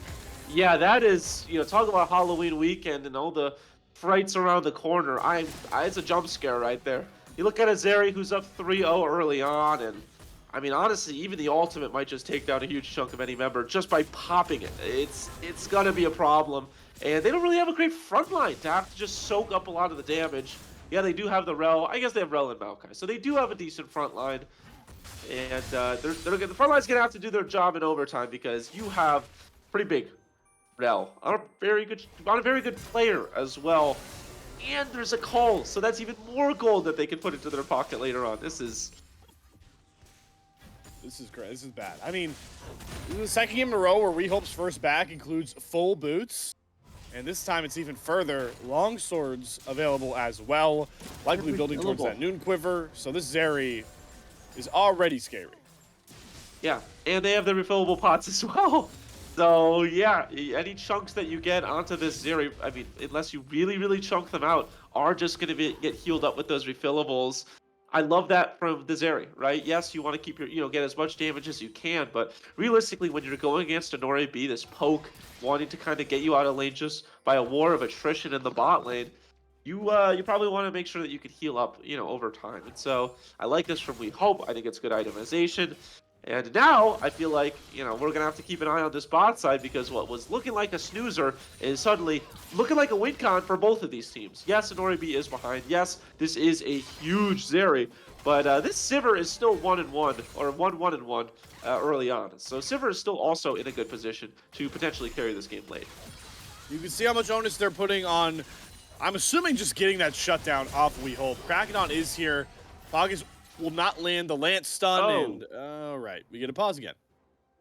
Gives us a chance to look at the map as a whole. It does look like Topo going back with the original of last game, double no magic mantle. Just doesn't want to take that poke, man. It is not fun to have to go against a Rumble. I will say I don't think we talked a lot about Topo last game. Just did their job. Didn't really fall too far behind in the lane, and it felt like they were in a good position to late game be a huge problem. So trying to do the same thing here on that orb. Yeah, exactly. As I get a spell of hiccups coming at the worst time possible. I know. I'm sneezing. You're hiccuping. This is. I feel like a witch curse does. I think hiccups are worse because if I'm screaming, I get a hiccup. Doesn't that just equal throw up on your PC? I hope. I don't want to know. I actually don't really want to know. If you think you have to hiccup, just don't talk, and I will get. Yes. Don't hiccup. I have no control. It's an involuntary movement. Blame my diaphragm, man. Do you have a? I feel like everyone has their own like medicine to hiccups, like one way to get rid of it. My grandpa always told me that if you like swallowed water and like looked downwards, that it like helped. Swallow water and look downwards. Do we do a lot? I'm out of water. I was gonna say, do we do a live test? Live test. You take a drink of water. You bury your head and you swallow upwards. And, I don't know. I think it's probably superstition. Grandpa Vogel. Yeah, I have my own medicine. It's called punch myself in the diaphragm as many times as possible till they go away. That's how. I mean, that's a speed run for throwing up. I feel like there you go. That's a speed run for just bruising your entire rib cage. Bro, that's also true. You can't really reach the diaphragm. It's behind a lot of stuff. I mean, that sounds like quitter's mentality. Oh, okay. Trying to think of other superstitions for hiccuping. You ever heard peanut butter? I mean, no. The one I know is you could scare somebody out of their hiccups, but I don't really think that's real. I also don't think that's real. I guess that's the idea of you just don't think about it. I don't know. The one with the peanut butter is you put peanut butter on the roof of your mouth, but I don't actually know if that's real as well. Well, you know the trick for sneezing is if you're about to sneeze and you press your tongue in the roof of your mouth, you might not sneeze. Really? I did not know that. I always knew that if you thought of watermelon, it stopped it. I don't know. There's no way you thought that. There's just no way. I genuinely do think that. I still think that, by the way. If you're like watermelon, it kind of stops it. What logic is that? I don't know, man. I come from a very superstitious household, I suppose. Ugh. All right, well, we're back on the rift here. No watermelons. There is melons. You can see the plant in the river. Gentle Hearts, though, they have that bot push coming across and the mid push Ariandel. They've just been shoving those lanes constantly, so they're onto this Ocean Drake. But Benkai is here. Yeah, Salmon as well. They could try to stop them here. That's good poke there from the Orianna. Level 6 on the Orianna. That is a critical ultimate up. 2,000. I think they're just going to give it, though. Yeah, Diesel, I believe, did not. He just roamed down. Krakenon's pretty low. Really close to smite range, and Krakenon will pick it up, and it doesn't look like Salmon fanboys will re-engage here. So they'll just give over that Ocean Drake. Yeah, that was interesting. First of all, I'm surprised that Salmon fanboys even wanted to go against that. It felt like the positioning was just much, much better from Gentle Hearts Gaming, and they still walked up and tried to potentially say, yeah, we're fading that, we're gonna go for it. But the fact that they did force Diesel to roam, which gave Topo a plate and got him back in the game in terms of the CS. So I actually think you're pretty happy about that if you're Salmon fanboys. I don't even know if they were actually really going to ever go for it, but the fact that they made Gentle Hearts Gaming think they were going to go for it means that they mind controlled them to get a little bit of an advantage there. So well played, Salmon fanboys, intentional or not. Well played, Salmon fanboys, and you're still sitting on about a 600 gold lead currently. So you've got that going for you by this point. And, I mean, it sounds like a broken record. You've got a freaking 3-0 Zeri. Like, I mean, is there more of a dream AD carry game for you if you're We Hope? 4-0. You know, always one better. No, I'm joking. No, you're in a fantastic position. And also you've got a great team alongside you. You should make sure that you're able to do Zeri things. I think if you're Zeri and you have a Jarvan and you have a Milio to keep you healthy, a Jarvan and an Ornn to engage with you. Yeah, you're feeling pretty happy. They are going to get seen on this Rift Herald, and they don't have the 3-0 Zeri, but by roaming up Phantom Star, does feel like they've earned themselves the Rift Herald, first Rift Herald. Yep, they do catch the bot lane on a back. They bring their support over. Always a big fan of, you can bring your support over. Please stop roaming 80 carries over for Rift Herald takes, because I think it's stupid, and they don't do that. So, Samkin fanboys, still making a lot of the correct macro decisions, and I want to give Topo some credit, some flowers as well here. Obviously, he's up against Diesel's Rumble, which is annoying, but you can see he's only down 100 gold. He's just kept up in the CS department, and like you talked about last game, that's all you got to do on weak side tank duty like Ornn. Yeah, it is not the it's not what's going to get seen in the damage department, you know, at the end of the game. It's not going to get seen really in any of the statistics, but that's just what you got to do. It is one of those intangibles of League of Legends, is when you're weak side, when you're on tank duty, you just got to do enough. And we talked a little bit about that last game. Topo, this game, same ordeal. As We Hope, I actually thought that could have gotten dicey right there. We Hope dash kind of inward, and Phantom Star just thrown out his kickball. So I was thinking, you know, if Pacus wants to go for an engage there, maybe a good angle, but they choose against it. We Hope feeling okay, and I guess they do have Bankai to keep them feeling safe on the bot side. This game certainly has slowed down a touch so far here. Not much to look at until that happens. Goodness. Where did Kragadon just come from? But no way. No. Samikin lives. Oh! Oh my The Nature's goodness. Grasp gets him. That was nearly outplay of the series. And Kragadon might actually pay the price for it. No, not enough damage for Bankai to burn down Kragadon, who is wiping his brow because boy, was he sweating that was nearly not a kill. Yeah, that was really well played from Samikin right there. Just barely getting licked by the edge of the Maokai ultimate, but almost being able to get out of that one with some nifty moves, and it ensures that that bot side's gonna have to burn a lot. I love this adaptation as well. We Hope goes towards the mid lane. When you're this far ahead, take this Jace out of the game a little bit and keep them behind. We Hope's gonna back up after that.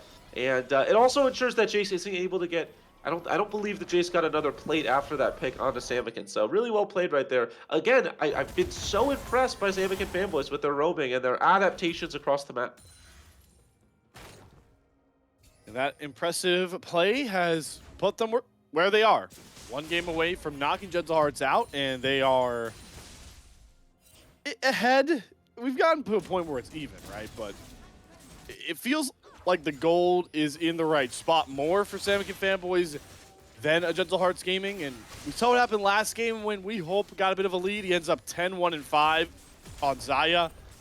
And you could do similar damage, if not better damage, late game on Xayah, or on Zeri compared to Xayah. Yeah, this Ornn roamed down to maybe help out for a mid fight, and they're going to lose a lot top because of it. That is a tough look right there. Phantom Star takes a huge chunk from Ariandel.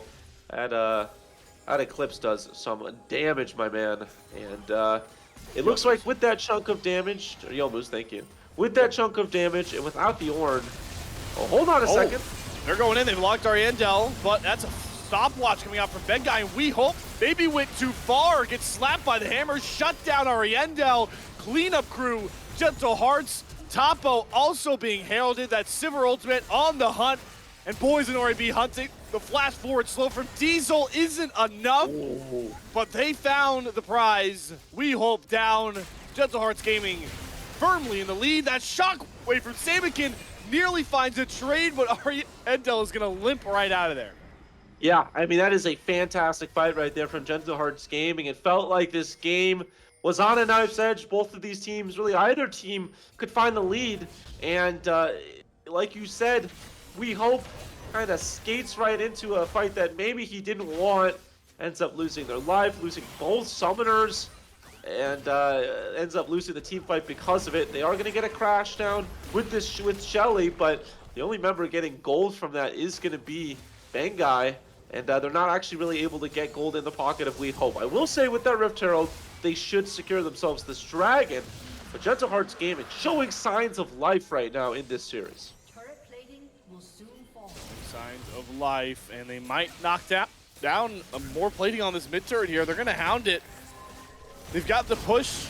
The bottom lane for Samick and Fanboys has gone back to their home. Actually, only going to be a plate. Those turret platings on the newer patches are just so deadly and harder to take out here. And we're going to get an Infernal Soul for game number 2. And that, once again, in my mind, is a great soul for the comp the Gentle Hearts have now that they've kind of doubled down on the ranged poke. Yeah, I mean, if they get really any of that poke off, it is going to tick, tick, tick away.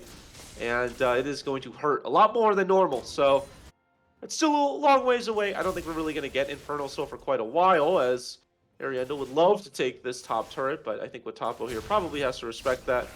He's going to look for poke and miss it.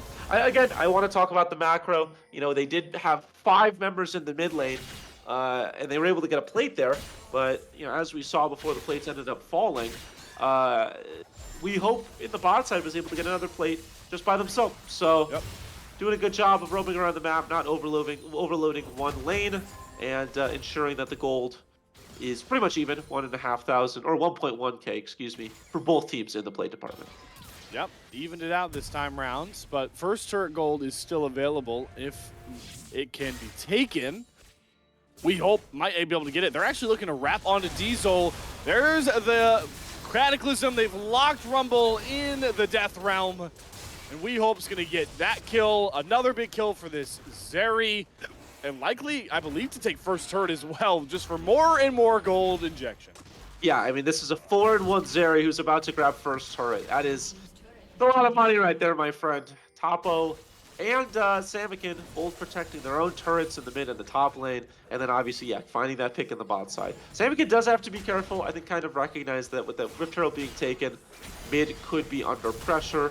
Krakadon is here along with Ariendo, and this has kind of been the way that Gentle Hearts Gaming have been playing really both of these games, is group up as 4 and try to team fight and kind of win that way, which, you know, when you've got a Rumble, it's not a terrible idea, but it does feel like Samick and Fanboys, you know, consistently are saying, all right, if you want to group up and send all of your resources to one lane to get, you know, these objectives, we're kind of okay with split pushing and kind of winning out across the map.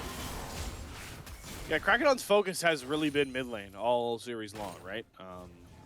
He killed off Talia a couple times.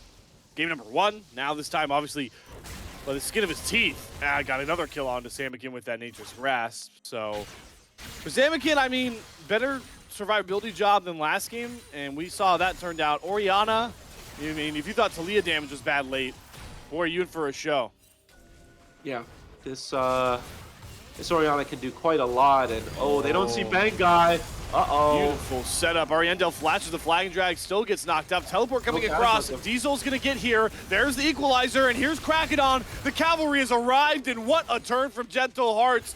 Picking up a kill onto Bangai. They're diving onto Topo. The Ornn is not long for the world. A double kill for Ariendel, and more. Yeah, they did not have the Cataclysm right there, so they just didn't have the damage. They want to try to get this mid tower down, we hope, taking some trades, and then it is Samikin in the side lane, of course, going to take, I believe, this tier 2. It's going to get a lot of a chunk down. Ariano, the only one who's close enough, but still fairly far away. Samikin does not know that, so is just going to have to run away. But that's a huge fight right there in the top side. 2 members for none. And Gentle Hearts Gaming continue their lead. Stay in the lead right now. Stay in a great position. Pardon me. Also, we were talking about this Jace, right? We said last game probably needed to be in a bit of a better position. Needed to spike a little better. This game, in a great position to do so. Alongside the Jace, or excuse me, alongside the Maokai, this Jace is queued up for a pretty big game. Oriendel trying to answer the call. Had some fleeting moments in game number 1, but certainly did not get all of what he wanted out of that Jace mid pick. We've had some repeat picks across the board for both squads. And so far, Gentle Hearts showing their resiliency. First Infernal Soul, Drake up in about 10 seconds. They've teleported Oriendel in. We've got all 5 members here for a Bonanza. Yeah, right now Samikin Fanboys is kind of split. They need to get with their tank, the Ornn. They gotta make sure they don't eat too much poke as well. Ariando in a great position to just get some poke down, but good dodge from Bengai right there. And now we've got all 5 members grouped up together, and let the poke wars commence. I will just say that as, yeah, that Jace is going to hurt, but the Cozy Campfire is going to keep everybody topped off just a little bit. Both these teams dancing around the river. Poke advantage is towards Gentle Hearts, so you get, if you're Bengai, if you're Topo, you're looking for engage tools, because look at that, there goes half of Phantom Star's health bar. All ultimates are available on either side, and Nori B doesn't have on the hunt just yet, but should. Yeah, both these teams just really antsy, looking for something. Bengai once again pushed off that brush. There's the Shurelion's pop. Here's the Cataclysm. They have Krakadon. That's not the target you want. Equalizer comes out. Topo trying to burn down Pockets, but they split all the carries away from Samikin Fanboys, and they'll burn the front line. Double kill for Oriendel, and that's going to allow Gentle Hearts to march right up mid lane. Yeah, We Hope has to be careful. Gonna take a big chunk right there. We Hope just wasn't in that fight right there. Got rooted up by the Maokai ultimate, and so wasn't able to do that Zeri damage that we're accustomed to. And like you said, the front line got split up from the rest of the team. Samikin Fanboys, just nothing they can do when the Ornn and when the Jarvan are trying to buy time for the carries, but the carries are nowhere near them. Just not anything that they could do in that fight. They end up losing 2-0. They're gonna lose this dragon as well. Good damage onto the mid turret, and that is a disaster for Samikin Fanboys because it really did feel like they were in this game. They were in a position where they could potentially get a big team fight alongside the Zeri, but we're starting to see some of the flaws in this composition. It just feels like this Jace Maokai is so dangerous. Phantom Star was out of that fight really before it even started. The problem you see with a lot of Wombo comps is that you cannot, if you get disjointed, if you break up the combo, you're getting blown out of fights there. Masterful equalizer from Diesel, literally split them down the middle with that equalizer, and you have the Nature's Grasp, like you mentioned, from Krakadon to grab up all those carries. They were on one side of the picket fence that was our equalizer, and you leave the front line just to the wayside. I don't care how tanky they are. I don't care how good of bruisers you are. 5v2, you're just getting smoked. Yeah, they indeed got smoked like a summer sausage, my friend. And now they have to go back to the drawing board, figure out what went wrong, and how they are going to potentially come back into this game, because I think they're realizing if it is a war of attrition, we lose.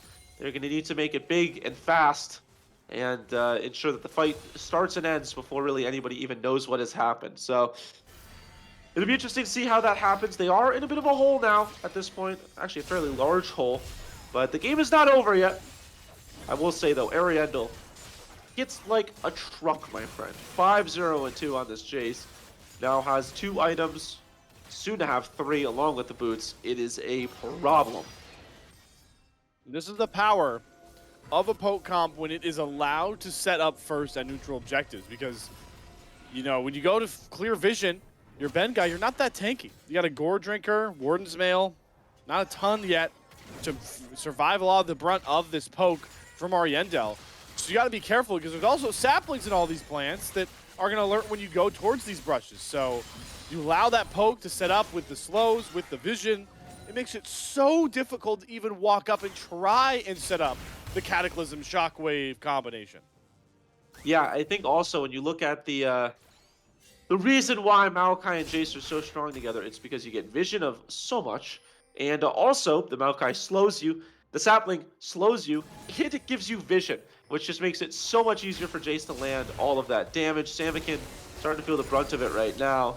This Jace is in a prime position to be a huge problem this game, and we haven't even really talked about the fact that Nori B, 1-1-5 on the Sivir, could also be a huge problem, free hitting in the backline. So there's a lot to be concerned about if you are Samikin fanboys.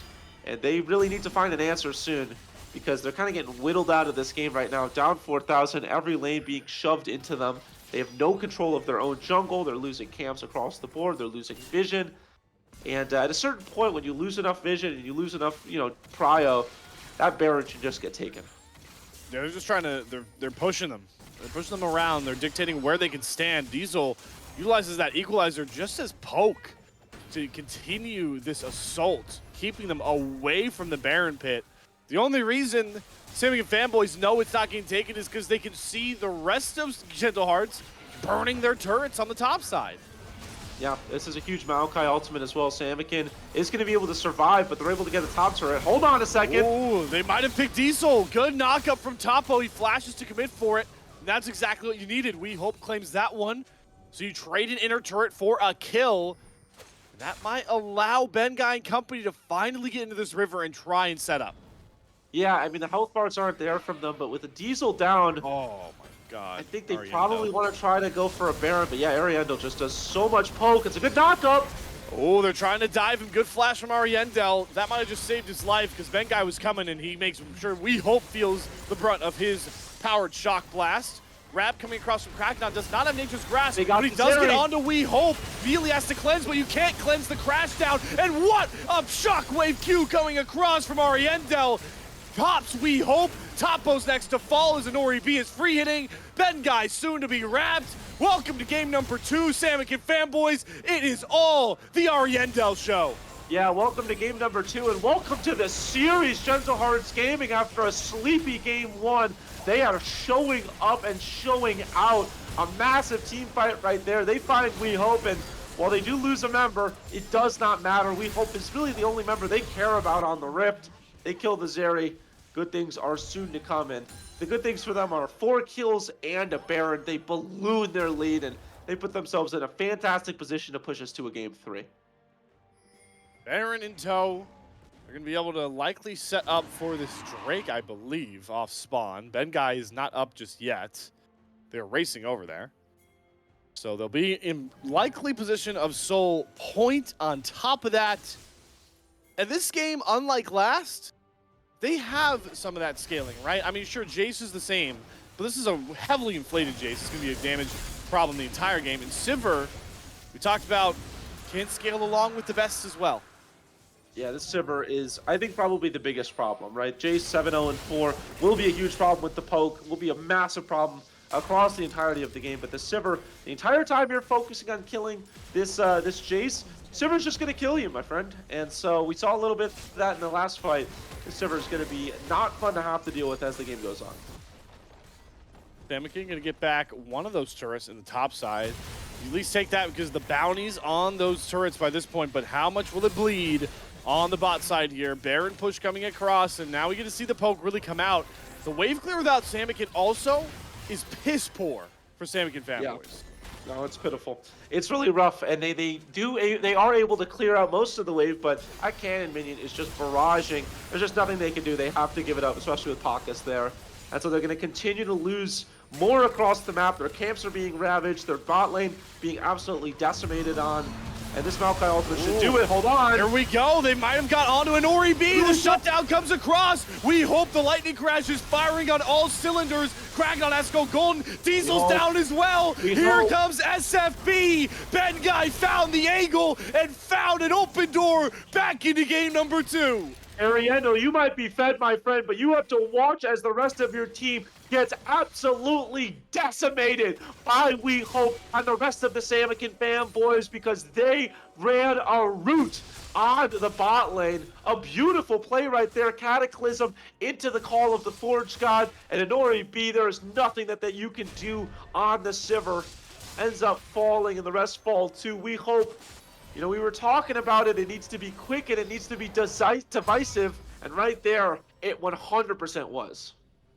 4 items now for We Hope Zeri. 300 CS. Has that Navori Quick Blade upgrade on top of that. And now, it's that basketball analogy. You know I'm going to a bonfire. Samikin fanboys have now seen the ball go in the hoop after going 0 for 8. The ball's in the hoop now. You know how to win the fights. If you can put We Hope in that position, we've seen time and time again this season, this playoffs, and this series. Yep. He will do it. Yeah, We Hope has been the guy for this team, has been one of their best players, has, really impressed. Does have both summoners up, has 4 items. This is We Hope's game to carry. On the other side of things, this is We Hope's game to lose. If We Hope gets picked, if We Hope gets killed, that's a huge problem. And wow, that damage. I mean, Pacus is getting poked by a Zeri. That does not feel good. And actually, going back to that previous point, it does feel like the Cozy Campfire was extending the range on that Q. Maybe it was, but he's just chunking an Ori B. My goodness. God. He's already down to about 20%. Pacus sure gets an engage, but he's alone. They're going to find Benga on the back line, but Oriental's down as well. Shut down for We Hope. And oh God, this area's free firing. Double kill, sped up, all of the bonuses. We Hope has arrived. A triple kill. He wants to send Gentle Hearts Gaming home for the season. And he might have a shot at true glory. Pog is going to try to turn Nori B. Does he have the damage over top? He does! Shut down! Nori B answers the call in the darkest of night to get one fleeting kill, but the rest of the fanboys are here to catch and chase down Nori B. Doing his best kiting impression. He's doing a ton of damage. Flash forward from Topo, but he can't get on top of him! What a start-up game for 80 carries! Nori B, sure he'll get aced, but he might have just saved the game for GHG. Yeah, what an unbelievable fight right there, Slayer. Both of the 80 carries are doing everything they can to keep their hopes alive with the last breath. They're trying everything. They're throwing it all at the wall. We Hope, a massive fight right there, surviving the initial engage. I want to give credit to Phantom Star as well. Kickballing the engage off of We Hope. He says, keep my 80 carry alive. And indeed they do. We Hope gets a massive fight, and then Nori B on the back side of it is able to kite away to get 2 as well. And so the gold lead still in this Gentle Hearts Gaming favor, but it just doesn't feel like that. We Hope is keeping their hopes alive. Boy, are we in for another climactic finish. This is what the playoffs are about. I'm getting goosebumps under my stylish flannel. Because I don't know how this game ends, Bonfire. We've just watched so much League, and I don't know how this one plays out. There's so many possibilities. Yeah, it really just comes down to keeping We Hope alive. Doesn't have Flash or Ghost critically. So whether or not they decide to fight will be an interesting factor. Has a ton of... Oh, they got Nori! But he has Flash. He immediately flashes out of Cataclysm. The fight's still coming out. Nature's Grass doesn't matter. Diesel is already down. Fired an Equalizer and falls. And now they pinch Pacus. Pacus is slowed up. Topo trying to set up We Hope, but they can't get the damage across. And Nori B doing a good job front to backing, and Oriental just blew up the fight. One shock blast to find them all. It's an ace and an instant. Gentle Hearts Gaming. The hero! It was always gonna be Ariando, wasn't it, Slayer? A massive double find right there, and it might have been We Hope that was the hero of Game 1, but Ariando strikes back in a decisive blow. A massive fight to find right there. The Nexus is in their eyes, and with the health bars down, and with every single member falling, they're gonna find it. Oh my goodness. Where did Samikin and We Hope go? They just got deleted, Caddy. I need that shock blast on slow-mo replay. But until we get there, Gentle Hearts Gaming, they just saved their season with the biggest shock blast in Risen Champs history. My God. We're going to Game 3. Yeah, and that looked like a dicey team fight right there as well. Pacus was about to fall. They'd already lost Diesel. They didn't have the equalizer. We Hope was alive. And the thing about We Hope as well is he heals on the autos. It was going to be so difficult to take down that Zeri in the back line, but all it took was one big shock blast. We're going to see that coming up soon. First, we're going to see this post-fight breakdown. It does look like, if you just look at the gold, it does look like, yeah, that was an easy win right there from Gentle Hearts Gaming. But if you watched it, you know that was anything but easy. No. I mean, you guys see the crater that got taken out of the gold lead, but man, it is crazy to me that they were able to fight like that down 6,000-7,000 gold. But it wasn't enough And it feels fitting that we're going the distance with just how this series has played out so far. My lord. Yeah, this is I'm gonna say it now. No matter how this third game goes, this is the series of the year so far for the ACL. Maybe one of the series of the year for all amateur league. And it's only a best of 3. It has been unbelievable as we do take a look at that shock blast. I I just want just to want to see watch it. this one again. I just want to see this one again. We'll break down the fight first, right? Because We Hope is doing everything that they can in this fight, and it looks good at the start. They find Diesel. Well, first of all, they find Inori B, and they get the flash off of him. This is Ben Guy getting the flash off of Inori B, and so Inori B kind of has to play in the back foot for the rest of this fight. The equalizer is pretty much solely on the wave. That's a great knockup onto Diesel, along with, I believe, the shockwave. And so it's a 4v5. They're able to get a knockup onto Pacus. Pacus is getting chunked down. They need to be careful of Ariendo, and so they're kind of, walking around, Here making it sure is. everything's okay. And then, boom, a double shock blast. Oh my goodness! And that's both of pretty much that's pretty much all of their damage, right? Samikin has to go golden, and obviously isn't able to survive the back end of it. But yeah, that shock blast was season saving for them because again, it was a 4v5. If that fight goes on any further, Pacus falls, it's a 3v5, and yeah, you still have an Ori B and Ariendo, but hey, all it takes is one big engage, one big knockup, and they die too. So that was, I'm not even being exaggerating here. That was season saving. Season saving from Ariendel, but only season saving for one potential game. We're going the distance at the start of the lower bracket here. Refill your pipes, get some water if you need it, whatever you got to do, because we are coming in for one hell of a landing. Game number 3, lower bracket finals ticket on the line when we get back.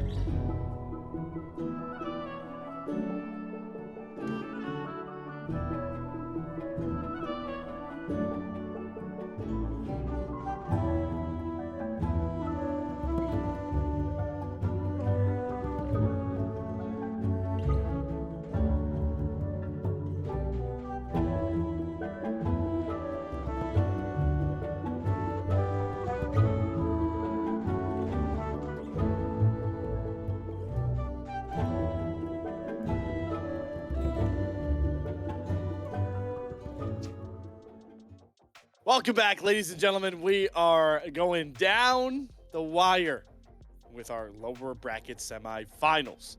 Final game on the Rift here. Samican Fanboys, Gentle Hearts Gaming. One of these two, honestly captivating teams. Both of them are. I'm honestly sad one of them has to go home with how they've played today. But one must leave the Risen Champs League. The other one has a date with a lower bracket matchup. And we've got Samican Fanboys back on the blue side. Every team that has lost has wanted that blue side, Bonfire. Yeah, Samican Fanboys on that side, like you talked about, the all-important side. I think, at least looking at both of these drafts, you got to ban out the Jace, first of all. In both games, it's been a huge problem to have to deal with. And I think both of these AD carries are obviously showing that they're fantastic, especially We Hope is an incredible series. I think that a lot of it is going to come down to the AD carry pool. And, what both of these AD carries are able to pick, it is going to be that Jace ban. My thing is, you cannot pick Aphelios, and I will lose my mind if either of them pick Aphelios. So I'm hoping they don't. The Xayah goes unbanned yet again, and so it is going to be. All right. I feel like we're just so blessed. We get to see We Hope on the Xayah again. We Hope Xayah and Gentle Hearts Gaming for the first time. Jarvan They Rumble. get the Jarvan Rumble. So that is available for this time. We're finally going to get to see Crackdown on the J4. Diesel, I still haven't seen much from his Rumble, Bonfire, but maybe the J4 was just the extra little spice you got thrown into that Halloween cauldron to make the perfect witch potion. Yeah, I mean it's a combination right there for sure. Jarvan Rumble is very scary because if you get locked up in that without flash, you're just dead. I mean, there's really no other way to put it. Really, you get the cataclysm drops on top of you, and you're stuck in it, and you just burn to death. So, a very very strong combination, and it's very good against Xayah as well. Obviously, you can't ult out of it, and so you're just going to be ulting, and then you're going to die to the burn. So you're really it's going to be very important that Flash is available on Xayah at all points in time. I do like this adaptation, though, right? You have the Thresh alongside the Xayah. I think from Phantom Star, we saw a lot of great lanterns in Game 1. Keeping this Xayah alive and out of that Cataclysm combo is paramount to winning this game. Yeah, that is a really good bailout. No pun intended if we get a Renata. I was going to point out the fact Ariandel got forced off the Jace. Gotta love the Orianna pickup as well. So this is interesting, right? We talked about Samican Fanboys. They love team fighting. They feel like that's their greatest strength. They were down 6,000 gold last game, and they had us thinking they were about a 2-0 sweep this series. That's how good team fighting. But it's Gentle Hearts now. They are committing to their own Wombo. I don't really care what their bottom lane composition looks like from this point forward. Orianna, Rumble, J4, that's enough.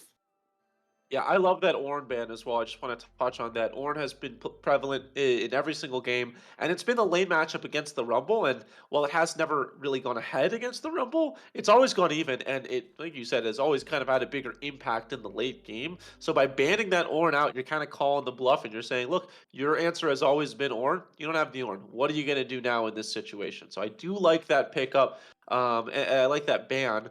Vex ban as well, kind of interesting right there. I don't know if I really necessarily agree with it, but potentially Samican, one of Samican's better picks, does leave. You know what it leaves up, my friend? That Talia Open was a huge problem in Game 1 on Samican. I would not hate the Talia here by any means. The only issue with Talia, not really mobile. Against a Jarvan Rumble, it's the same issue that we were talking about earlier. If you get trapped in that, you're probably just dead. Yeah, but still can disrupt a lot of dashes, the seismic shove. The Jinx is going to be the call for an Ori B. Just the best I think the best hyper scaling AD carry, because I don't care if Xayah's 6 items. If Jinx gets a kill in a fight, good luck. I mean, get excited. It's what it's called. And boy, if you're Gentle Hearts Gaming, you see the kill come across for Jinx late, you're getting excited. You're getting out of your chair with how we've seen this series. Akali the Hover coming across from Samican. Do you like that little disruption in the back line? I think when you're going against a Jinx Orianna, Akali is a fantastic pick. And it also creates a lot of room for your Xayah. And I think that this is a great slam here because you're not really having to get through a ton of frontline. The tankiest member you have to deal with is a Jarvan. I think that this is a great pickup on the Akali. It also allows you to get away from the Orianna Shock Blast a little easier and then a Renekton into a Rumble. This is hats off, Samick and fanboys. I think a great draft. And I don't think Gentle Hearts Gaming is a bad draft by any means, but I think that the Samick and fanboys draft is very, very strong. I mean, outside the Akali, the Akali right now, maybe the Jinx. This is a draft that if you stay up late in North America, you will watch on the world stage. These are all champions that are being picked on that patch, are being prioritized. The Tom Kench being locked in besides the Jinx, I don't hate it. I mean, how do you answer Akali getting on your back line? You have Devour. I mean, how many times have you in your games, all you at home, and people have watched Just Watch League, been so pissed off because you see an AD carry looking like they're caught, and then Tom Kench just gobbles them up, and it wrecks everything. Yeah, I think Tom Kench doesn't see as much play compared to like the Rel or the Nautilus because the engage just isn't nearly as good. But it almost doubles as it's funny with the eat, with the chomp. It's not really the goal. It's basically just a it's a get out of jail free card for any AD carrier, mid laner. So I think the Tom Kench is very underrated. I think it does work a little better with the Senna, Right. more often. But I do think that when you've got an Orianna Jinx and you're going against an Akali, I don't hate it by any means. I think my one concern is that other than the ultimate, the Tom Kench can fall a little flat sometimes, and just kind of be a meatball in the front line that doesn't really do a ton. Because it is difficult to land your knockup, and your Q, while it is good, it's not like massive. But with that ultimate up, you are a huge problem. So keeping that chomp alive, or whatever the name is going to be really important for this Tom Kench in this game. Could prove pivotal in those fights later on here. But man, do we have one hell of a draft, right? I mean, does this feel like the first time it feels like for me, the first time in my mind, both these two teams have pretty hard committed to the 5v5.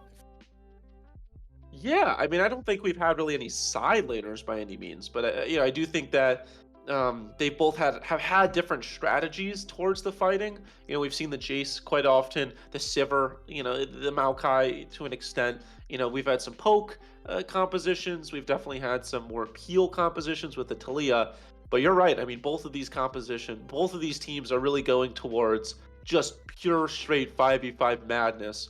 And I just think we're so blessed to be able to see that in a game 3 elimination, season on the line, both of these teams calling their own shots, saying we could do it better than you. Yeah, and both these AD carries have stepped up in big ways. I mean, they have been masterful at points. We hope had his moments in game number 1 and game number 2, to be honest with you. And then in Ori B, you talk about Oriendel's big shock blast, but who knows what the game looks like if an Ori B doesn't, and along with pockets, get those 2 fleeting kills. They saw out at least an extra 20 seconds just from Samick and fanboys chasing them down to kill them off. What does the game look like if they both die much earlier? There's waves pushing. I'm pretty sure Baron might have been up. Like, game-saving play from Nori B. But go ahead. I will say, speaking of Inori B, hasn't had a bad series by any means, but this isn't really the Inori B series that we expect to see. This game has to be the Inori B because you're on the Jinx. You are pretty much the solo hyper carry. Yes, Ariana will do a lot of damage, great burst damage, but when it comes down to just straight DPS and fights, Inori has to be that character, has to be that champion, has to be that guy. So when you look at Inori B this series, maybe it's fallen flat a couple of times. There have been moments where we haven't really seen as much impact on the champion picks. Doesn't have that room here to fall flat a little bit. Really needs to be that guy. And the other side of things, we hope has to keep the pace. It's difficult to have 3 great games in a row. I think sometimes you're bound to have, maybe a step back game. But for We Hope, can't really afford to have that. And it's difficult, right? Because you look at this player who's played so well through the first 2 games, and to have to tell them you have to do it again, just feels so, it's tough. But at the end of the day, when push comes to shove, it is kind of on We Hope uh, to have a great game. Now, there are other tools, Samikin, Topo, on the Akali, and the Renekton, but it does feel like it's an 80 carry battle between these two. I do think it's a talking point, the fact that Topo, who's been known as a tank No player, cleanse. no cleanse on the Xayah, it's Ghost. So that's No interesting cleanse to on the see. Jinx. Yeah, I do see Ghost a lot more on Jinx than I do Xayah, I will say. But I mean, there are easily cleansable abilities, like you were talking Yeah. about. I guess I Okay, understand it trash. because if you really have to avoid Nature's Grasp, you could just have Pockets eat you. So Yeah, I guess that's true. I understand it. The point I want to talk about though, Topo is a tank player. He's been known as a tank player. He's been on Ornn duty for 2 straight games. If there's anybody that's going to take some pressure off, we hope it's Topo, because he's picked the Renekton. And if you can remember to last week, folks, the reason Samikin fanboys are largely down here is because Quacker picked Renekton in game number 3 and won them the game in a lot of ways. Quacker sent them down here. So how fitting would it be if Topo rescues the season for Samikin fanboys on Renekton in another game 3, elimination game 3? Yeah, and I truly believe Renekton is the best top laner in the game right now. I think that it is just, oh god, I could talk forever about how much I hate Renekton. I absolutely despise this champion, but it's very, very strong, and we're seeing an adaptation as well. The Rumble gonna go with the Comet instead, going into Renekton. Just try to poke out the Renekton, because when it comes to actual trading, Renekton does well. I will say, I actually think Rumble does better into Renekton than most champions. So I don't hate the lane matchup, but it's still Renekton. You still have these absurd trading patterns, and you heal for 1 million, and you do 1 million damage, and you're also tanky, because why not? Like, this champion is just so annoying, man. So I think that if there is any champion, it's going to be Renekton. Might have to be that champion.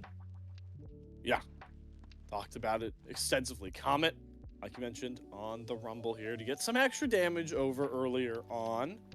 Adaptation coming across there from Mr. Diesel himself. Jungle, no first strike Maokai from Ben Guy on his first Maokai game. He's going for the phase rush, so he wants to be stick on top of anybody he jumps onto with that twisted advance.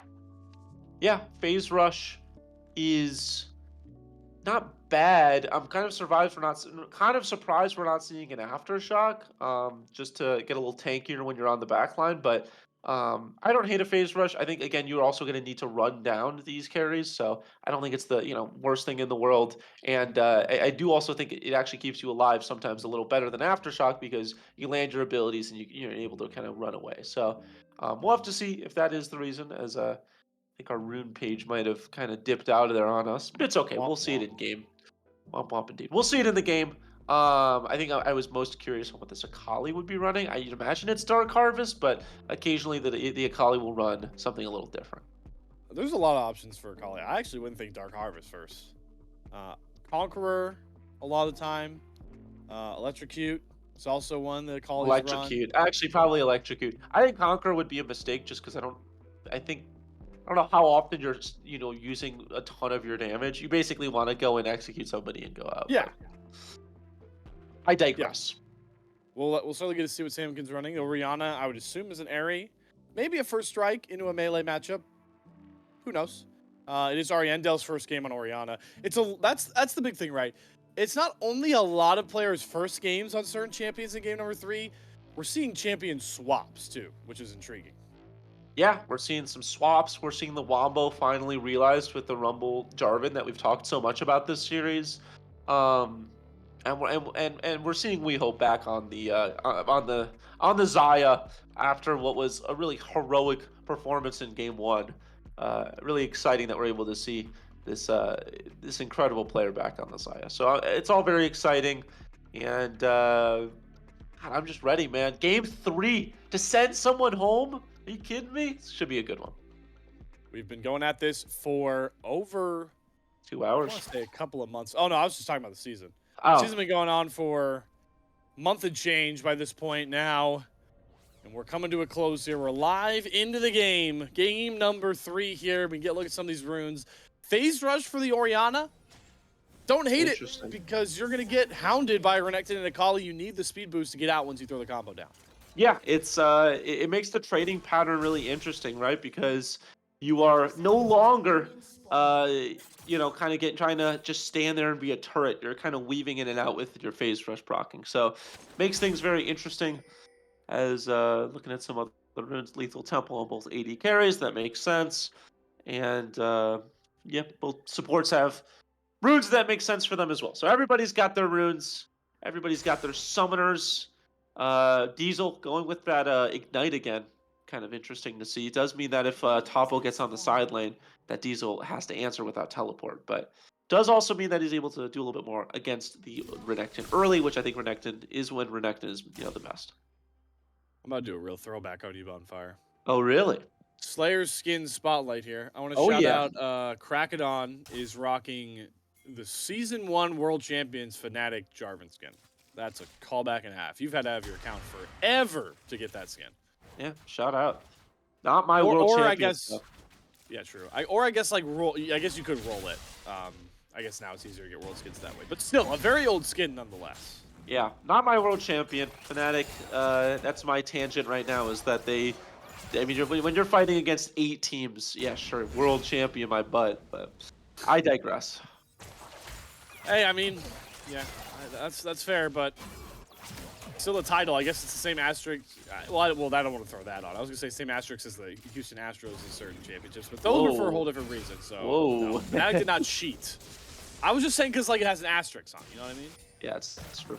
We're seeing a lot of trading right now. Oh, double knockup for Pacus, but not enough damage to come over Trop. That's the problem with Jinx. Doesn't have a lot of burst ability early at all. But good to just get the wave state, to get the wave pushed further under turret. Yeah, gets the wave pushed under turret. It really feels like there's not many winning lanes right now, which could make things difficult for Bengai. I think you always want at least one winning lane to try to contest. Make sure you're not getting invaded, contest crabs, things of that sort. But right now, does not have any, and because of that, Bengai wants to try to push out onto Inori being Pacus. Here we go.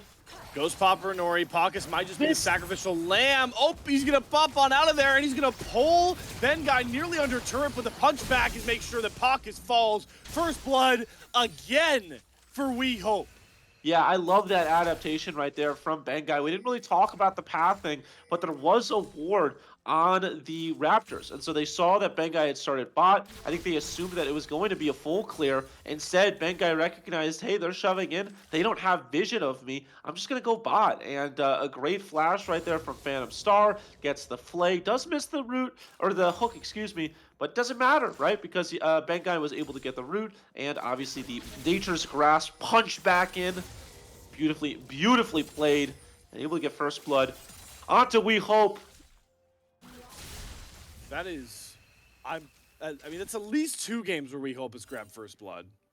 I know for a fact it might be 3. Samick and Fanboys has gotten first blood now in all 3 games of this series. I think it is 3 actually. No, I'm trying to think 2. about it right now. I'm trying to think of that first fight in the jungle in game 1 back in the day.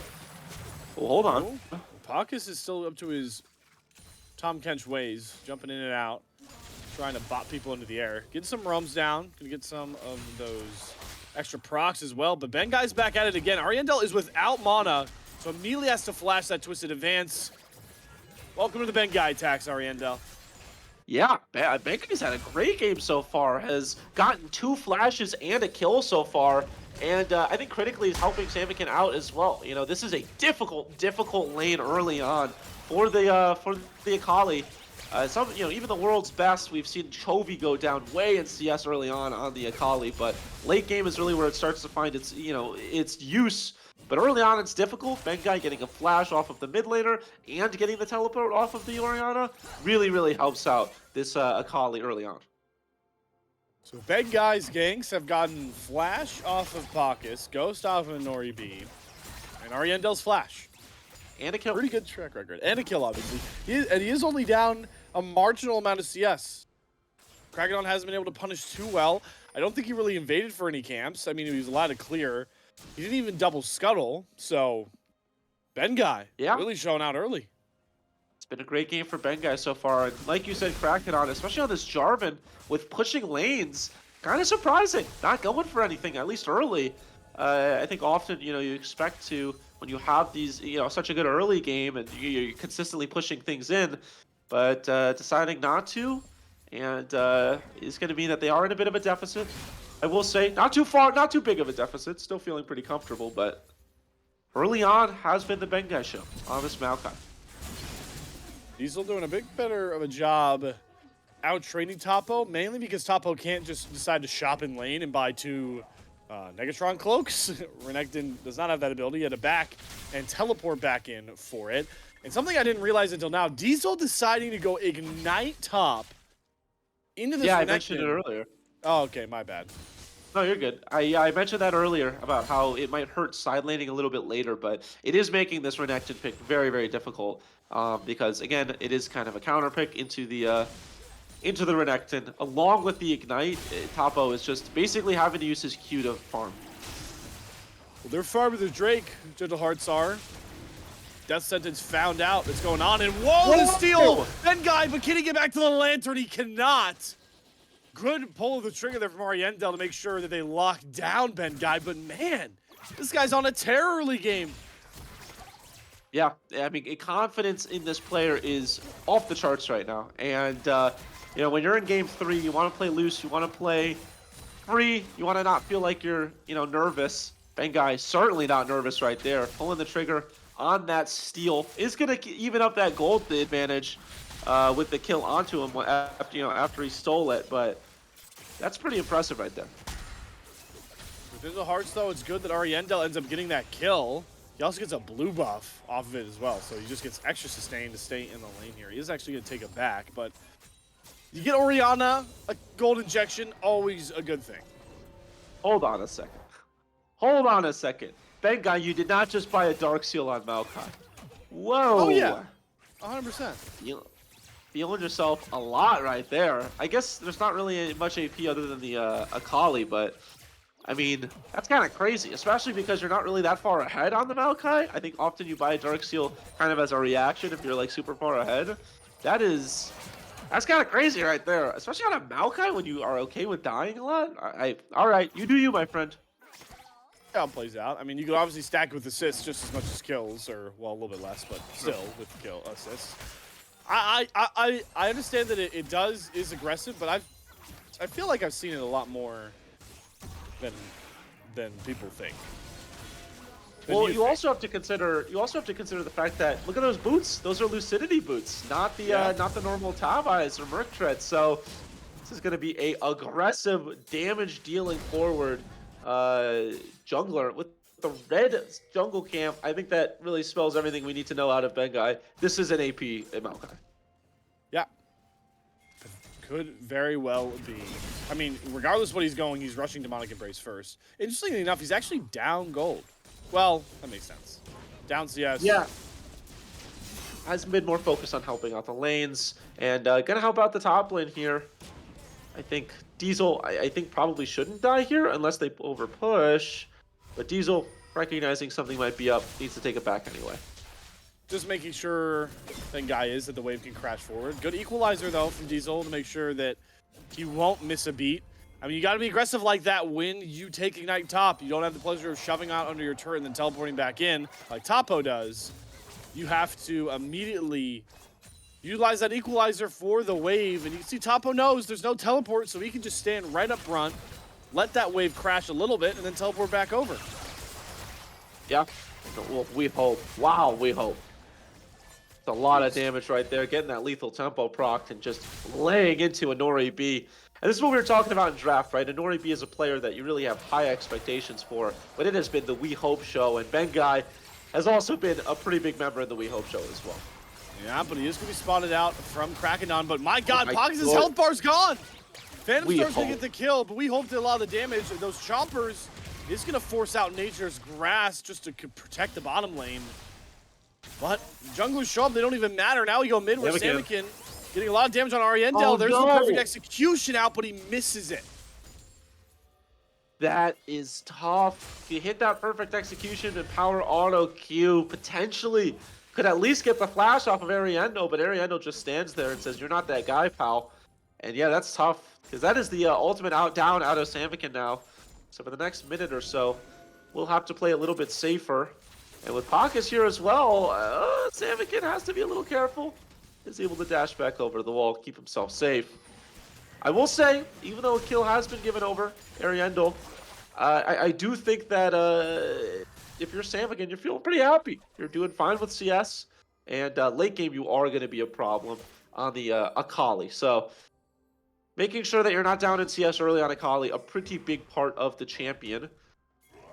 But man, again, talk about We Hope, just going back to that earlier play, you just don't really expect that out of an early Xayah. Paka still had flash, probably could have survived that, but you just don't expect to take that much damage that quickly. And you know, We Hope has had a fantastic series and continuing that with a pretty fantastic early game.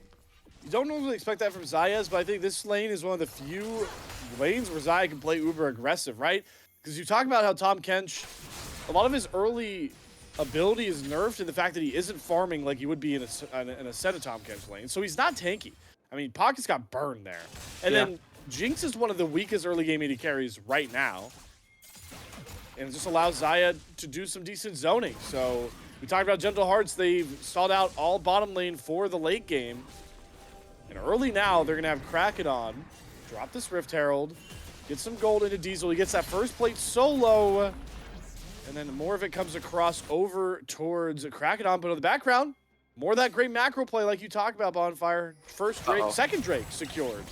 But we hope Micah dove. Good dodge on the tongue last. Gets the root. He's just burning an Ori B. The Devourer has to come out. A defensive teleport as well. We hope gets the Featherstorm out. Here's Ariendel. Good flash on the Super Mega Death Rocket. And an Ori B is continuing to style out. Somehow gets out of that 3v1 at a point. Yeah, you said Anori B. I think you meant We Hope right there. Anori B was fine right there on the Jinx. Had some good, you know, not a bad play at all. But man, We Hope 1v3, and it says, yeah, I like those odds. You need to bring more, actually. That is a pretty impressive play right there. This guy is just feeling himself. Samikin gonna take some damage. That is gonna clear out the wave. Ariendo recognizes that it could be turned on a moment's notice. Just going to be happy with the damage and forcing Samikin to back. But yeah, We Hope has been very impressive this series. And it feels like this is almost the We Hope coming out party. You know, I feel like everybody kind of knows Anori B, a fantastic mid laner. We Hope a little bit, maybe more under the radar. I feel like maybe isn't as well known and has a very impressive play. Here we go, Ariendo. Samikin, can he get the root? Other side, We Hope. Oh my god, he's going to solo up Onori B. We Hope has announced himself to NA Amateur and Risen Champs right now. 2-0-1. This guy has not been down and out of a game all series long now. Yeah, We Hope. Welcome to the Risen Champs League. Make yourself at home. Make yourself comfortable. Enjoy destroying one of the best. Holy moly, this has been a series for We Hope, and he styles right there with a solo bolo. Legitimately, no supports available for either team. Unbelievable play right there, and We Hope is showing out and then some. Now, the thing is, they do have vision here, and Phantom Star was backing on a ward, and so this Thresh is gonna die. Goodbye, my friend. Yeah, he has flash, but no reason to burn it. This is what Gentle Hearts do, right? When they're started behind, they find picks, and specifically picks where they can get Anori B the gold he needs to at least compete. Anori B now on the board here. As you can see the platings. How many of those did We Hope get solo? I think at least 2 of the 4. Yeah, 6,000 gold, pretty much. That is more than everybody and then some. This is a very, very strong Xayah. And I think just that, that sentence, "This is a very strong Xayah," strikes fear in the hearts of so many people. We Hope is going to get that red buff stolen by Kraken. And actually, Kraken wants to loop here with Ariendo. Uh-oh, We Hope could be in danger. Good chompers. They don't have turret aggro yet. Defensive teleport coming out. Topo is coming to the party. Kraken going to knock him up. Good shockwave. They're just trying to keep Topo at bay because they know what Dominus can do. Big death sentence from Phantom Star, but they don't pull the trigger. Samikin's now here. Do they look for the chase? This is a 4v4, 5v4. We Hope's going forward. The Ghost gets the Featherstorm out for the root, but he doesn't get anybody on it. Really aggressive play from We Hope. Comes up short this time. Yeah, that was very aggressive. I mean, that's Ghost and Ultimate out of We Hope. And now he has to play very careful. This is Very aggressive. No flash and no ghost or ultimate. Uh-oh. He is Ooh. lucky Phantom Star is playing Thresh because he didn't have Featherstorm either, Bonfire. Multiple Yeah. other supports, and that is a dead Xayah, shut down Xayah. Yeah, we hope playing on the edge of their life right there. But it ended up working out with the Lantern. Now Samikin maybe needs to recognize Ariandel is here. No ultimate on the, oh, hold on. There's ultimate on Samikin, Bonfire. What Oh. a dazzling play. Perfectly executes through the turret and flashes back for the empowered auto. Samikin now has an advantage, and we're back to the same old story. Samikin fanboys roaring into the mid game. Yeah, they do not want to let this series go. That is a massive solo kill. We kind of saw that coming for a little bit. Uh-oh, we hope. Ooh. Oh, no. What a sidestep in the rocket. You can't protect him from it. Phantom Star, a Nori B, jukes the hook, lands the damage, and they're going to get more than just that kill. This turret is not long for the world. What a gold injection. This has been a marksman v marksman all series long, and it's ramping up for that once more in game number 3. Yeah, as great as We Hope has been in this game and this series, that is just a misplay. No way about it. You know, you walk up just a little bit too far without Featherstorm, without Flash. Top will be Diesel. Oh my It is God, going to be a trade of ultimates. Damn it, I thought we were going to anybody's finally have a top lane Nah. kill 1v1. We haven't had it all series long, folks. No, just a trade of Dominus for the Equalizer. But yeah, I mean, just a misplay right there from We Hope. When you don't have those safety tools, all it takes is a little bit of damage and you are dead, my friend. Bengai able to take that crab. But yeah, so it's tough right there because We Hope has done so well, but that is no way around it, a misplay. Gives over the shutdown, now gets an Ori B. A bounty as well. Both of them 2-1. CS advantage for We Hope here. Good dark passage once more from Phantom Star to help bail out We Hope. They're looking for a pick here. They're gearing up. All 5 members, you know this is the Gentle Hearts way. Once it's a mid-game, they roll in a pack. And that pack is rolling towards this Cloud Drake. They didn't get either of the first 2 Herald. Drakes. Look at the Herald. Yeah.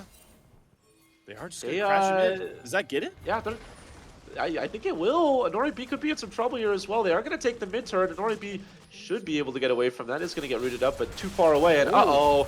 Uh-oh. They might have picked Bengai. Can he get to the dark passage? He can. The Cataclysm is not enough. We hope now.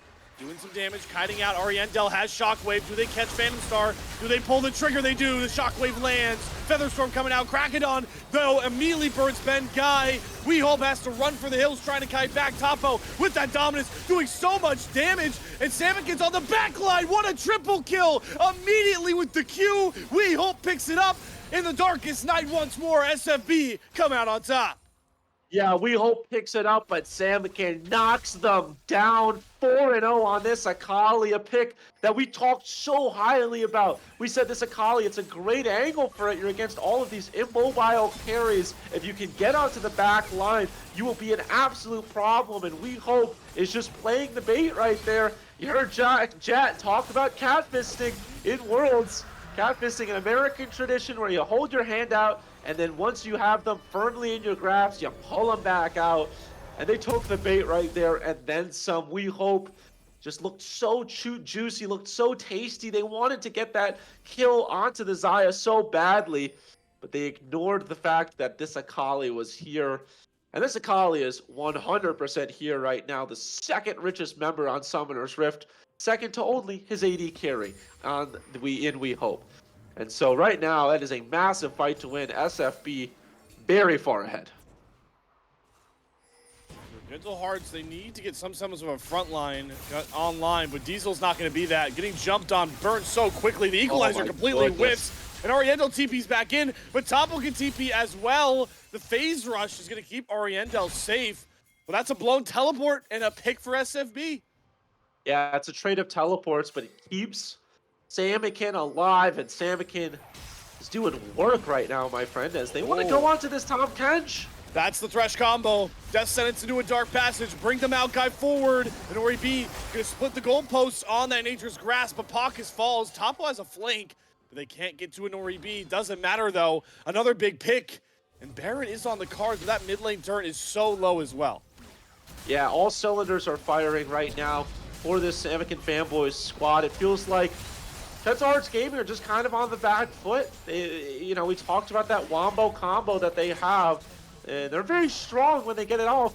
They just haven't been able to get it off. They've been so concerned about Samikin in their back line. We hope front free hitting. Phantom Star has been pretty much perfect on those dark passages. And it means it is going to be 10-5. You look at the gold lead and you say, well, 3,000, it's not so bad. But if we pull up the gold real quick, a lot of that gold difference is on the Jarvan, up 600 gold. Yeah, it's going to be in the top lane, actually. That's fairly even. In terms of the carries, I mean, this Xayah is far and away much further ahead on Inori B, on the Jinx. And Ariandel is in a huge hole on Samikin. Down 1.6k, right? That's massive. Diesel, you pick this Rumble to do a ton of damage with that Ignite, and he's having to flash away from Topo and Bengai, who's in the right place at the right time once more.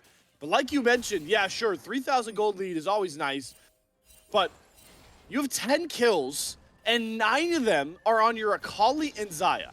Yeah, that's dangerous. And the thing is as well, it's not just two immobile carries that can do a lot of damage, like a Talia and the Xayah in game 1. Akali on the back line, Xayah on the front line, that is it's a pincer movement right there. That is the most dangerous sandwich of your life.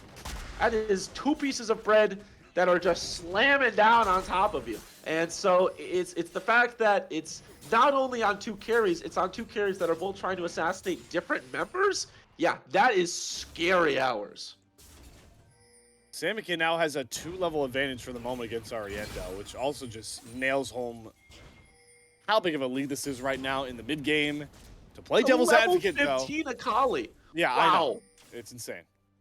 To play devil's advocate, Orianna at least scales the same as an Akali you get later in the game.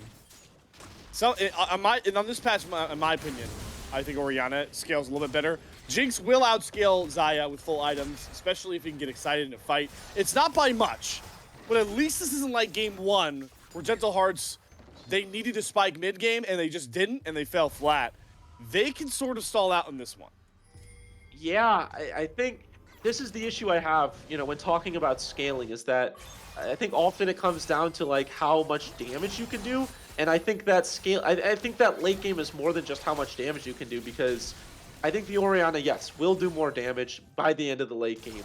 But I don't think Samikin is really worried about how much damage you can do. It's just about how much you assassinating anybody, right? You don't really care about killing Krakenon or killing Pakis or really killing Diesel for the most part. You are honed in on Ariandel and Nori B, and well, sure, you're not probably getting as much damage as, you know, the ball is able to create on the Orianna.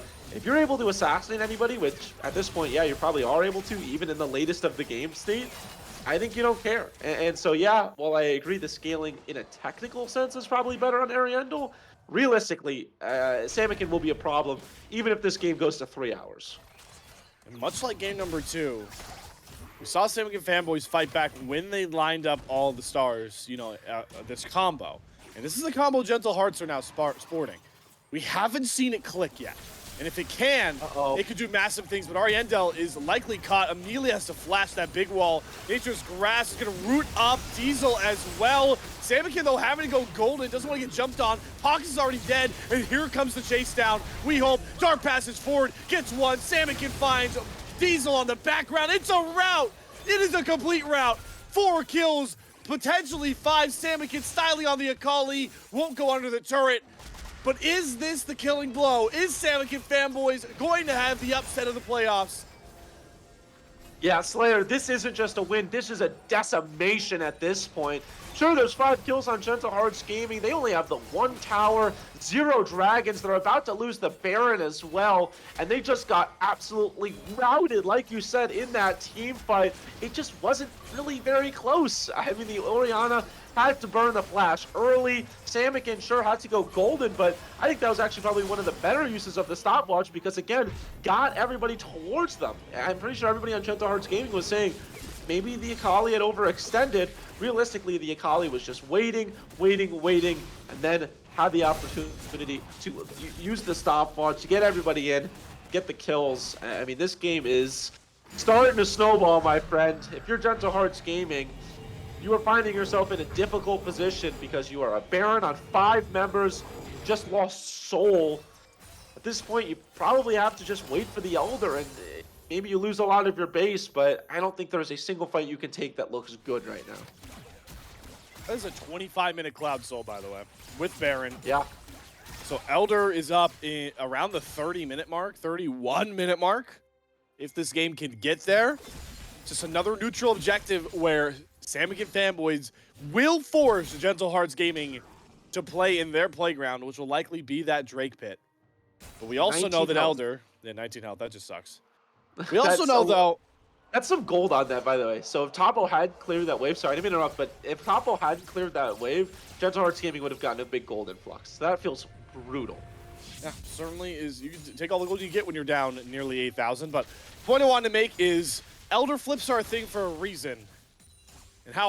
And you know, if you can pick up that Elder, it's going to turn whatever fight comes after it. It has to be an angle you consider for Gentle Hearts Gaming. As Krakenon considers trying to jump Topo. With that Cloud Soul, I mean, it's so hard to like even land the flag and drag.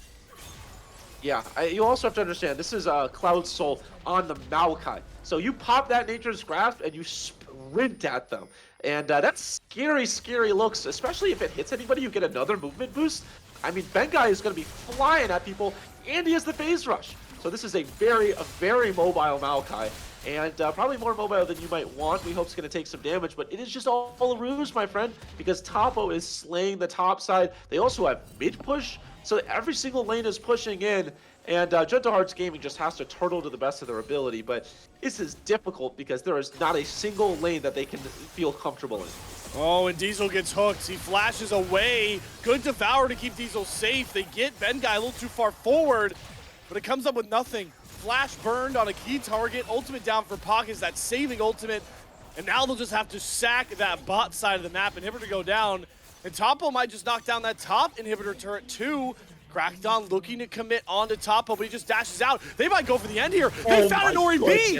What is it at play? Samikin might just win the game. It's a double. Diesel is down. We thought we'd have a climactic ending to a theatrical series, but Samikin fanboys ain't got any time. They've got a ticket to the lower bracket finals, and they're cashing it in 5 letters. UPSET, ladies and gentlemen. We've got it here in the lower bracket. What an absolute slaughter, and what an absolute style from Samikin fanboys. They do not feel content doing it in the difficult way. They don't want to make it difficult on themselves. They absolutely decimate Gentle Hearts Gaming in that final match. Samikin, wow, I want to see that. I'm sorry, I know, Caddy, we're asking a lot out of you. I want to see that kill onto a Nori B at the end of the game, because that one was beautiful. To get the AD carry, to get the hyper scaling Jinx out of the fight before it even started, and take a bow. Samikin fanboys upsetting the world right now. To be honest with you, I just think Nori B was out of position. I think it was a crap, because we can talk about it when we see the replay, but yeah, I mean, the overarching theme here is fans of Risen know the Divines playoffs last season were absolute pandemonium. Now we've got the Champs League, and yeah, sure, it started out a little bit normal with the upper bracket, but now we've got a team with a fire under them in Samikin fanboys. And if I'm thinking, you know, that CCG main is likely going to win versus Futures has been shaky. They lost the game to Samikin fanboys. There's revenge on the mind. The storylines are so fun. What's not fun is this, you know, post-game breakdown, because it was such a just sweep, an anticlimactic end to what was a crazy first game, 1 and 2. Yeah, it was incredibly lopsided, right? It was Samikin and it was We Hope, and they were just styling, man. They looked so good. And that's the thing about this squad, right? Yeah, you look at their record in the regular season, you know that they're not one of the top 2 teams just by seeding, but they are getting hot at the right time as we take a look at this. So this is what I was talking about, right? They're just kind of getting choked out of the game. They have to go for these. Again, I also want to give the Thresh the credit. Really fantastic with the Lanterns the entire series. They're pushing into bot side, Topo's in the top side. I mean, they're just getting pinched right now. It feels so claustrophobic. The only lane that they feel comfortable in is the mid lane, but they're getting pinched. They feel uncomfortable. keep an eye on this. So Inori, He's just under their alone. turret, I mean, yeah, but you never expect. I He's don't under know. the turret. I guess I see where you're coming from, but you would, I don't know. You're an AD carry player. I still, if I'm a Nori B, I'm thinking I feel safe under my turret with a wave. How did I die to Samikin right there? Well, Samikin is just that guy, I guess. I mean, it's a 4-level difference between Samikin and Nori B, and especially with Jinx, the rule is you are never moving alone. But yeah, fair retort. You're under 2 Nexus turrets. Maybe not expecting that dive, not expecting the speed from the Cloud Soul. A lot of things not expected there. And the big one not expected is Gentle Hearts Gaming to be out of Risen Champs like that. Amazing org. It's fun to watch their playthrough. You know, ton of great guys over there.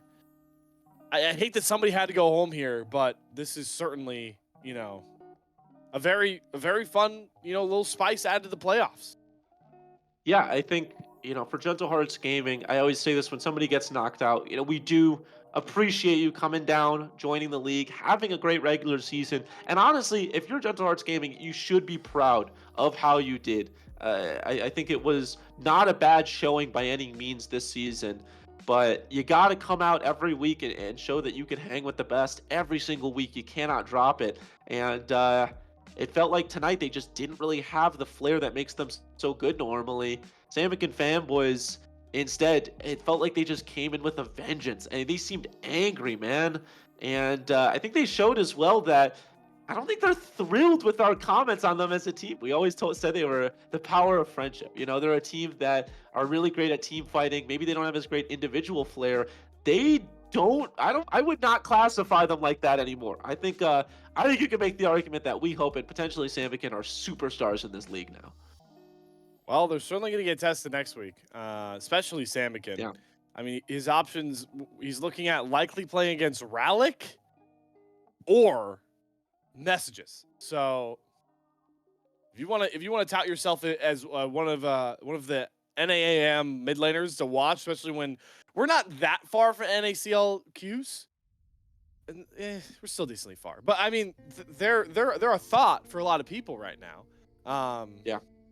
Those are 2 guys you're gonna have to beat. Certainly down the line. I just love the storyline aspect of what I expect to be the lower bracket final. I believe CCG's Civil War going on right now. It's not going on right now. It's happening Wednesday. But when it happens, I mean, you're expecting, in my mind, the main squad to win in a lot of ways, especially just the fact that they've been playing together the whole time, right? So that means that Samick and Fanboys are going to get the rematch of the upper bracket, which did go 3 games and look close the entire time, up against CCG Futures. Yeah, potentially could get that, which would be great because again, that went to 3. I believe that went to 3. Yeah, it did. It did go to 3, and we saw Samick and Fanboys push CCG Futures to the very brink. Like even in Game 3, it was close. There were points where we thought they could potentially win. You know what? I mean, I'm not supposed to. I don't choose teams that I root for. Obviously, I'm unbiased, but it's hard not to feel cool for the Samick and Fanboys squad. It's a fun story, and they have a path where they could potentially make the grand finals. And I think that if they keep playing this well, they could potentially have a world where they win the grand finals. But it needs to be through We Hope, and it needs to be through Samick playing this well. I think they need to show out just like they did today. And like I was talking about for Gentle Hearts Gaming, week in, week out, you have to show your A game. And today they did. And next week, we'll have to see if they can do again. Yeah, and going back to that point you were talking about, I remember Game 3, Samick and Fanboys, CCG Futures. That game would have been completely, it was decided by one Quacker fight. They caught We Hope. He teleported on top of a ward. He was a Fed Renekton. He blew up the fight, but that Game 3 was close, and they had a wacky comp we didn't like. Quacker ends it. So, Quacker diff to end a series, you expect it with how good I think Quacker is. I personally think that he could be an LCS top laner next split with things going on. But enough. I digress about my Quacker propaganda because we actually have a treat for you guys. So we're gonna throw it to a break, and I know there's a lot of fans in Twitch out there gonna be happy. I hope you're sticking around. Mr. We Hope himself, will be joining us to talk about that series. So stick with us. We'll get to pick his brain about his superstar performance to punch his team a ticket further in our Risen Champs playoffs.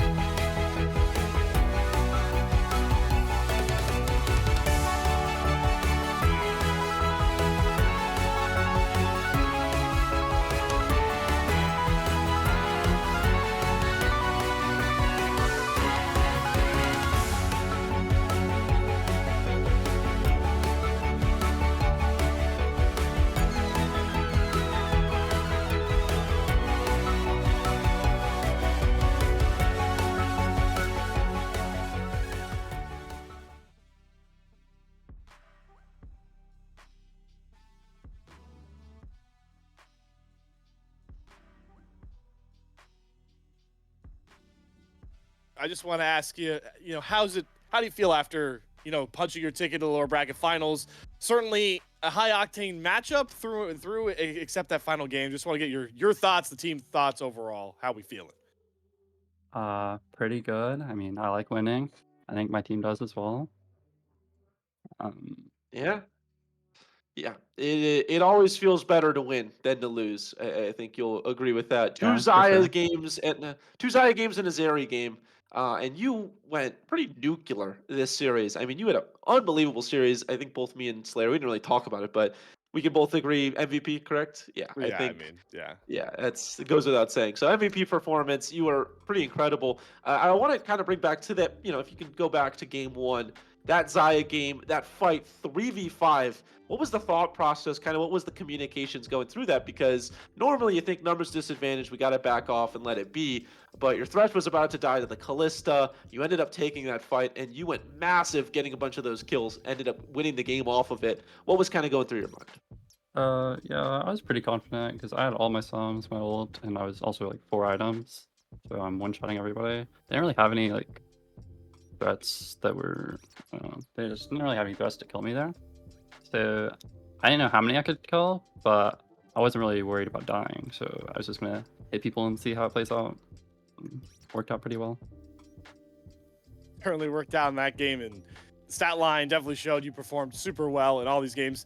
As much as I'd enjoy singing your praise in that one, I do want to ask. Obviously, the AD carry position, you're usually the one with the big score lines, the big damage charts, but we had some amazing Thresh play from Famstar. Obviously, Topo did his weak side king duty pretty well, especially on the Ornn. How much does it contribute, you think, to your play that your teammates are constantly putting you in these positions to perform to your superstar status, but just knock over the competition like you did today? Yeah, I mean, it definitely helps what my team is doing. Phantom, he played pretty well. The Thresh pick in the last game, very clutch. The Lanterns. Always have my jungler there to bail me out if I'm in a bad situation. He's my GOAT, even though he kind of entered game 2. Yeah, Yeah, it was definitely it makes it a lot the easier for me. wasn't the best performance. Now that we do know, you are in the lower finals. You have played CCG Futures 2-1 to them, but it was a close game, man. It was a close series. And CCG Main, you haven't really seen in the playoffs so far. So, we haven't seen that matchup yet. That's on Wednesday. But looking at those two teams, is there a team you'd rather face? It is a best of 5. You want that revenge against the Futures, or are you ready to take on maybe the best in the main squad? I think we're fine playing either team if we play well. I think our last series against Futures, that was definitely very winnable. I kind of trolled the third game, was having a bit too much fun, but definitely like very winnable. So I'd be fine playing against them. All right. Well, I'm super excited to watch whichever one of those matchups ends up playing out. We appreciate you stopping in here, especially after that game, stepping away from your team. I like to do this at the end of all the interviews, my man. You got any people you want to shout out? Teammates, family, friends, whoever. The stage is yours. Shout out Ben, our jungler, for making me play this game again. Kind of taking a bit of a break, but I'm having fun. At least in the leagues I'm playing in, not so much in solo queue. All right. I love it. Some jungle love given out there. Well, we hope we're not going to hold you any longer. And folks at home, that is going to close out our broadcast. We'll be seeing a lot more of We Hope. I'm positive we will be streaming the lower bracket final matchup, that first best of 5. Best of 5s, I believe the rest of the way down here. Yeah, For the I think so. champs.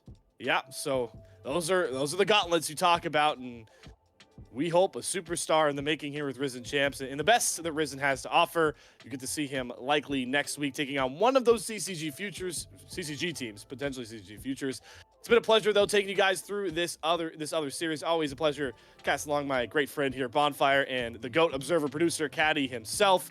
We'll see you guys next week. Make sure to check out all the other leagues, though, as the week goes on. We got Divine next week with playoffs.